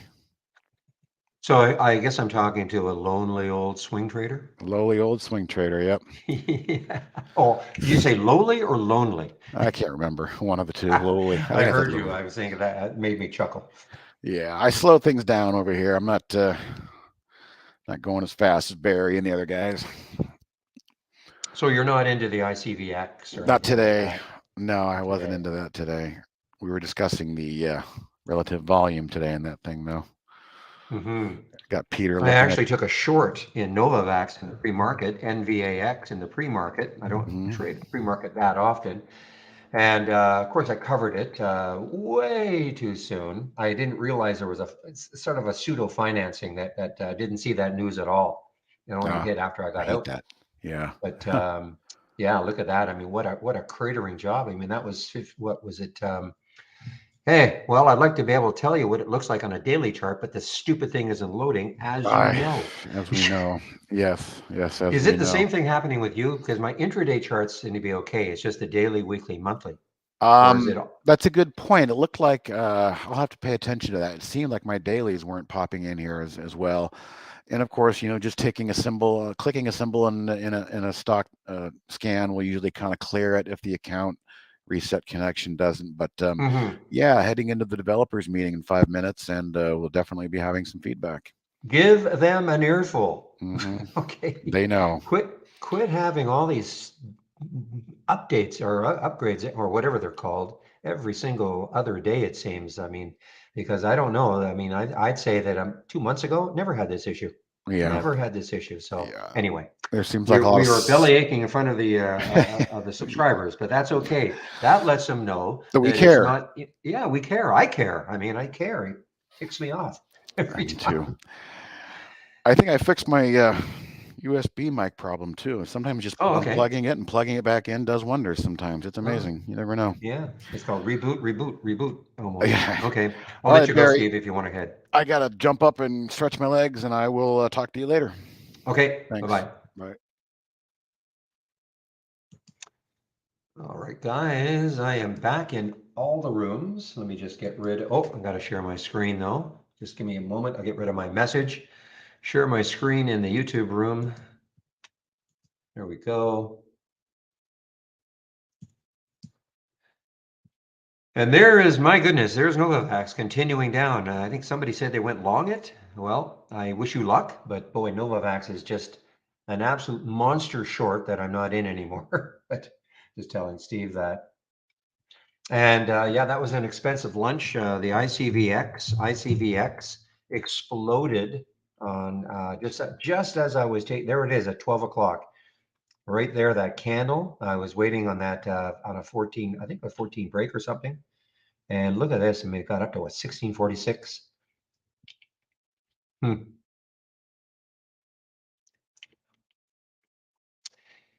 Iris, are you in the room, in the YouTube room still? No, that one, it won't help. I'm sorry. Because I took out the earnings per share here in this one. And I didn't, I was on my break, so I wasn't sure if ICVX actually showed up here. And I would have thought it would show up at 1527. There was the high. And the volume seemed to be good enough, but I do have a volume component in here. I do have a volume component in here of 300%, I think, and maybe that's stopping it. 300% of normal in the last minute. So maybe, even though it looks like it has to be, maybe it just wasn't.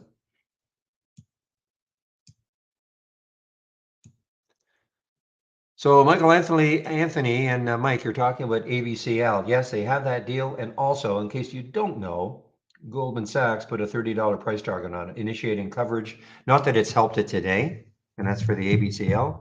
Not that it has helped it at all today, and maybe it's just overall market moving down. But Goldman has also put a $30 price target on it.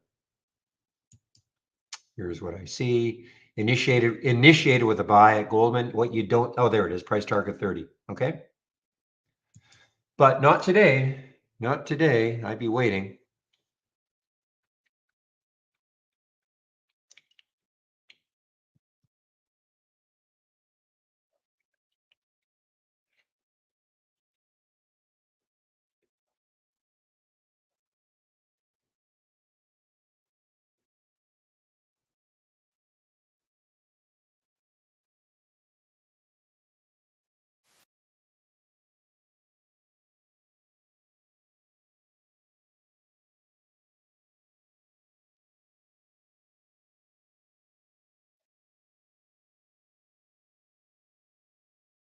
Hmm.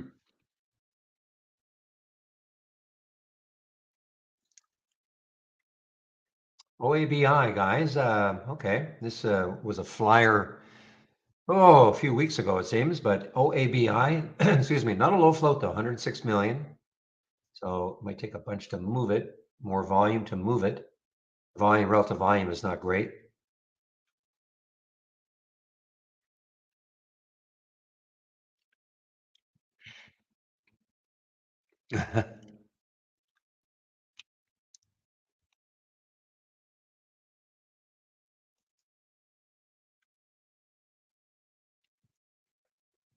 Love,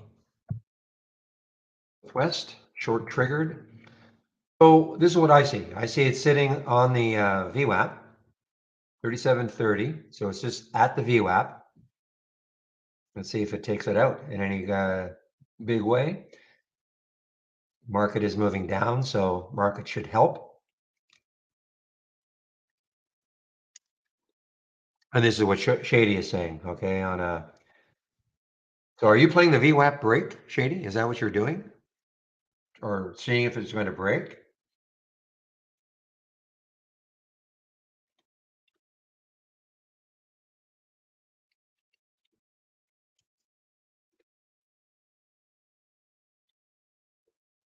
Not a factor? Okay.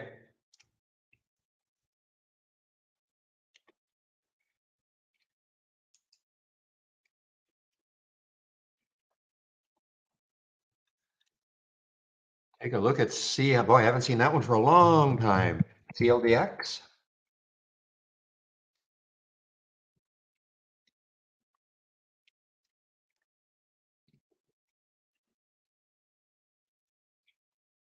Well, definitely the volume's there, five times normal.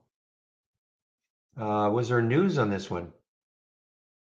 I didn't see this in the pre-market. The reason being, it didn't do anything in the pre-market. Is there news on this one? I don't see any. I'm just kind of scouring some headlines. Yeah, I don't see any specific news on this one. There must be something, right? Because it, wouldn't be doing this without some kind of news, I wouldn't think anyway, based on what the overall market's doing.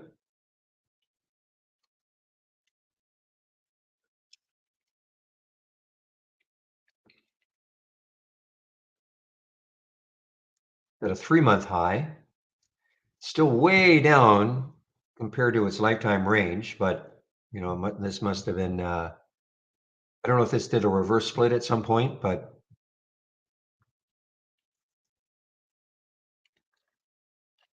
there must be some news. There's got to be some news about this one, CLDX.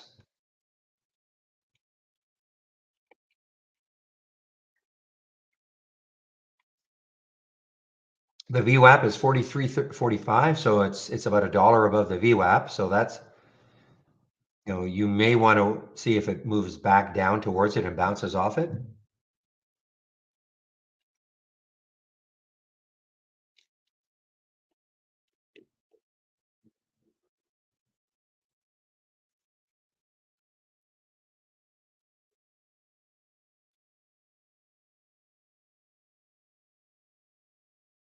Well, you can do things. I don't personally have a scan, David. I don't have yeah, I mean, because obviously moving higher with the market moving lower. I don't have a specific scan for that, but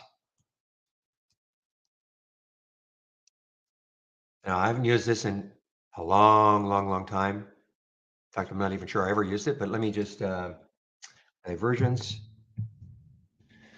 So here we got positive market divergence and negative market divergence. These are actually, okay. I haven't used this in I don't even know if I've ever used it.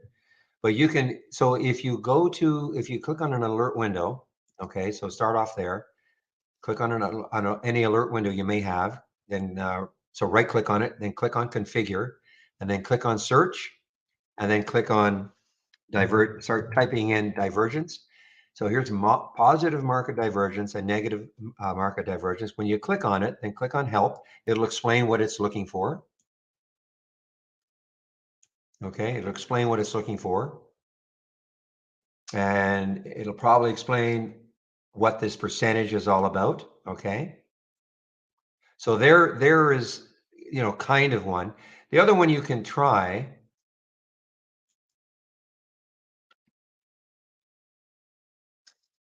is if you type in SPY as an example, okay?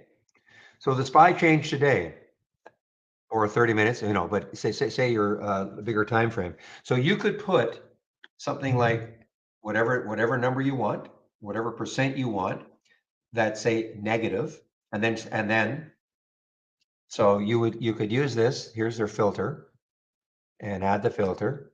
So if you put a negative number here, okay,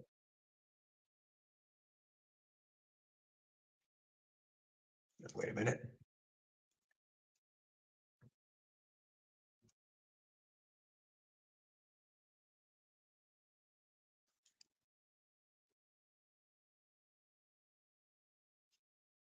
Give me a moment.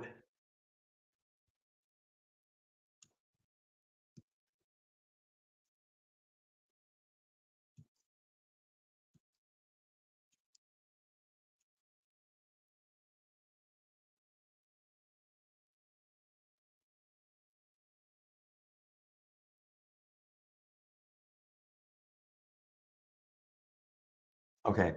So yeah, if you and you can do it with NASDAQ and the Q or the Qs, I think, but here's the SPY. Okay. So if you wanted to, so type in the SPY. So the change today. So you could say add the filter and you could say, okay, put some negative like 1% or something like that. And then see stocks that are up to 3% for the day. So even though, so the SPY is down, but the stock is up as an example, if that makes sense.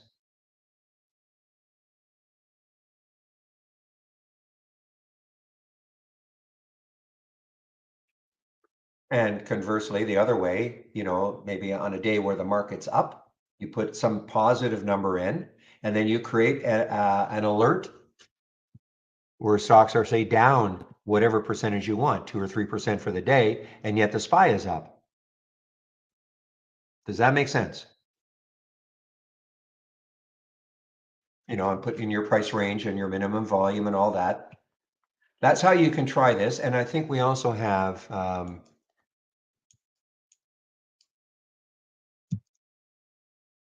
oops. Oh, we have NASDAQ also. Not sure we have New York.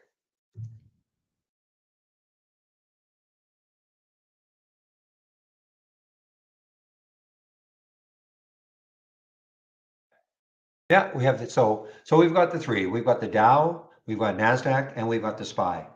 So you take your pick, whatever index you want.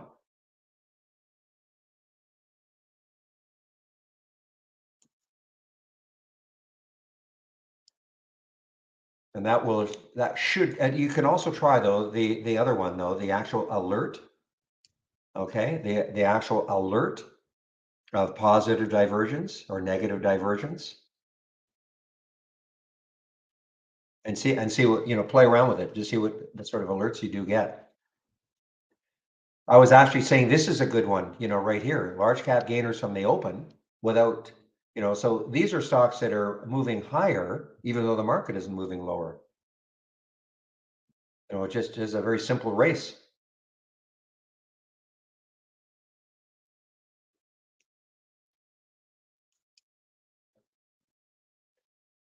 But I would say that is impossible for ABCL to be at 12. Something's gone wrong here. But I look at TXG. I mean, it's up 5%, market's down.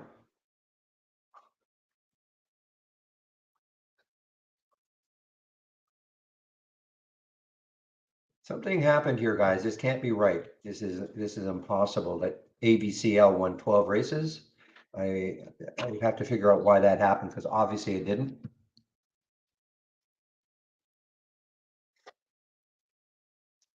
We were looking at the CYTK earlier. I mean, it's still up. It's up 2%, not a huge, but it's definitely negative or a correlation to the market, it's positive while the market's negative. So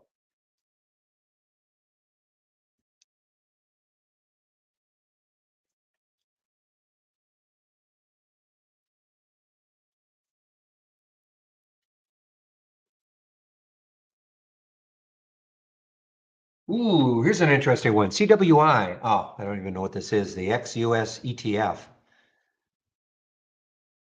Okay, so here's an example. I took out that hack, the earnings per share filter in here. I took it out, and so this is why a CWI will show up. Not the end of the world, but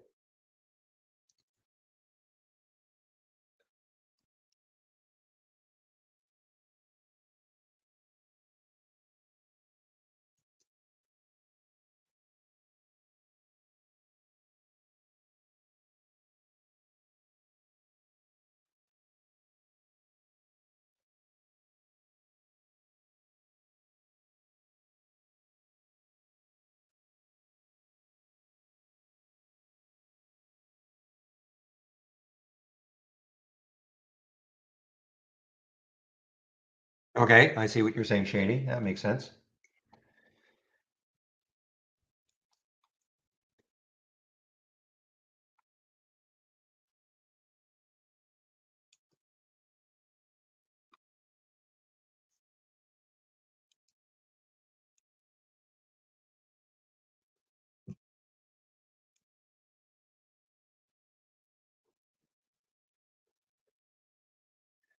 All right, guys, I mentioned this one earlier. I'm taking a little short on this one. The IONQ. It's an all-time low. It's it's probably not going to be exciting at all. Big float.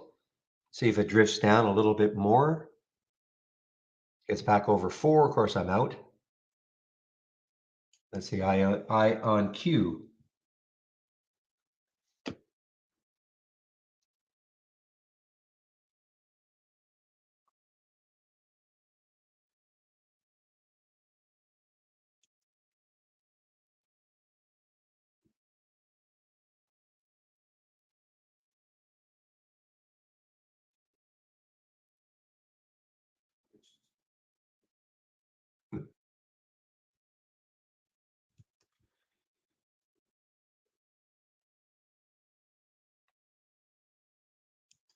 And we have a halt, but it's a real cheap one. FUSEF. Real cheap one on the pinks.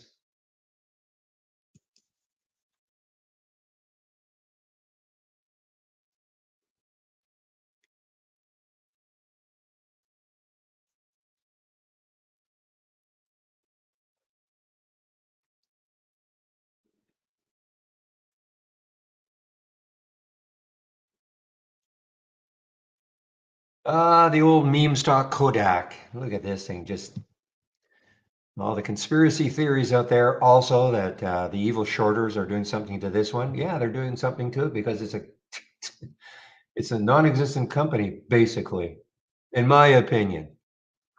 I don't know what they do anymore. I mean, I know what they do. I can read what they do, but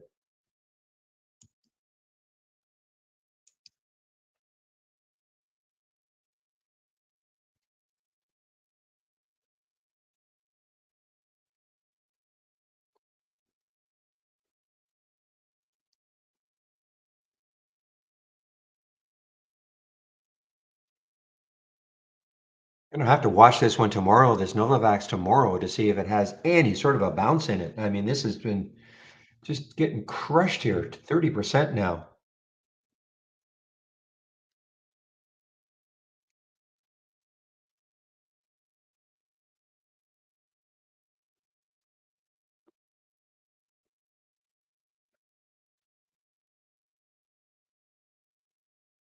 And I just can't get too excited about going long anything, guys, unless it's, something like that ICVX, if it takes out a certain level for me, like that 15.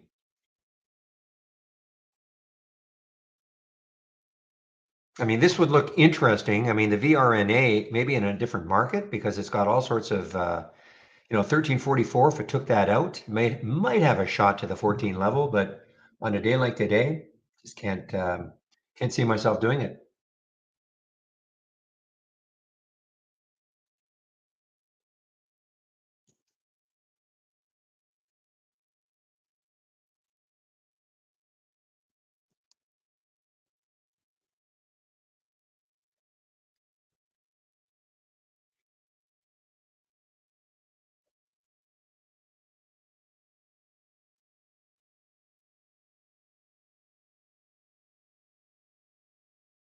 Yeah, we have it at 1281.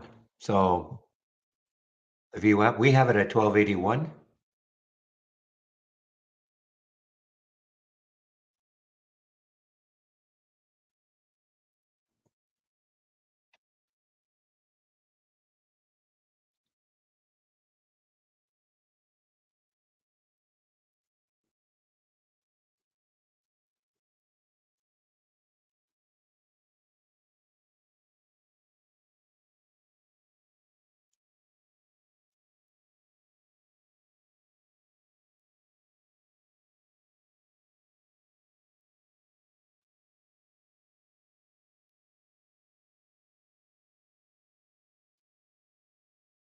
So what's interesting about a compare count, okay,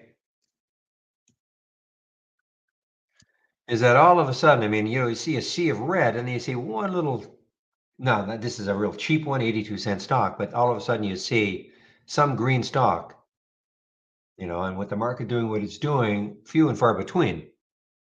So you'd be looking at that and going, even that, we asked that question earlier.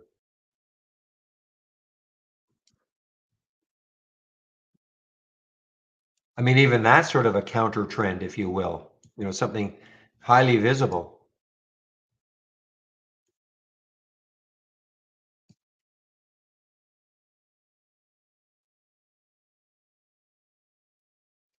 I always include pre-market, Shady. I've always got the pre-market. Oh, I see. 1286 if you include the pre-market. Yeah, I see. Yeah, I always include the pre-market.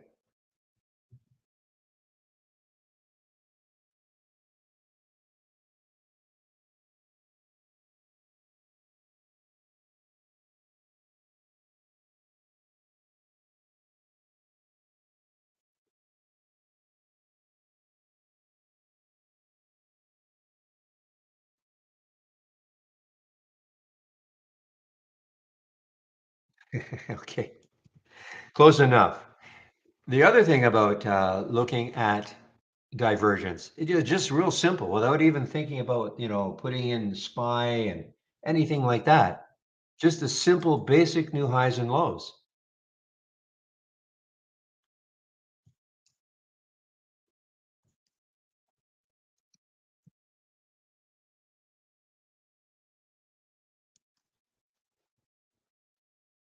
Okay, so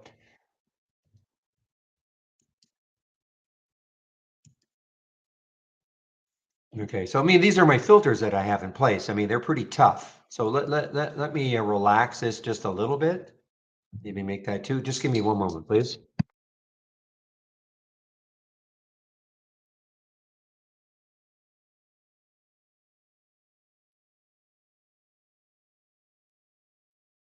You guys, give me a moment. I'll be back in about 5, okay?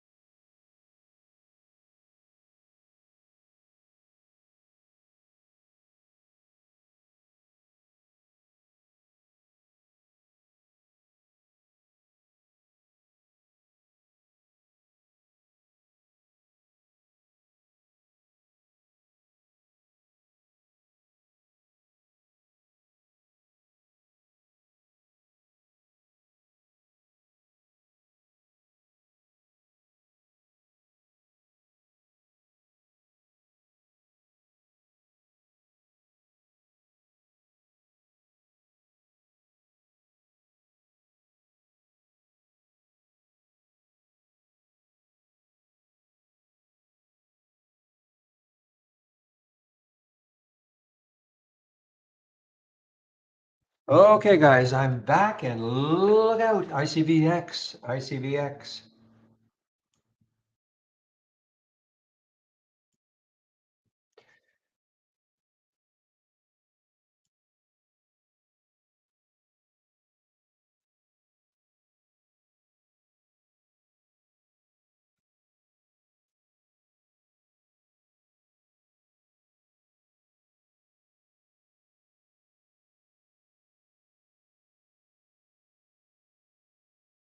Okay. So who asked the question about divergence and all? David. Okay. So, just even a very, very simple basic new highs and lows. I mean, on a day where the market is moving down, you would now again, if you'd been running this right from the beginning, you would have seen basically everything red here. Okay. I mean, unfortunately, we're not getting any new alerts coming in right now. Okay.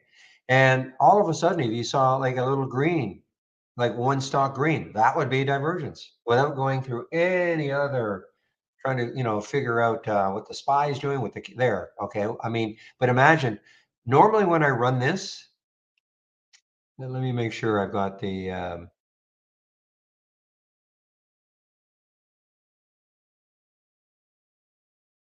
give me a moment.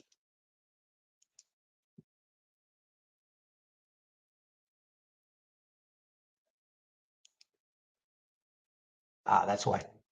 Okay. Okay, so normally, if I've been running this right from the beginning of the day, I would have seen a bunch of red or yellow. I mean, however I've designated stocks that are down, and all of a sudden you might see one stock that's green and think, wow, okay, that's divergence right there, without even thinking about it. As an example, we're just not getting a lot right now. Okay,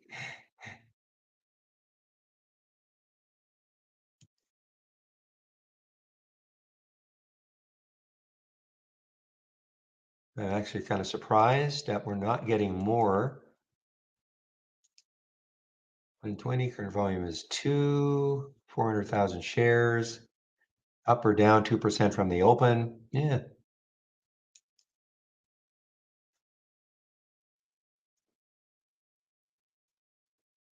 Normally, and again, it must be the filters I've got, but normally, I'd see alert after alert after alert after. I used to actually use this for that reason, just to say, wow, sea of red, all of a sudden a green.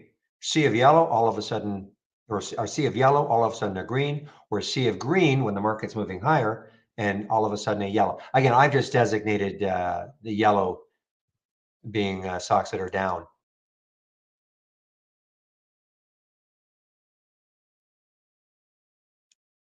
And that's just a bit. I think I even share this one. This is one of my ones that's on my homepage.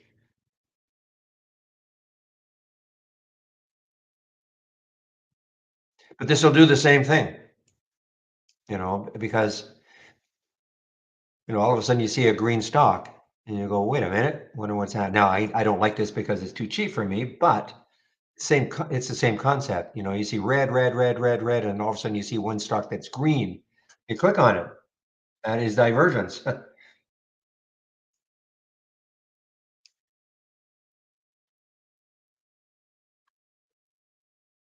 Yeah, I mean, Jamie, I mean, these things are obviously standing out for some reason.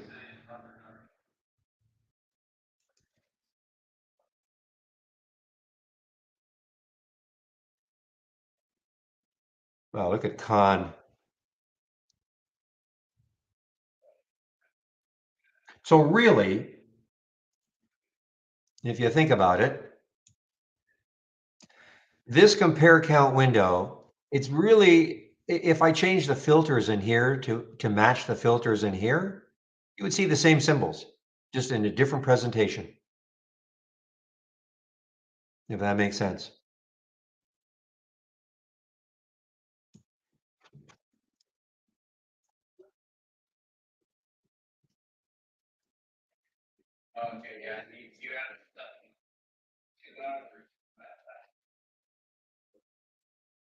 Oh, I forgot I had the eye on Q. Oh, inching its way down. I'm short this ion Q.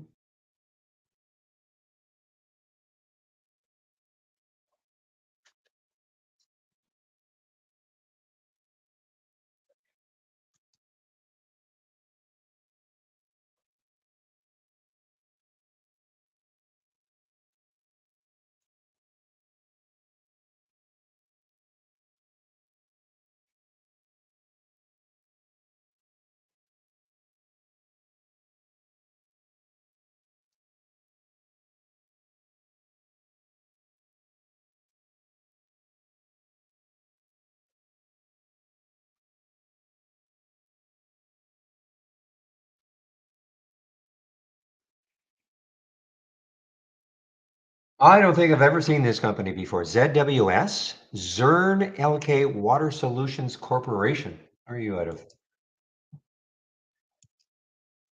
US company, I guess. Yeah. Never seen this one before. Almost an all-time low.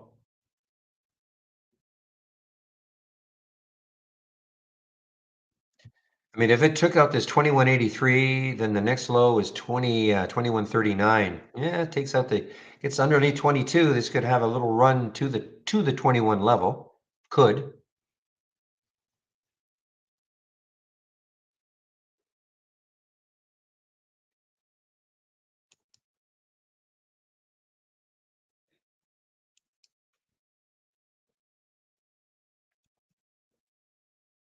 Aha, so this is on the way down now. Alerted on the way down, ICVX on the way down.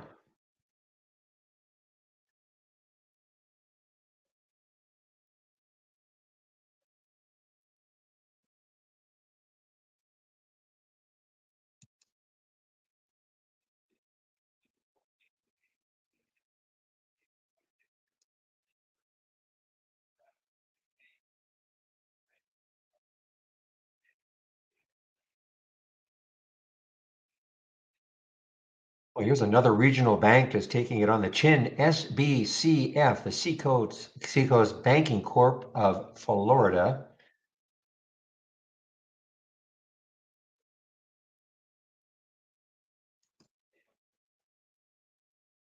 What's that ETF for the regionals? It's a K something?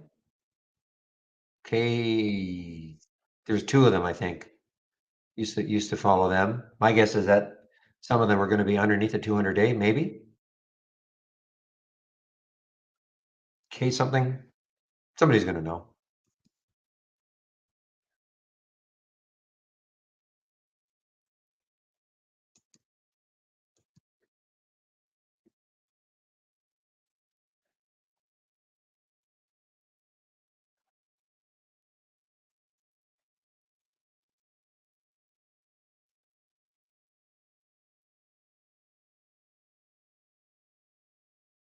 KRE, there's one.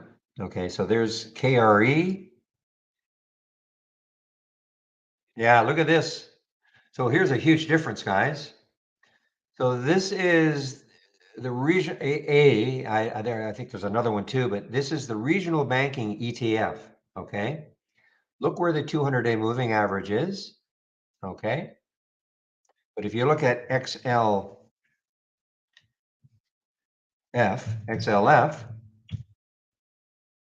which are the bigger banks.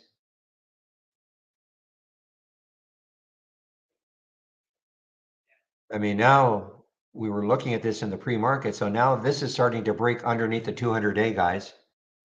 This isn't good. I mean, not good if you're looking to go long things, but at least it's sort of somewhat near the 200-day, and for a long time it was above it. And contrast that with the regional bank ETF, which has been below it for a couple of weeks now.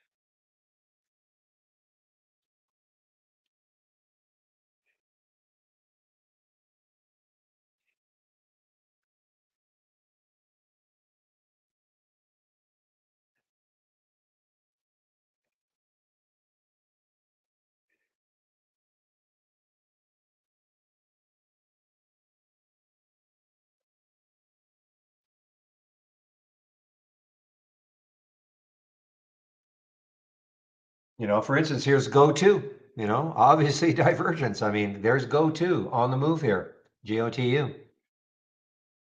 In a sea of red.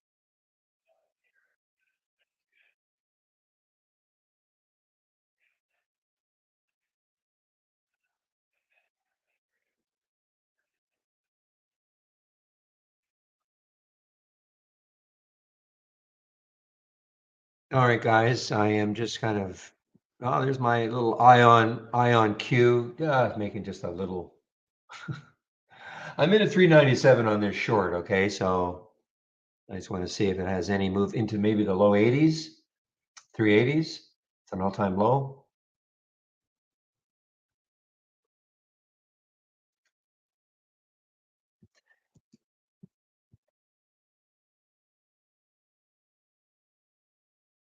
Yeah, so interestingly, I mean, I know you say don't follow the VWAP so much, but I mean, look what it did. ABN, I mean, you explain how you do follow the VWAP. Look what Airbnb did. ABNB, look what it did twice. Just kind of kissed the VWAP, 90.55 twice, rejected, moving down.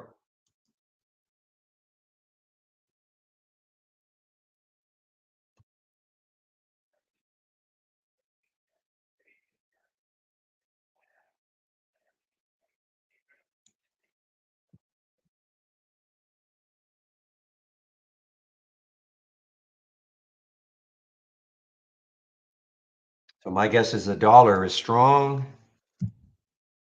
Market down, dollar up. So the UUP coming right into the 200-day moving average.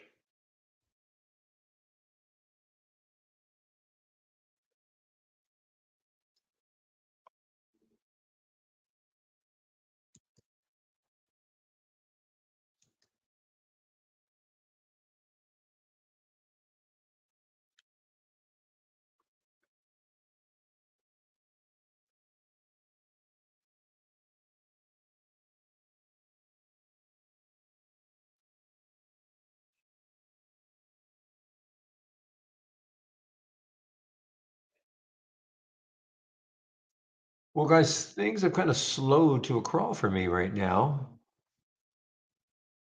Take a look at game here. Game, uh, holding the VWAP. That's about the best we can say about it. Holding the VWAP.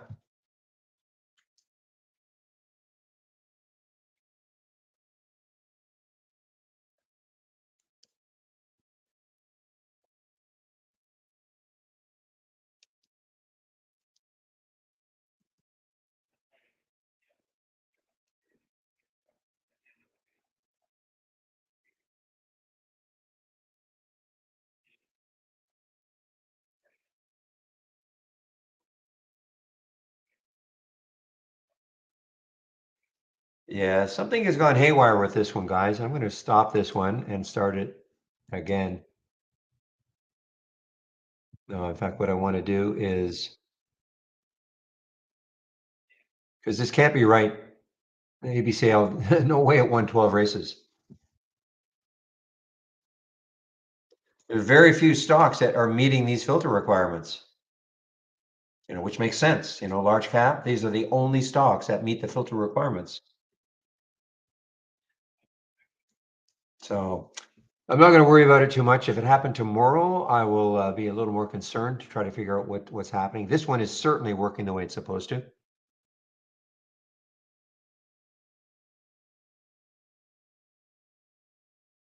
Now,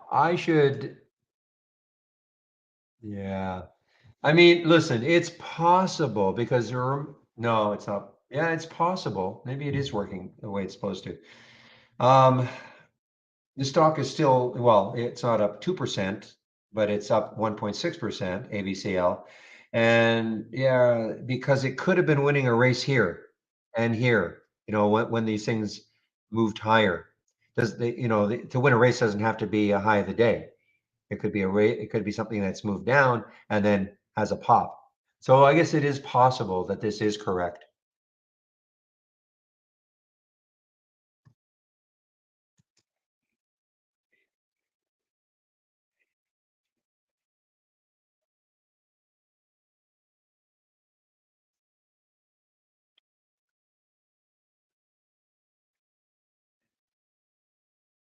Summit, haven't seen now. Summit, is it over 3 still?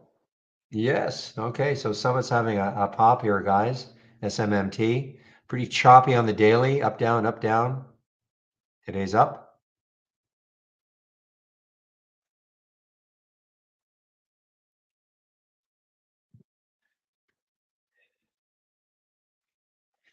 Yeah, the market has refused to bounce today. I mean, a little glimmer of hope right there at 10:30, but stopped in its tracks and kept moving down. Bit of a consolidation here.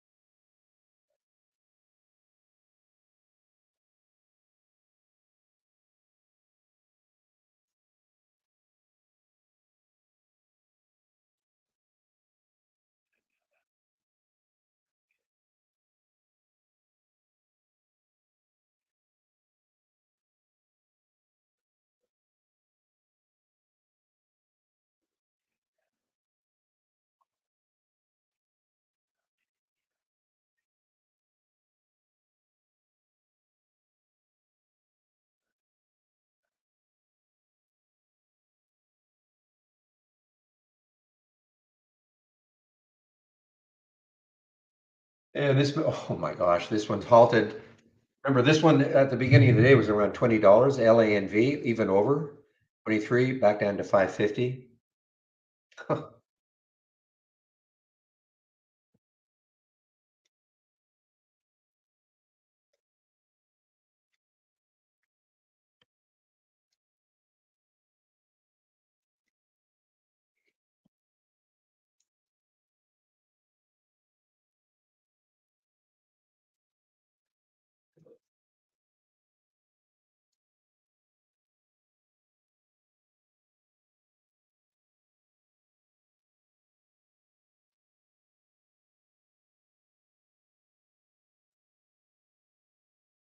And also, yeah, just to kind of close the discussion on the ABCL, why would it win 12 races when it's done this all day, seemingly?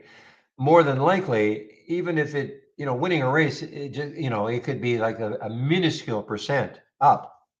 And I think what's happened is it had some little pops here and other stocks, because of the market, other stocks just weren't moving at all. So at the beginning, it was probably winning some races, but you don't generally see that.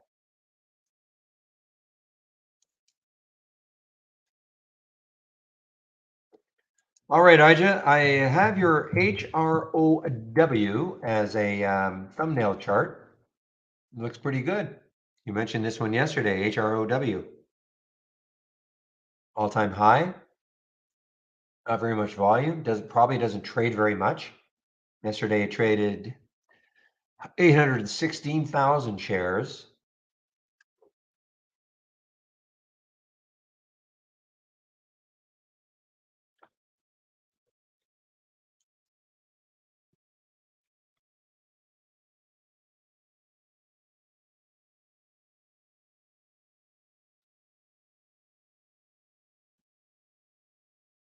Here's another one, guys, on the move here, CBay.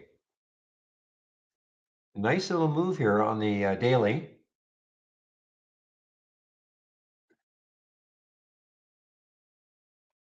Give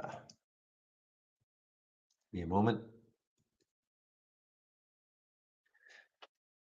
Okay, so the float is 79 million, so it's not low.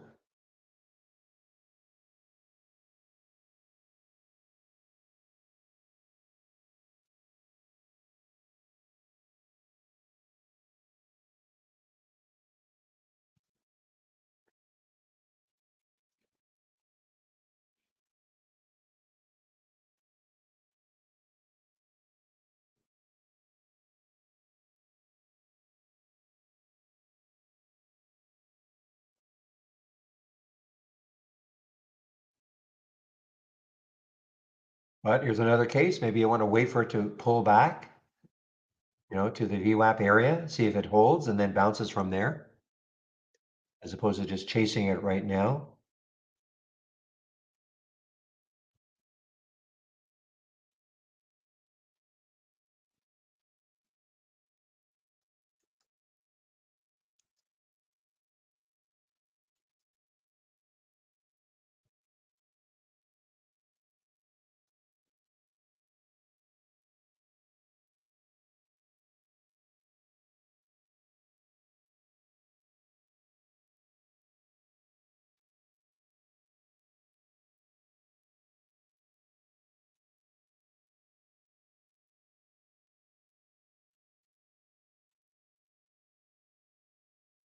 All right, so this is from Zach's, or I can't call you level. Zach's topping scan and TXG, but look what it's doing. 3632 is the VWAP, so it's basically trying to see if it can hold that VWAP. If it plunges through it, you know, support area may be 35, 33, $1 away. So this has some room if it keeps plunging through that VWAP.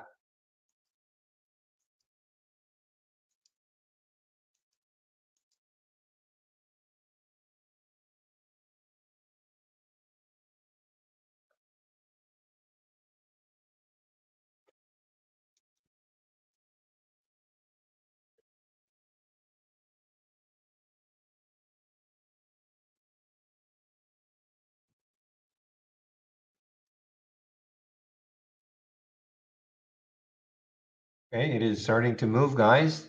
Again, there's the VWAP. The spread's a little dicey.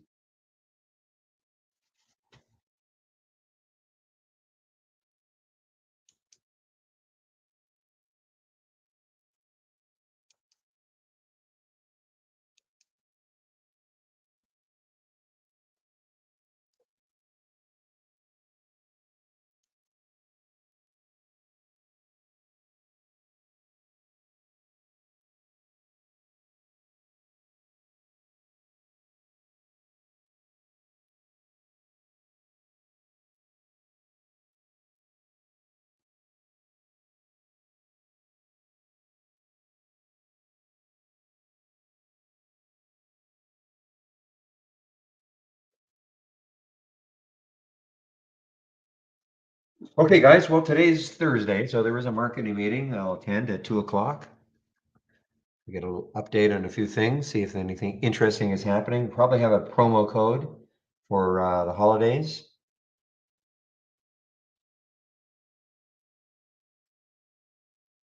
I like Roku short earlier on in the day. This is one of my ones I had on my list.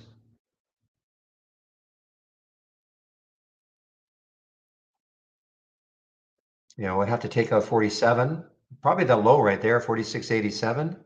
And then when you look left, 44.50 is the next low looking left. So yeah, something underneath 47 might get it rocking underneath. Out of the price range I typically trade, but I mean, with the market just being so weak, unless the market has a bounce, and of course it's the communications. I mean, communications has been in the tank.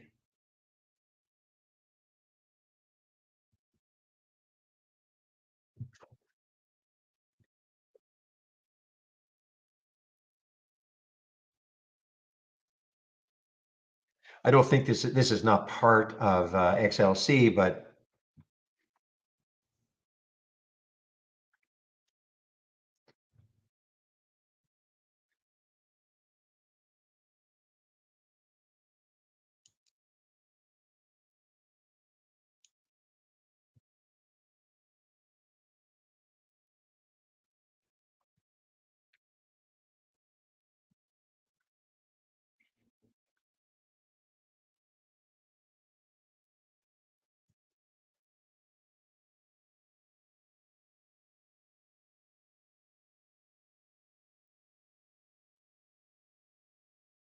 okay, it's 146. You know what? I'm going to do a quick video before the 2 o'clock. So I should have done it already. So give me a moment here.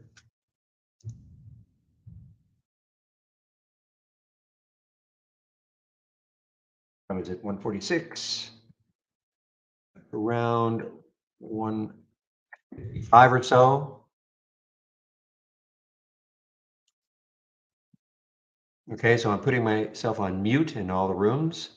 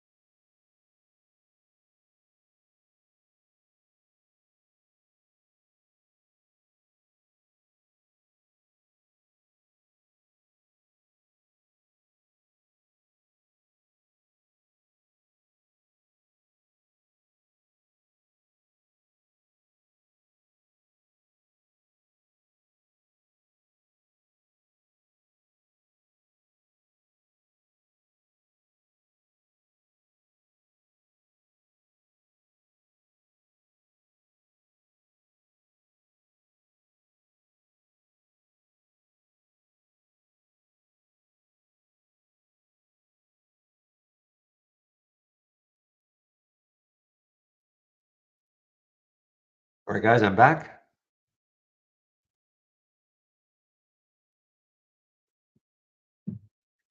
Well, I do see RNA is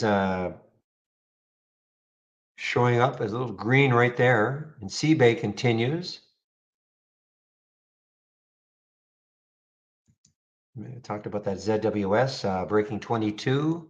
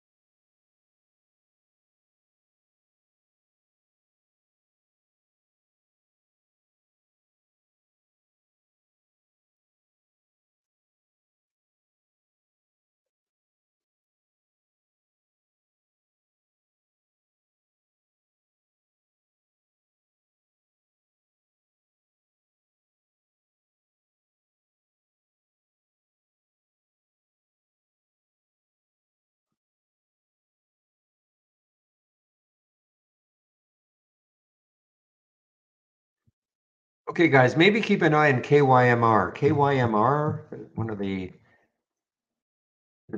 big movers from yesterday. It is now trying to make a low. What's the spread like? That was always a bit of an issue yesterday. Terrible, 36.46. I mean, not terrible, but it just looks like it wants to weaken, keep weakening. And of course, yesterday's low. I'm sorry, the next low looking left is 24.83. It had news about its drug, I guess. Well, I know it had some news yesterday. Popped it up, but it basically sold off all day. Now, the 200-day moving average is at 26.71, so a little less than $2 away, about $1.70 away. The pre-market low was 28.11. It just looks weak.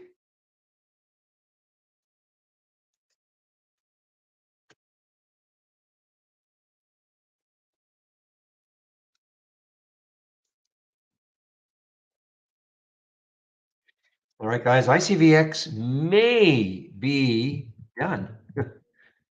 May be done, ICVX. Let's see if it holds that VWAP, guys. 1292. 1292 is the VWAP that we have anyway. It's at 1304. Let's see if it holds. If it doesn't hold, there may be some support around 1241, maybe. And if it breaks 1241, I think it's done. If it breaks 12, so a couple of areas taking out the VWAP at 1293. And then this little area here on the 15-minute chart looks like there's pretty decent support around 12, about 1240, 1250, 1240 or so. So if it took that out, I think it could be done for the day.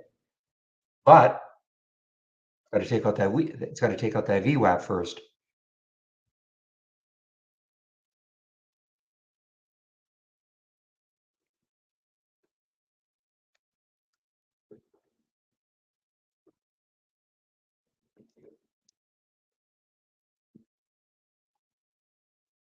And the shares have come back, 191,000 have come back to Interactive Brokers to short.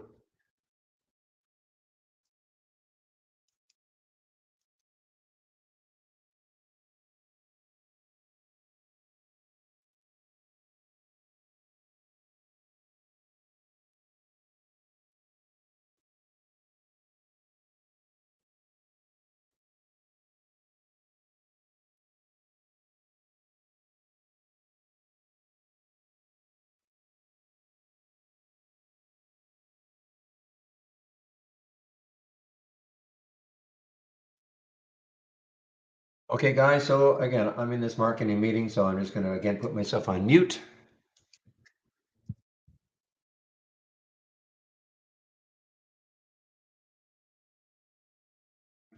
They've been fairly short, the last few of them, so I don't expect this to go that long. So I'm muting myself now.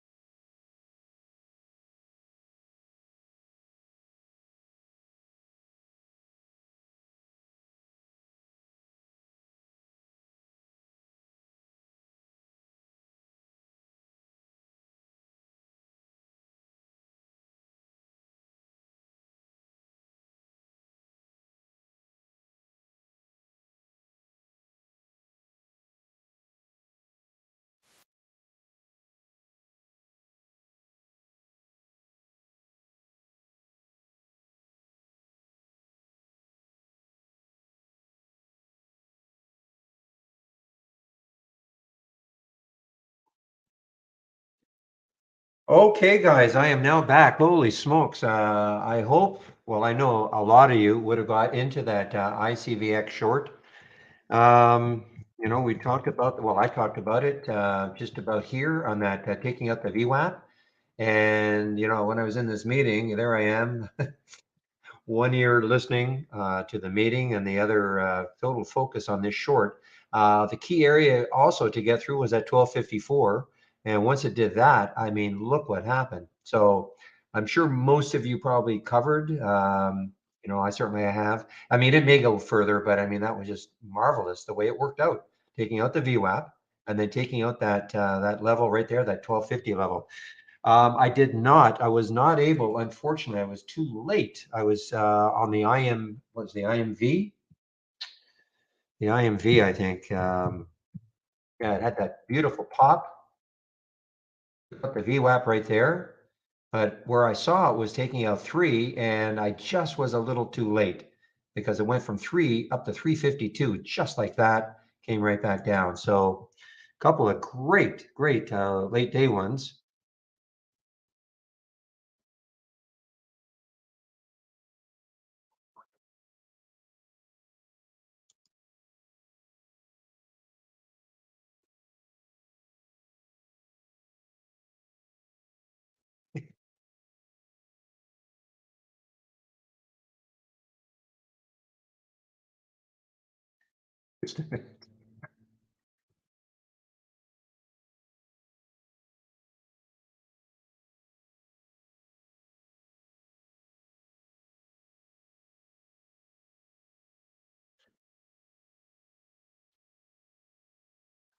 All right. Whew. Yeah, it could get into the tens. I mean, there's no question. I mean, it's just, I mean, there was no, look, guys, I mean, there was no reason for it to be up where it was. Okay. We're talking about phase 1B or whatever. I don't get too bent out of shape why a stock moves higher. I don't start questioning it, but I do understand that, there's nothing usually to sustain a move like that unless there's some tremendous move or news. And there really wasn't any tremendous news on it. So you knew this day or this hour, whatever you want to call it, had to come eventually. But it's a matter of, I mean, I could never guess that it was going to, at 1642, I could never guess it was going to happen there. But looking for little clues, VWAP. I mean, I have just sort of been following the VWAP a lot more than I ever used to over the last couple of months, and so watching what it does at the VWAP, takes it out. Okay, take the trade, see what happens.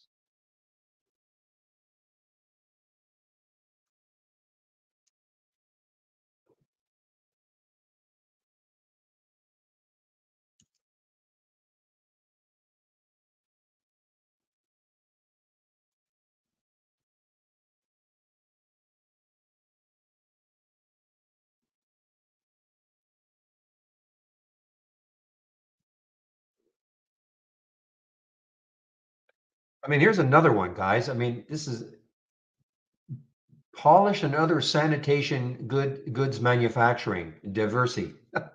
Don't think I've really ever seen this one before. Getting close to an all-time low, DSEY. And the next low looking left is 396. I mean, look at this. Or am I right? Wait a minute. 467. Yeah. So the next low looking left is 395. 395.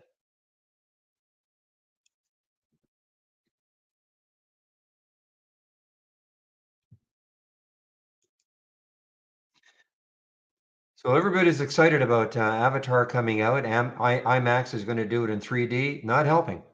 There's no. I mean, tomorrow is when it comes out, I believe, but there's no pent up enthusiasm for it. Not based on what we're seeing with AMC and IMAX. And again, remembering that the market is, having just an awful day.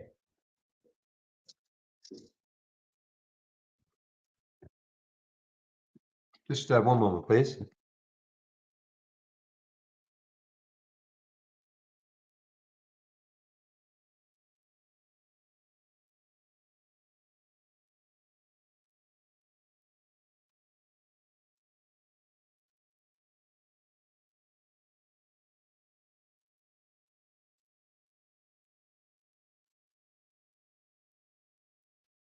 Okay, guys, so yeah, so there's IMAX. I mean, IMAX's low yesterday was 1492. Columbus sailed, you know the rest. Okay, so anyway, 1467 is the next low after that.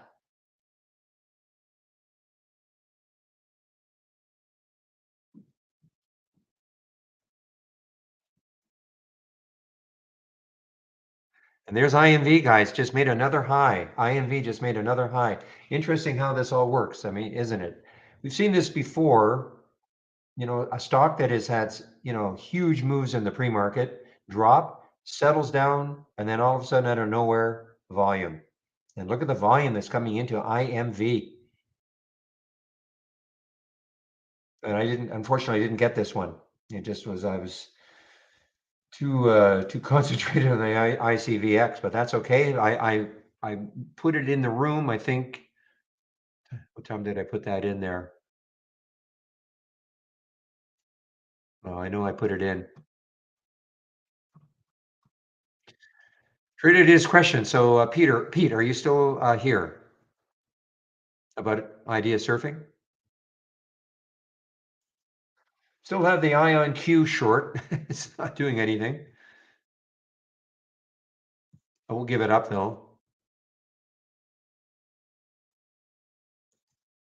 Okay. So the question was, what is surfing all about? So surfing is I don't really use it. I think there might be some people using it, but let's take a look at a top list window that I might have. Okay. So here's a top list window. So what happens is when you start surfing, it'll take a look at every top list window that you have, and it'll take a look at the top three. It'll run through the top three on your top list window and then move to the next one, and then to the next one, and the next one. It'll also, if you have your price alerts window, it'll also look at the top three. And when I say the top three, it'll load this. Let me start. Let's see if it'll actually go to this one right now. Oops, surfing. Let's see if it goes. No, so it's going to my pre-market actives up. That's a top list window that you can't see it, but so just think of it like this. It'll load automatically the charts in the top three symbols that you have in a top list window, okay? And once it's done with that top list window, it'll go to the next one and then the next one and the next one, and it'll keep cycling through. So you can see right there, the pre-market actives up. Let me see if I can bring my see if it's going to go to the next one.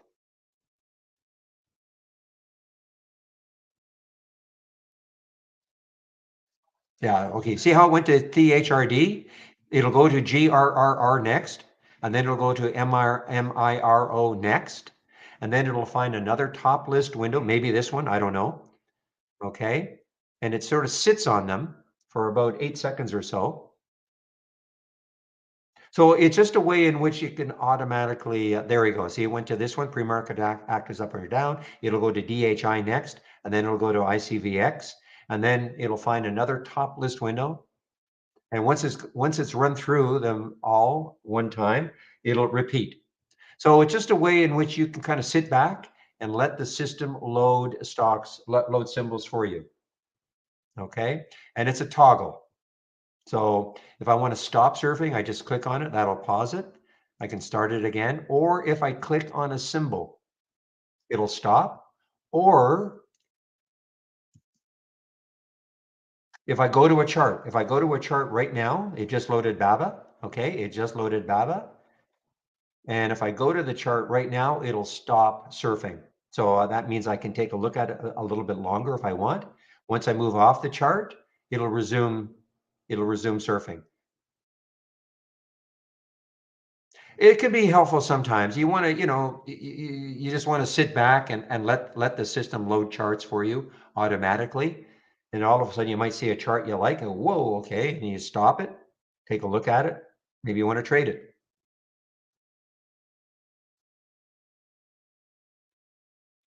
Okay.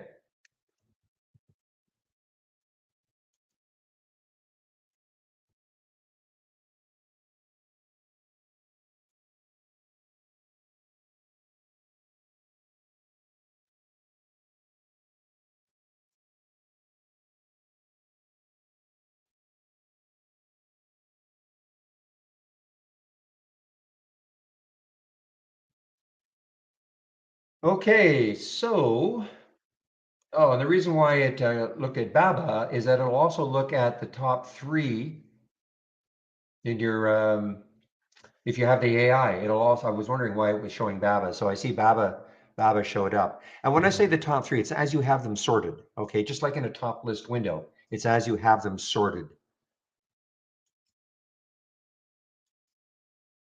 Yeah, no. You don't want to do that, Pete. Just because it's showing up, in the top three, it doesn't mean that it's you should trade it immediately, as you know. Okay, could be coming into some resistance. I don't have one up and running, Neil, but I can give you one. Let me. The question is from our YouTube room: do I have a race going short? To be honest, I'm using this more. My compare count more to find shorts, okay? But I do have a race. I don't have it up and running, but let me find it for you if you want. What did I call it? This would be called large. Hopefully it's going to show up. Here we go. Large cap losers from the open. Okay. And I can share it. So that'll be just kind of the flip of the large cap gainers from the open.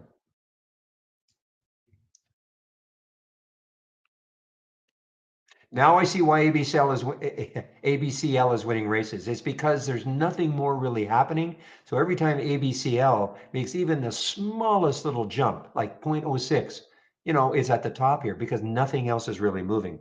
And that's why it looks like, wow, ABCL must be awesome today. Well, I mean, it's starting to turn around a little bit,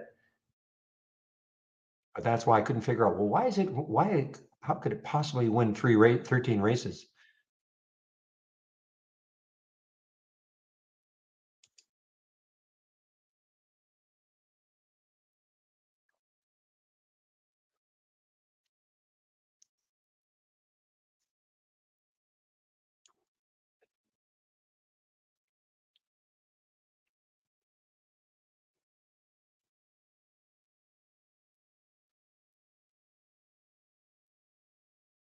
Are you kidding me? IMV is up at 4.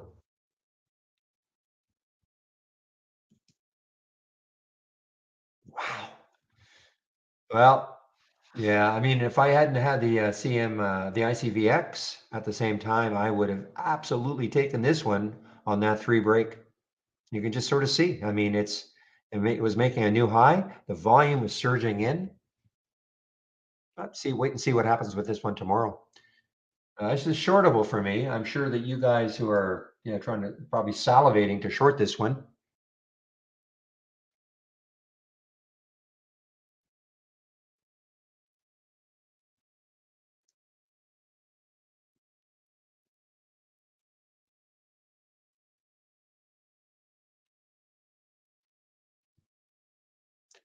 Yeah, lots of shorts available. Interactive Brokers, 266,000.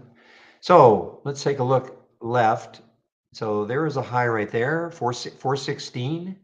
Where did I get it to today? 423. So it did briefly take that out. Let me bring up a weekly chart though.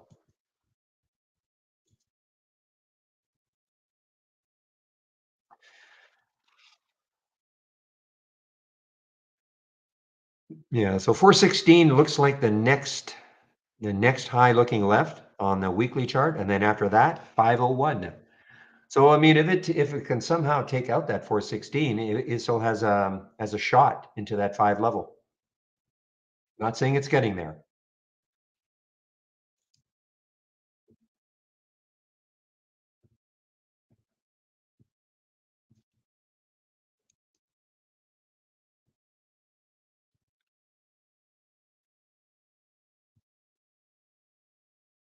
But it's amazing, isn't it, though? Out of nowhere. You would have thought this was over. Had the big pop in the pre-market to 396, dropped, did nothing for quite a while, and now look at it. And this is a phase 2B. Phase 2B. So this could be tomorrow's ICVX.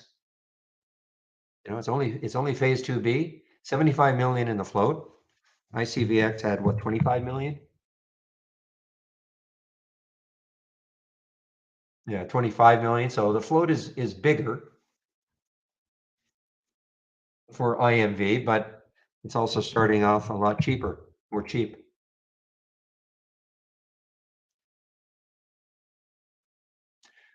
Well, let's take a look. Maybe it hasn't been adjusted yet. Remember, when did they do the 10 to 1 or 1 for 10, Captain?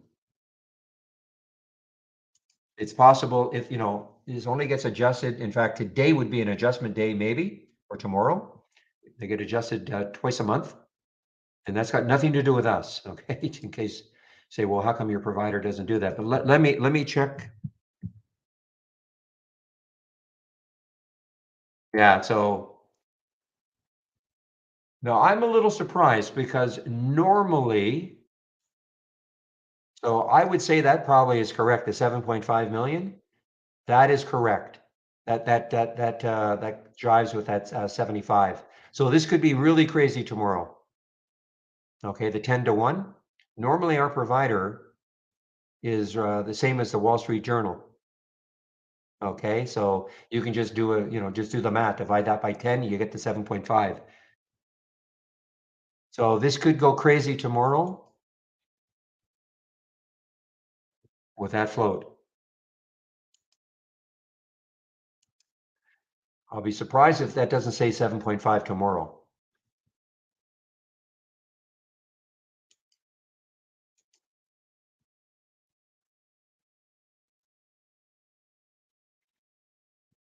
Okay, so 8 million, 7 million, 7.5 in that ballpark though.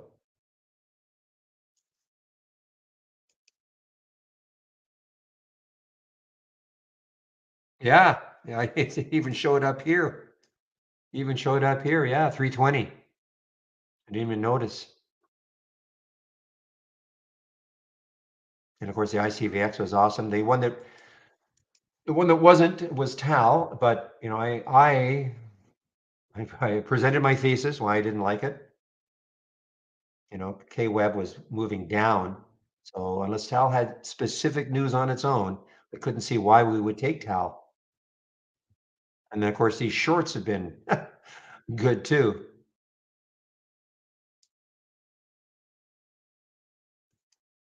And all these I'm sharing all of these. So one last time, looking at my homepage, okay? So all the scans that I'm sharing are here.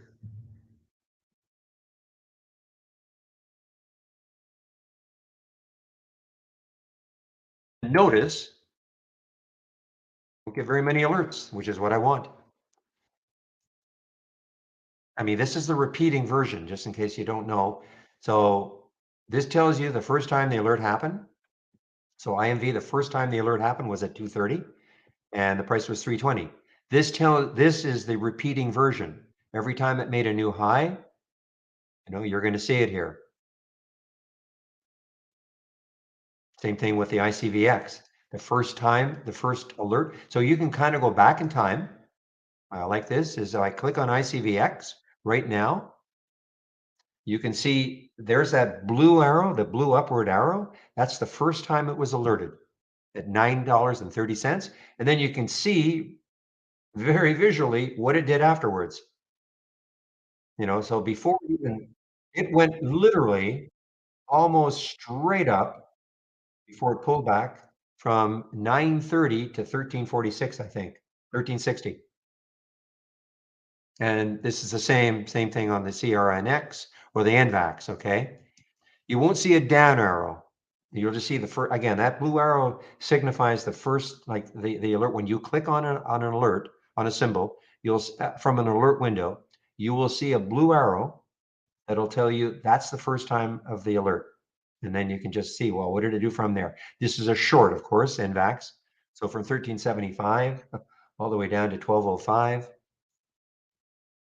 So if you want those scans, What you have to do is click on my homepage link.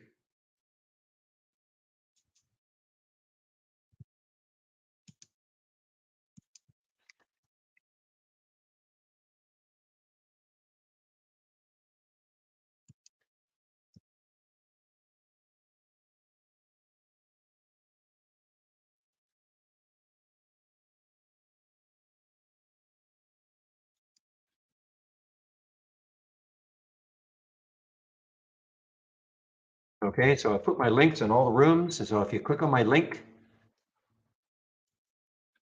and of course, if you want to take out a subscription, there's the promo code you can use. But here are the scans that I'm sharing, okay, including these ones, the 10-day daily breakout and the breakdown, both versions. So the don't repeat, that's why it says don't repeat, and then the repeating version.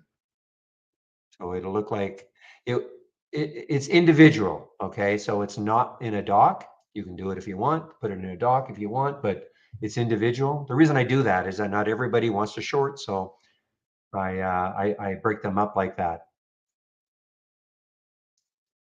So save my link. Of course, you want to take out a subscription. Great. Please use my link. Room gets credit. I get a little bit, but also you have all my scans. You have all the education is here and the trade of the week. You can sign up for it right there.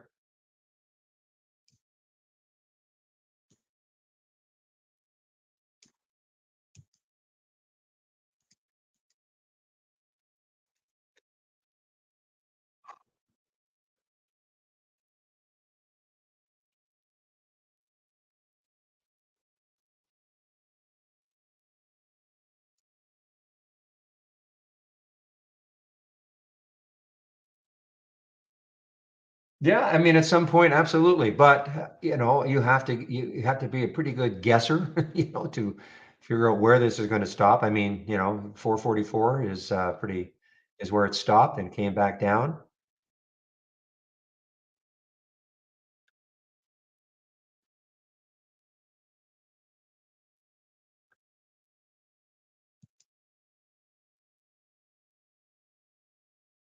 Actually, I do not keep an IB chart,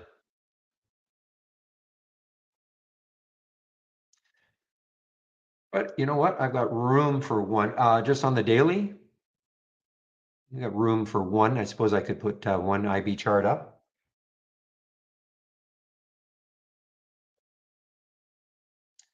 Does it give you the percentages? Okay, so it tells you the 1 for 10, and of course, well, let me just do one. Let me just, boy, I haven't had an IB chart up for a long time.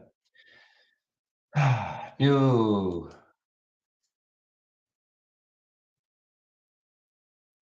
chart.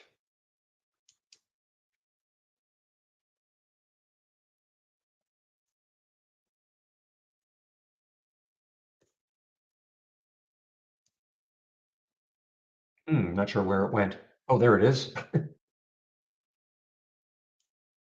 Okay, so there it is. So, um, let's get it to a daily chart. Okay, and let's click on IMV, wherever you are. There we are. So there's IMV. So where am I seeing that, Captain?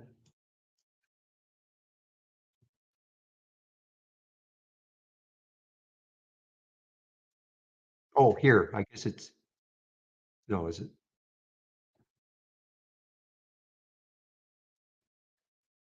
Oh, go to chart parameters. Okay, just give me a. Let me do this off screen.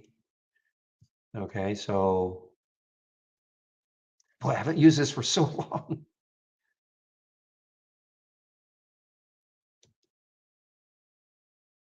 Chart parameters. Okay,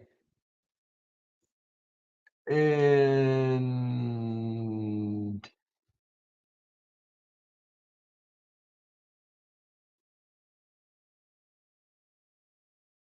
chart parameters. Okay, so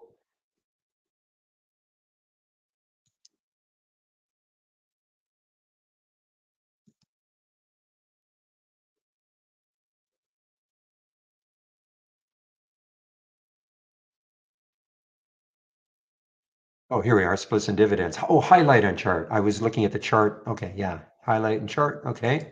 Splits and dividends. Okay.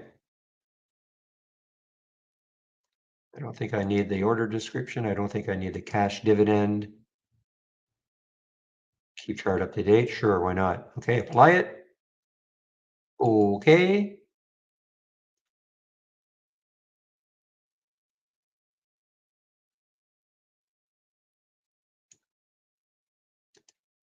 So now here it is. Where am I seeing it? Wait a minute. Let me just, thanks for doing this for me, by the way, or it's,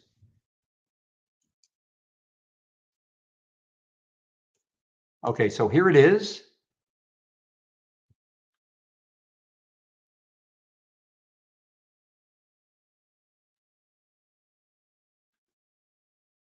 Bottom right. Is this little wee stuff right there that I can't see?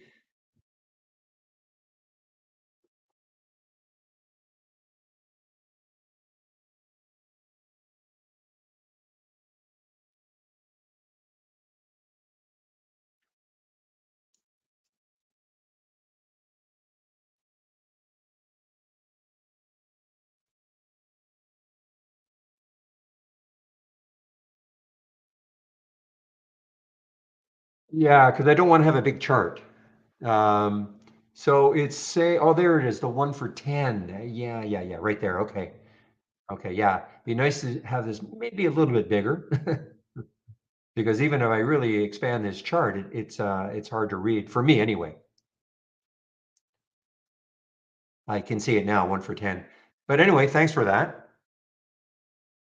And that tells me the date it happened too.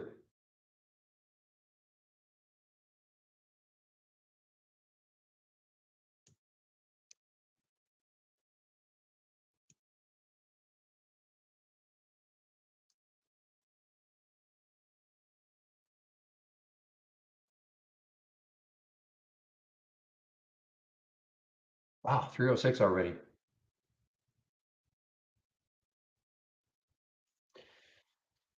So I can't forget, I'm still in I'm still in this ion Q short.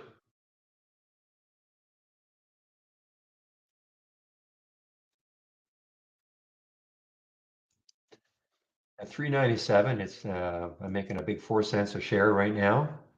I guess 3 cents because I'd have to get out at 394.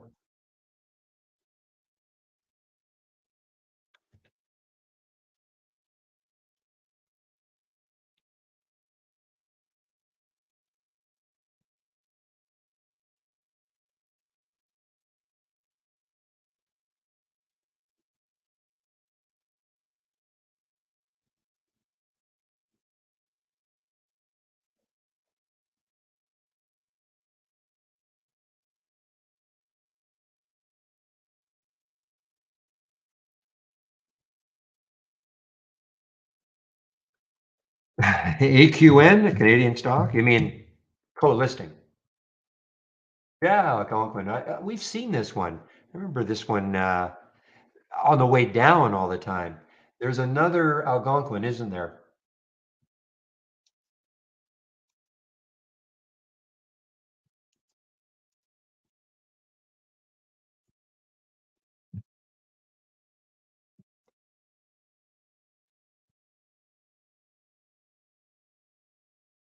There was another one. There's AQN. Yeah, I mean it trades on Toronto.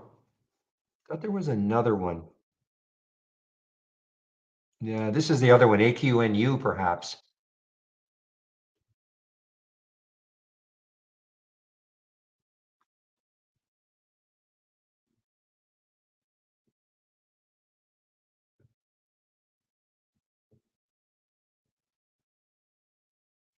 That's showing up on the 15 for some reason.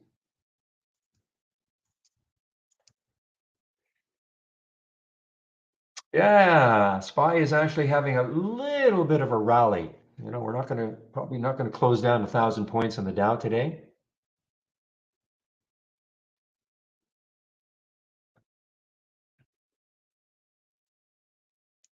Oh, I know somebody who's happy.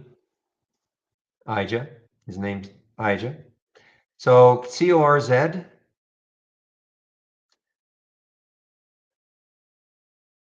New high now for CORZ.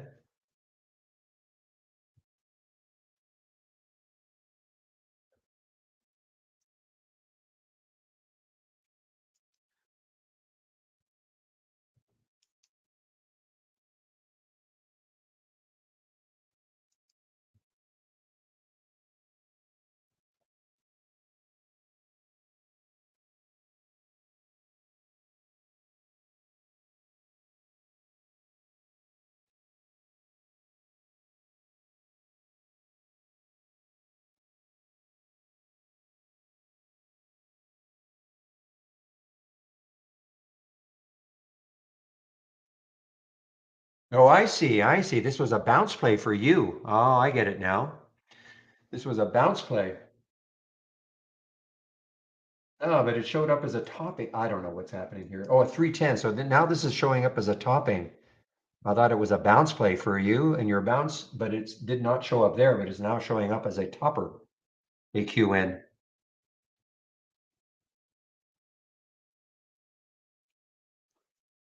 Well, let's say the high of the week last week was what was it? 719. No, sorry, 758. 758. So it's getting very close to last week's high. So I'm sure you guys are again salivating about potentially shorting this one because it's getting very close to last week's high.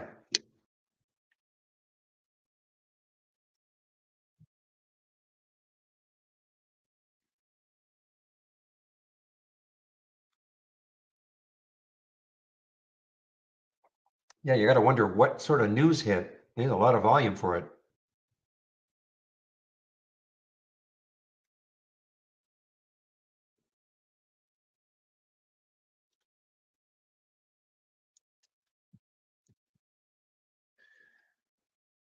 Yeah, that IMV be interesting to see what it does after hours. Because again, that float now is about say 8 million, okay? The float is about 8 million, split adjusted.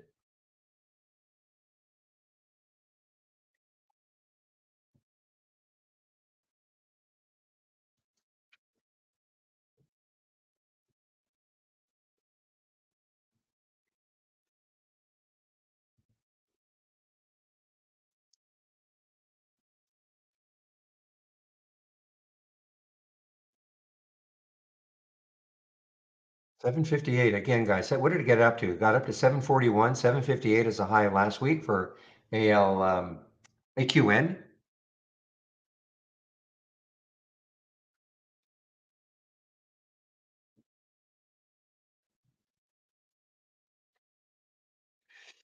Yeah, and as always, blue collar, I do appreciate that news, and of course, well, for me anyway, I would never be holding that overnight. This is just an intraday trade. If I can find a way to get into it tomorrow, if it does its thing, even later on today, maybe, I don't know.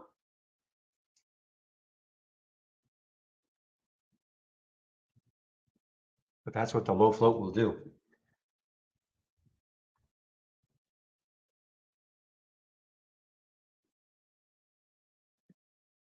So guys, we're getting set to wrap this up. I will stick around. I won't put myself on mute at all. So any questions, you can fire away.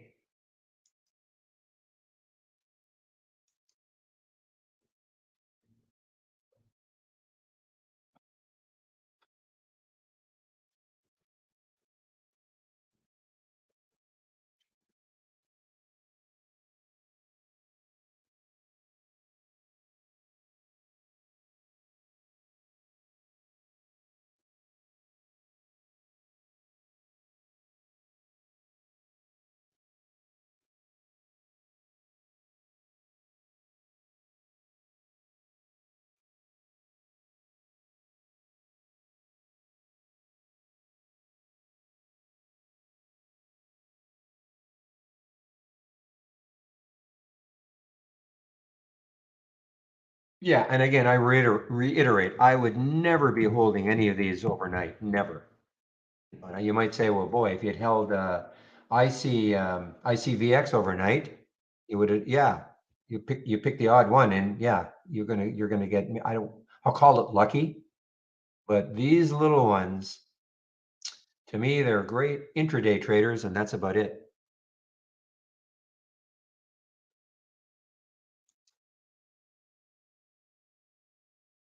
Boy, this is really interesting here, guys. I mean, there's their stalling right there. 758 is your stall level for AQN.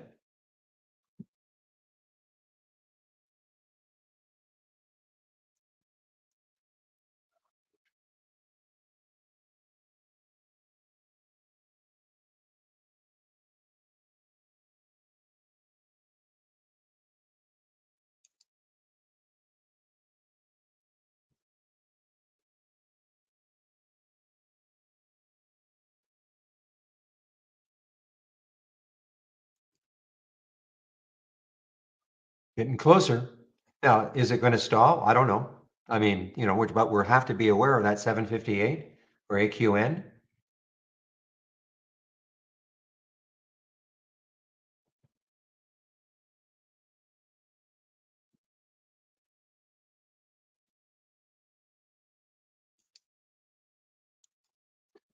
Well, that's the $1 million question, Cam. Yeah.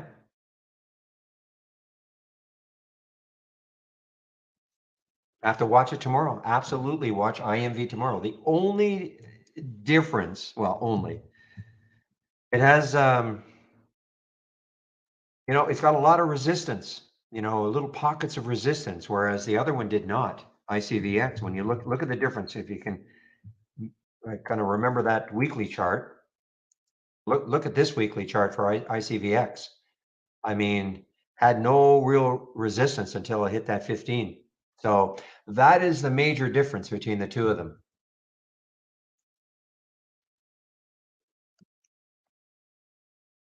It doesn't mean that these resistance points are going to happen, but that's the big issue, though, as far as I'm concerned.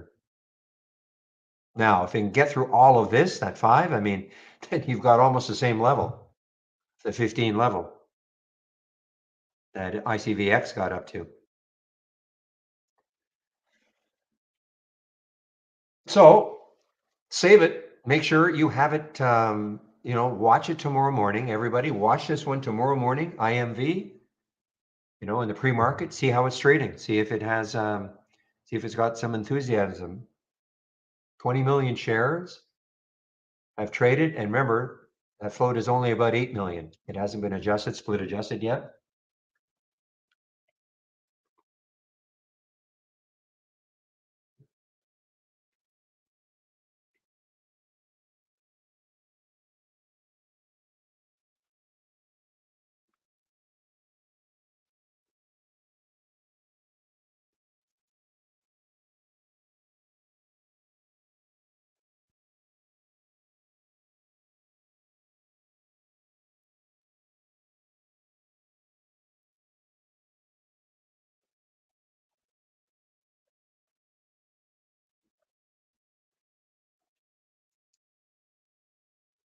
Okay, watching this AQN, guys. No, I don't typically take late trades like this, but this is a little topping tail there. Let's see if this is the end of it.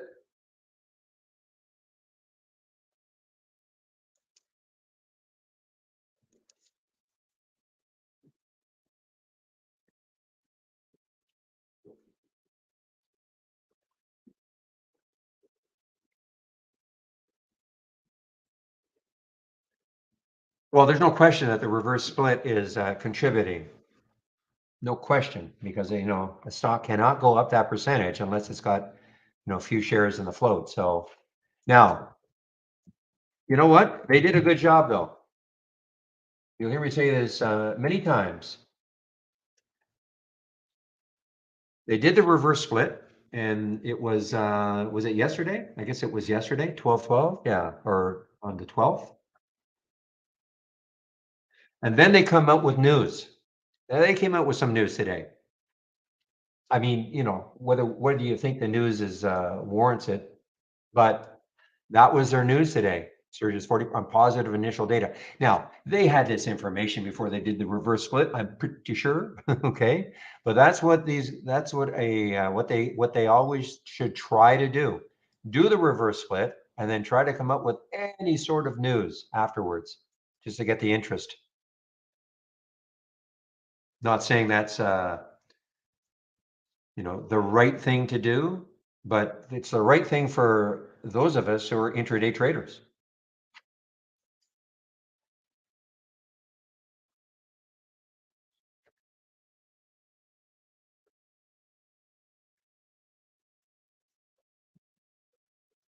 And they seem to have done it yeah, pretty soon. Exactly, Rich. Exactly. Come out with some news fairly soon, within a week. I would always say within a week. Anything. Oh yeah, the bag holders can bail. Absolutely.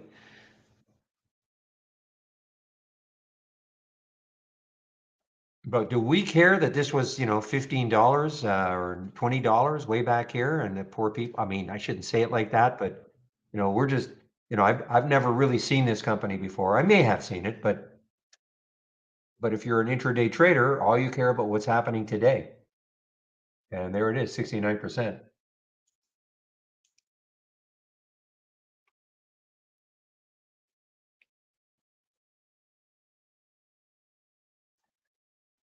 Ooh. Okay, guys, any last minute questions? It's been a great day. I mean, it's just been a great day. Even with the market down the way it is, we've had some great longs, some great shorts.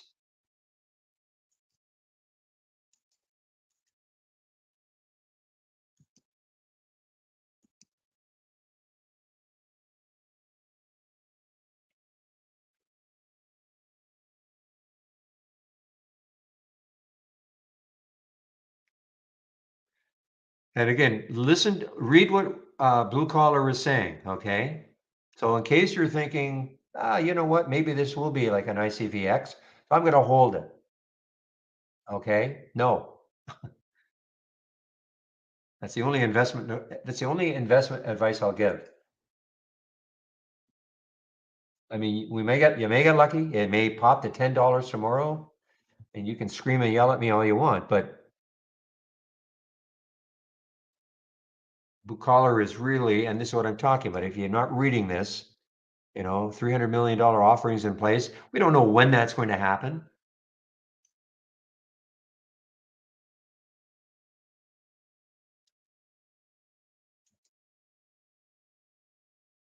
Meanwhile, Novavax keeps making another new low, guys, for Novavax, NVAX.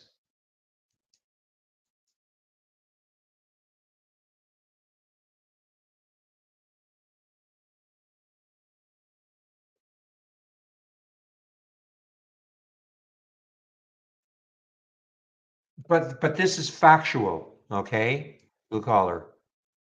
I mean, that's factual. They're not making this up. I mean, you actually went through their filing, so that is factual. What we don't know is, when or if it'll happen. I mean, but that is factual.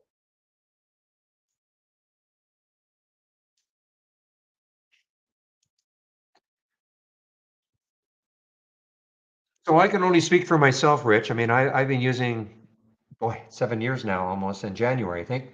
I've been using Interactive Brokers. I'm in Canada, but it doesn't matter. But I've been using Interactive Brokers for 7 years now, and I really like it. And it's a very, very stable platform. Is it pretty? Nope. It's not pretty. It looks like it's from the old DOS days, some of the stuff, but you know what? I'm more about the function over form when it comes to a trading platform. So, and it's never really failed me. It's never froze up on me. I feel like I'm getting good fills. Yes, and I'm paying the half a cent or share, but it doesn't bother me.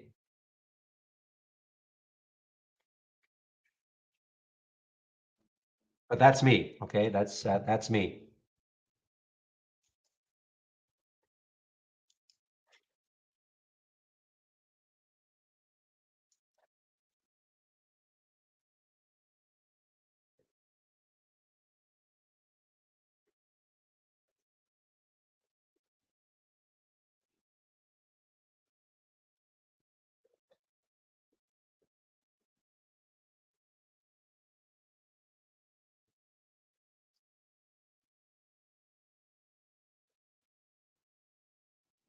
Give me a moment, please.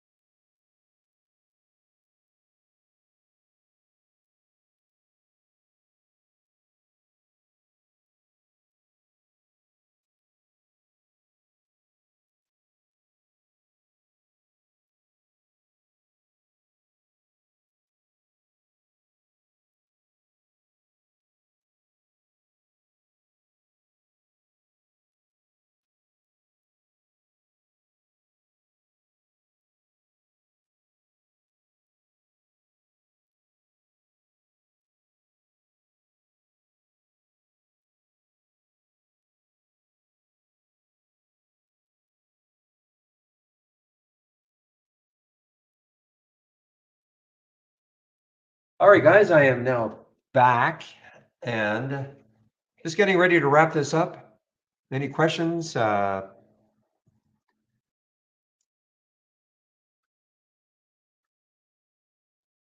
again, I don't want to call it necessarily a recommendation, Rich. I mean, there are other platforms out there, but one of the things being in Canada, I don't have things like, well, I don't have all the platforms that are available to those of you in the States. So, but for me, I mean, IB is, it's a worldwide brokerage platform, and I've had no issues with it whatsoever. I mean, if somebody said, would I recommend it? I would say yes, I would recommend it. But there are other platforms out there.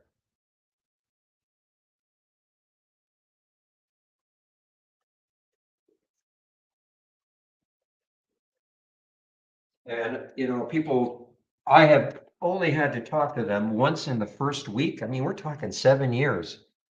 7 years, guys. I haven't had to talk to them because people talk about, customer support in various brokerage platforms. I have no idea what IB's customer support is like because I haven't had to use them.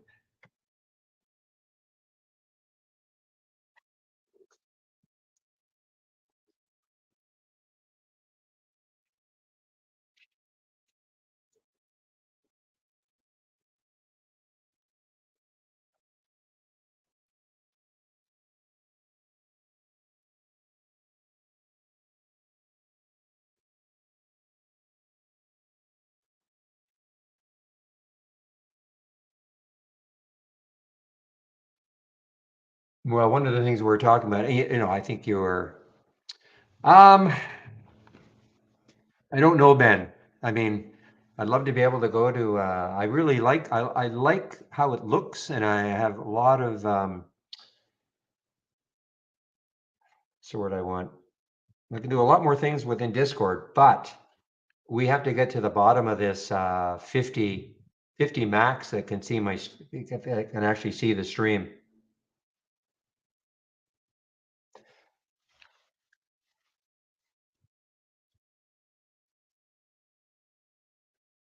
And that's a stumbling block. Otherwise, I'd be saying 100% certainty we'd be moving to Discord. But we have this the issue that only at this point anyway, but our guy Scott at Trade Ideas, he's looking into it and he's actually trying to talk to them because a lot of this stuff is very old that talks about the 50. And maybe there's a way we can pay them more money. I don't know.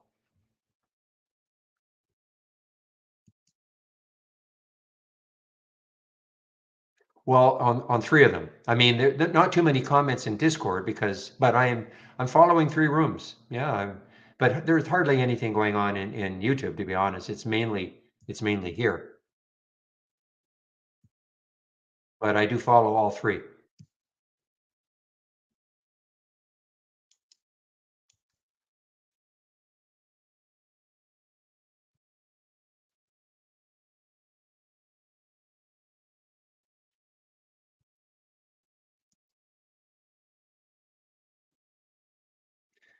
Okay, so Mighty School, what does split adjusted mean? So in Discord, there's a question from Discord. So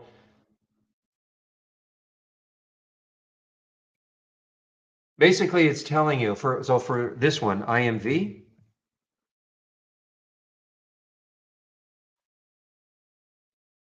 So they did a reverse split, a 10 for 1, 1 for 10 reverse split. Okay, so if he didn't do a split adjustment, the price here would look crazy. Okay, so that's why if I took a look at a stock like Cox, okay, that's probably a great one. Let me go back to a monthly chart. This has had so many reverse splits. Split adjusted, believe it or not, this stock, no, I have to even go further back. I mean, this is how crazy it is.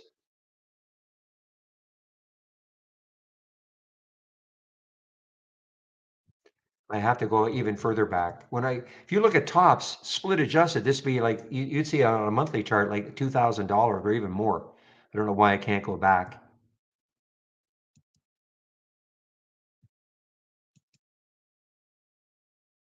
So that's what it means though, okay? We're not searchable yet, Scoo. I can give you the link to get into Discord, but again, there's not that many people there.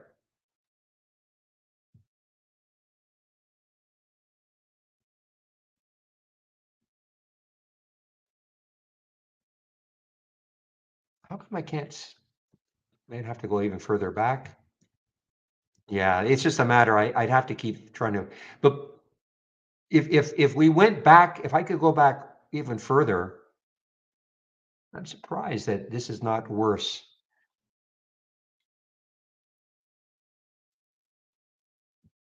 Anyway, that's what split adjusted. It means that you'll see on the chart the adjustment for the split.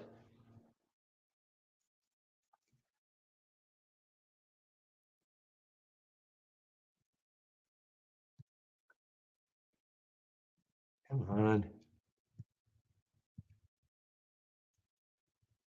Yeah, something's.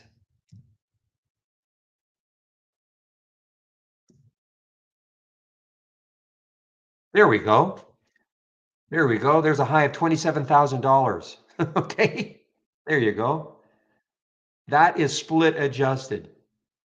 So somebody says, "Oh, wow, it's $1.49. It's up." Yeah, but in its history, this has had probably, somebody could look this up maybe, but it's probably had 10, maybe reverse splits, and some of them are like huge, like one for 200. Okay, so split adjusted back here in October of 2018, split adjusted, this is like $23,000. Okay.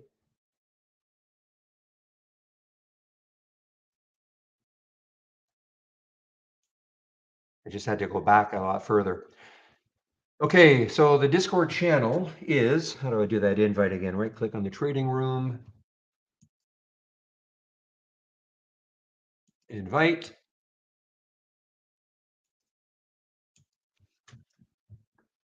So there's a link to it, okay? But I guess you need 1,000 people in the room before you become searchable in Discord. But there's a link for it, okay? But again, it's not very active.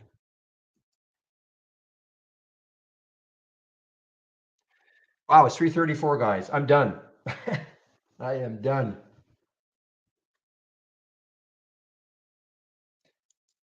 So let me get my script together.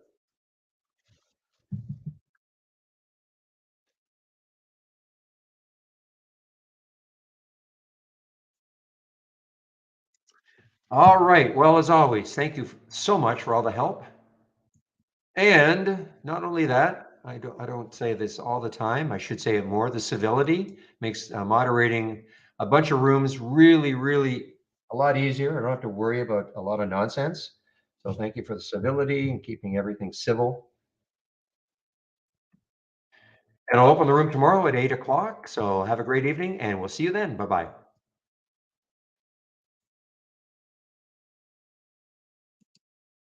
And I'll stop the sharing and Discord, and now I'll get rid of you guys in YouTube. You guys are the last to go.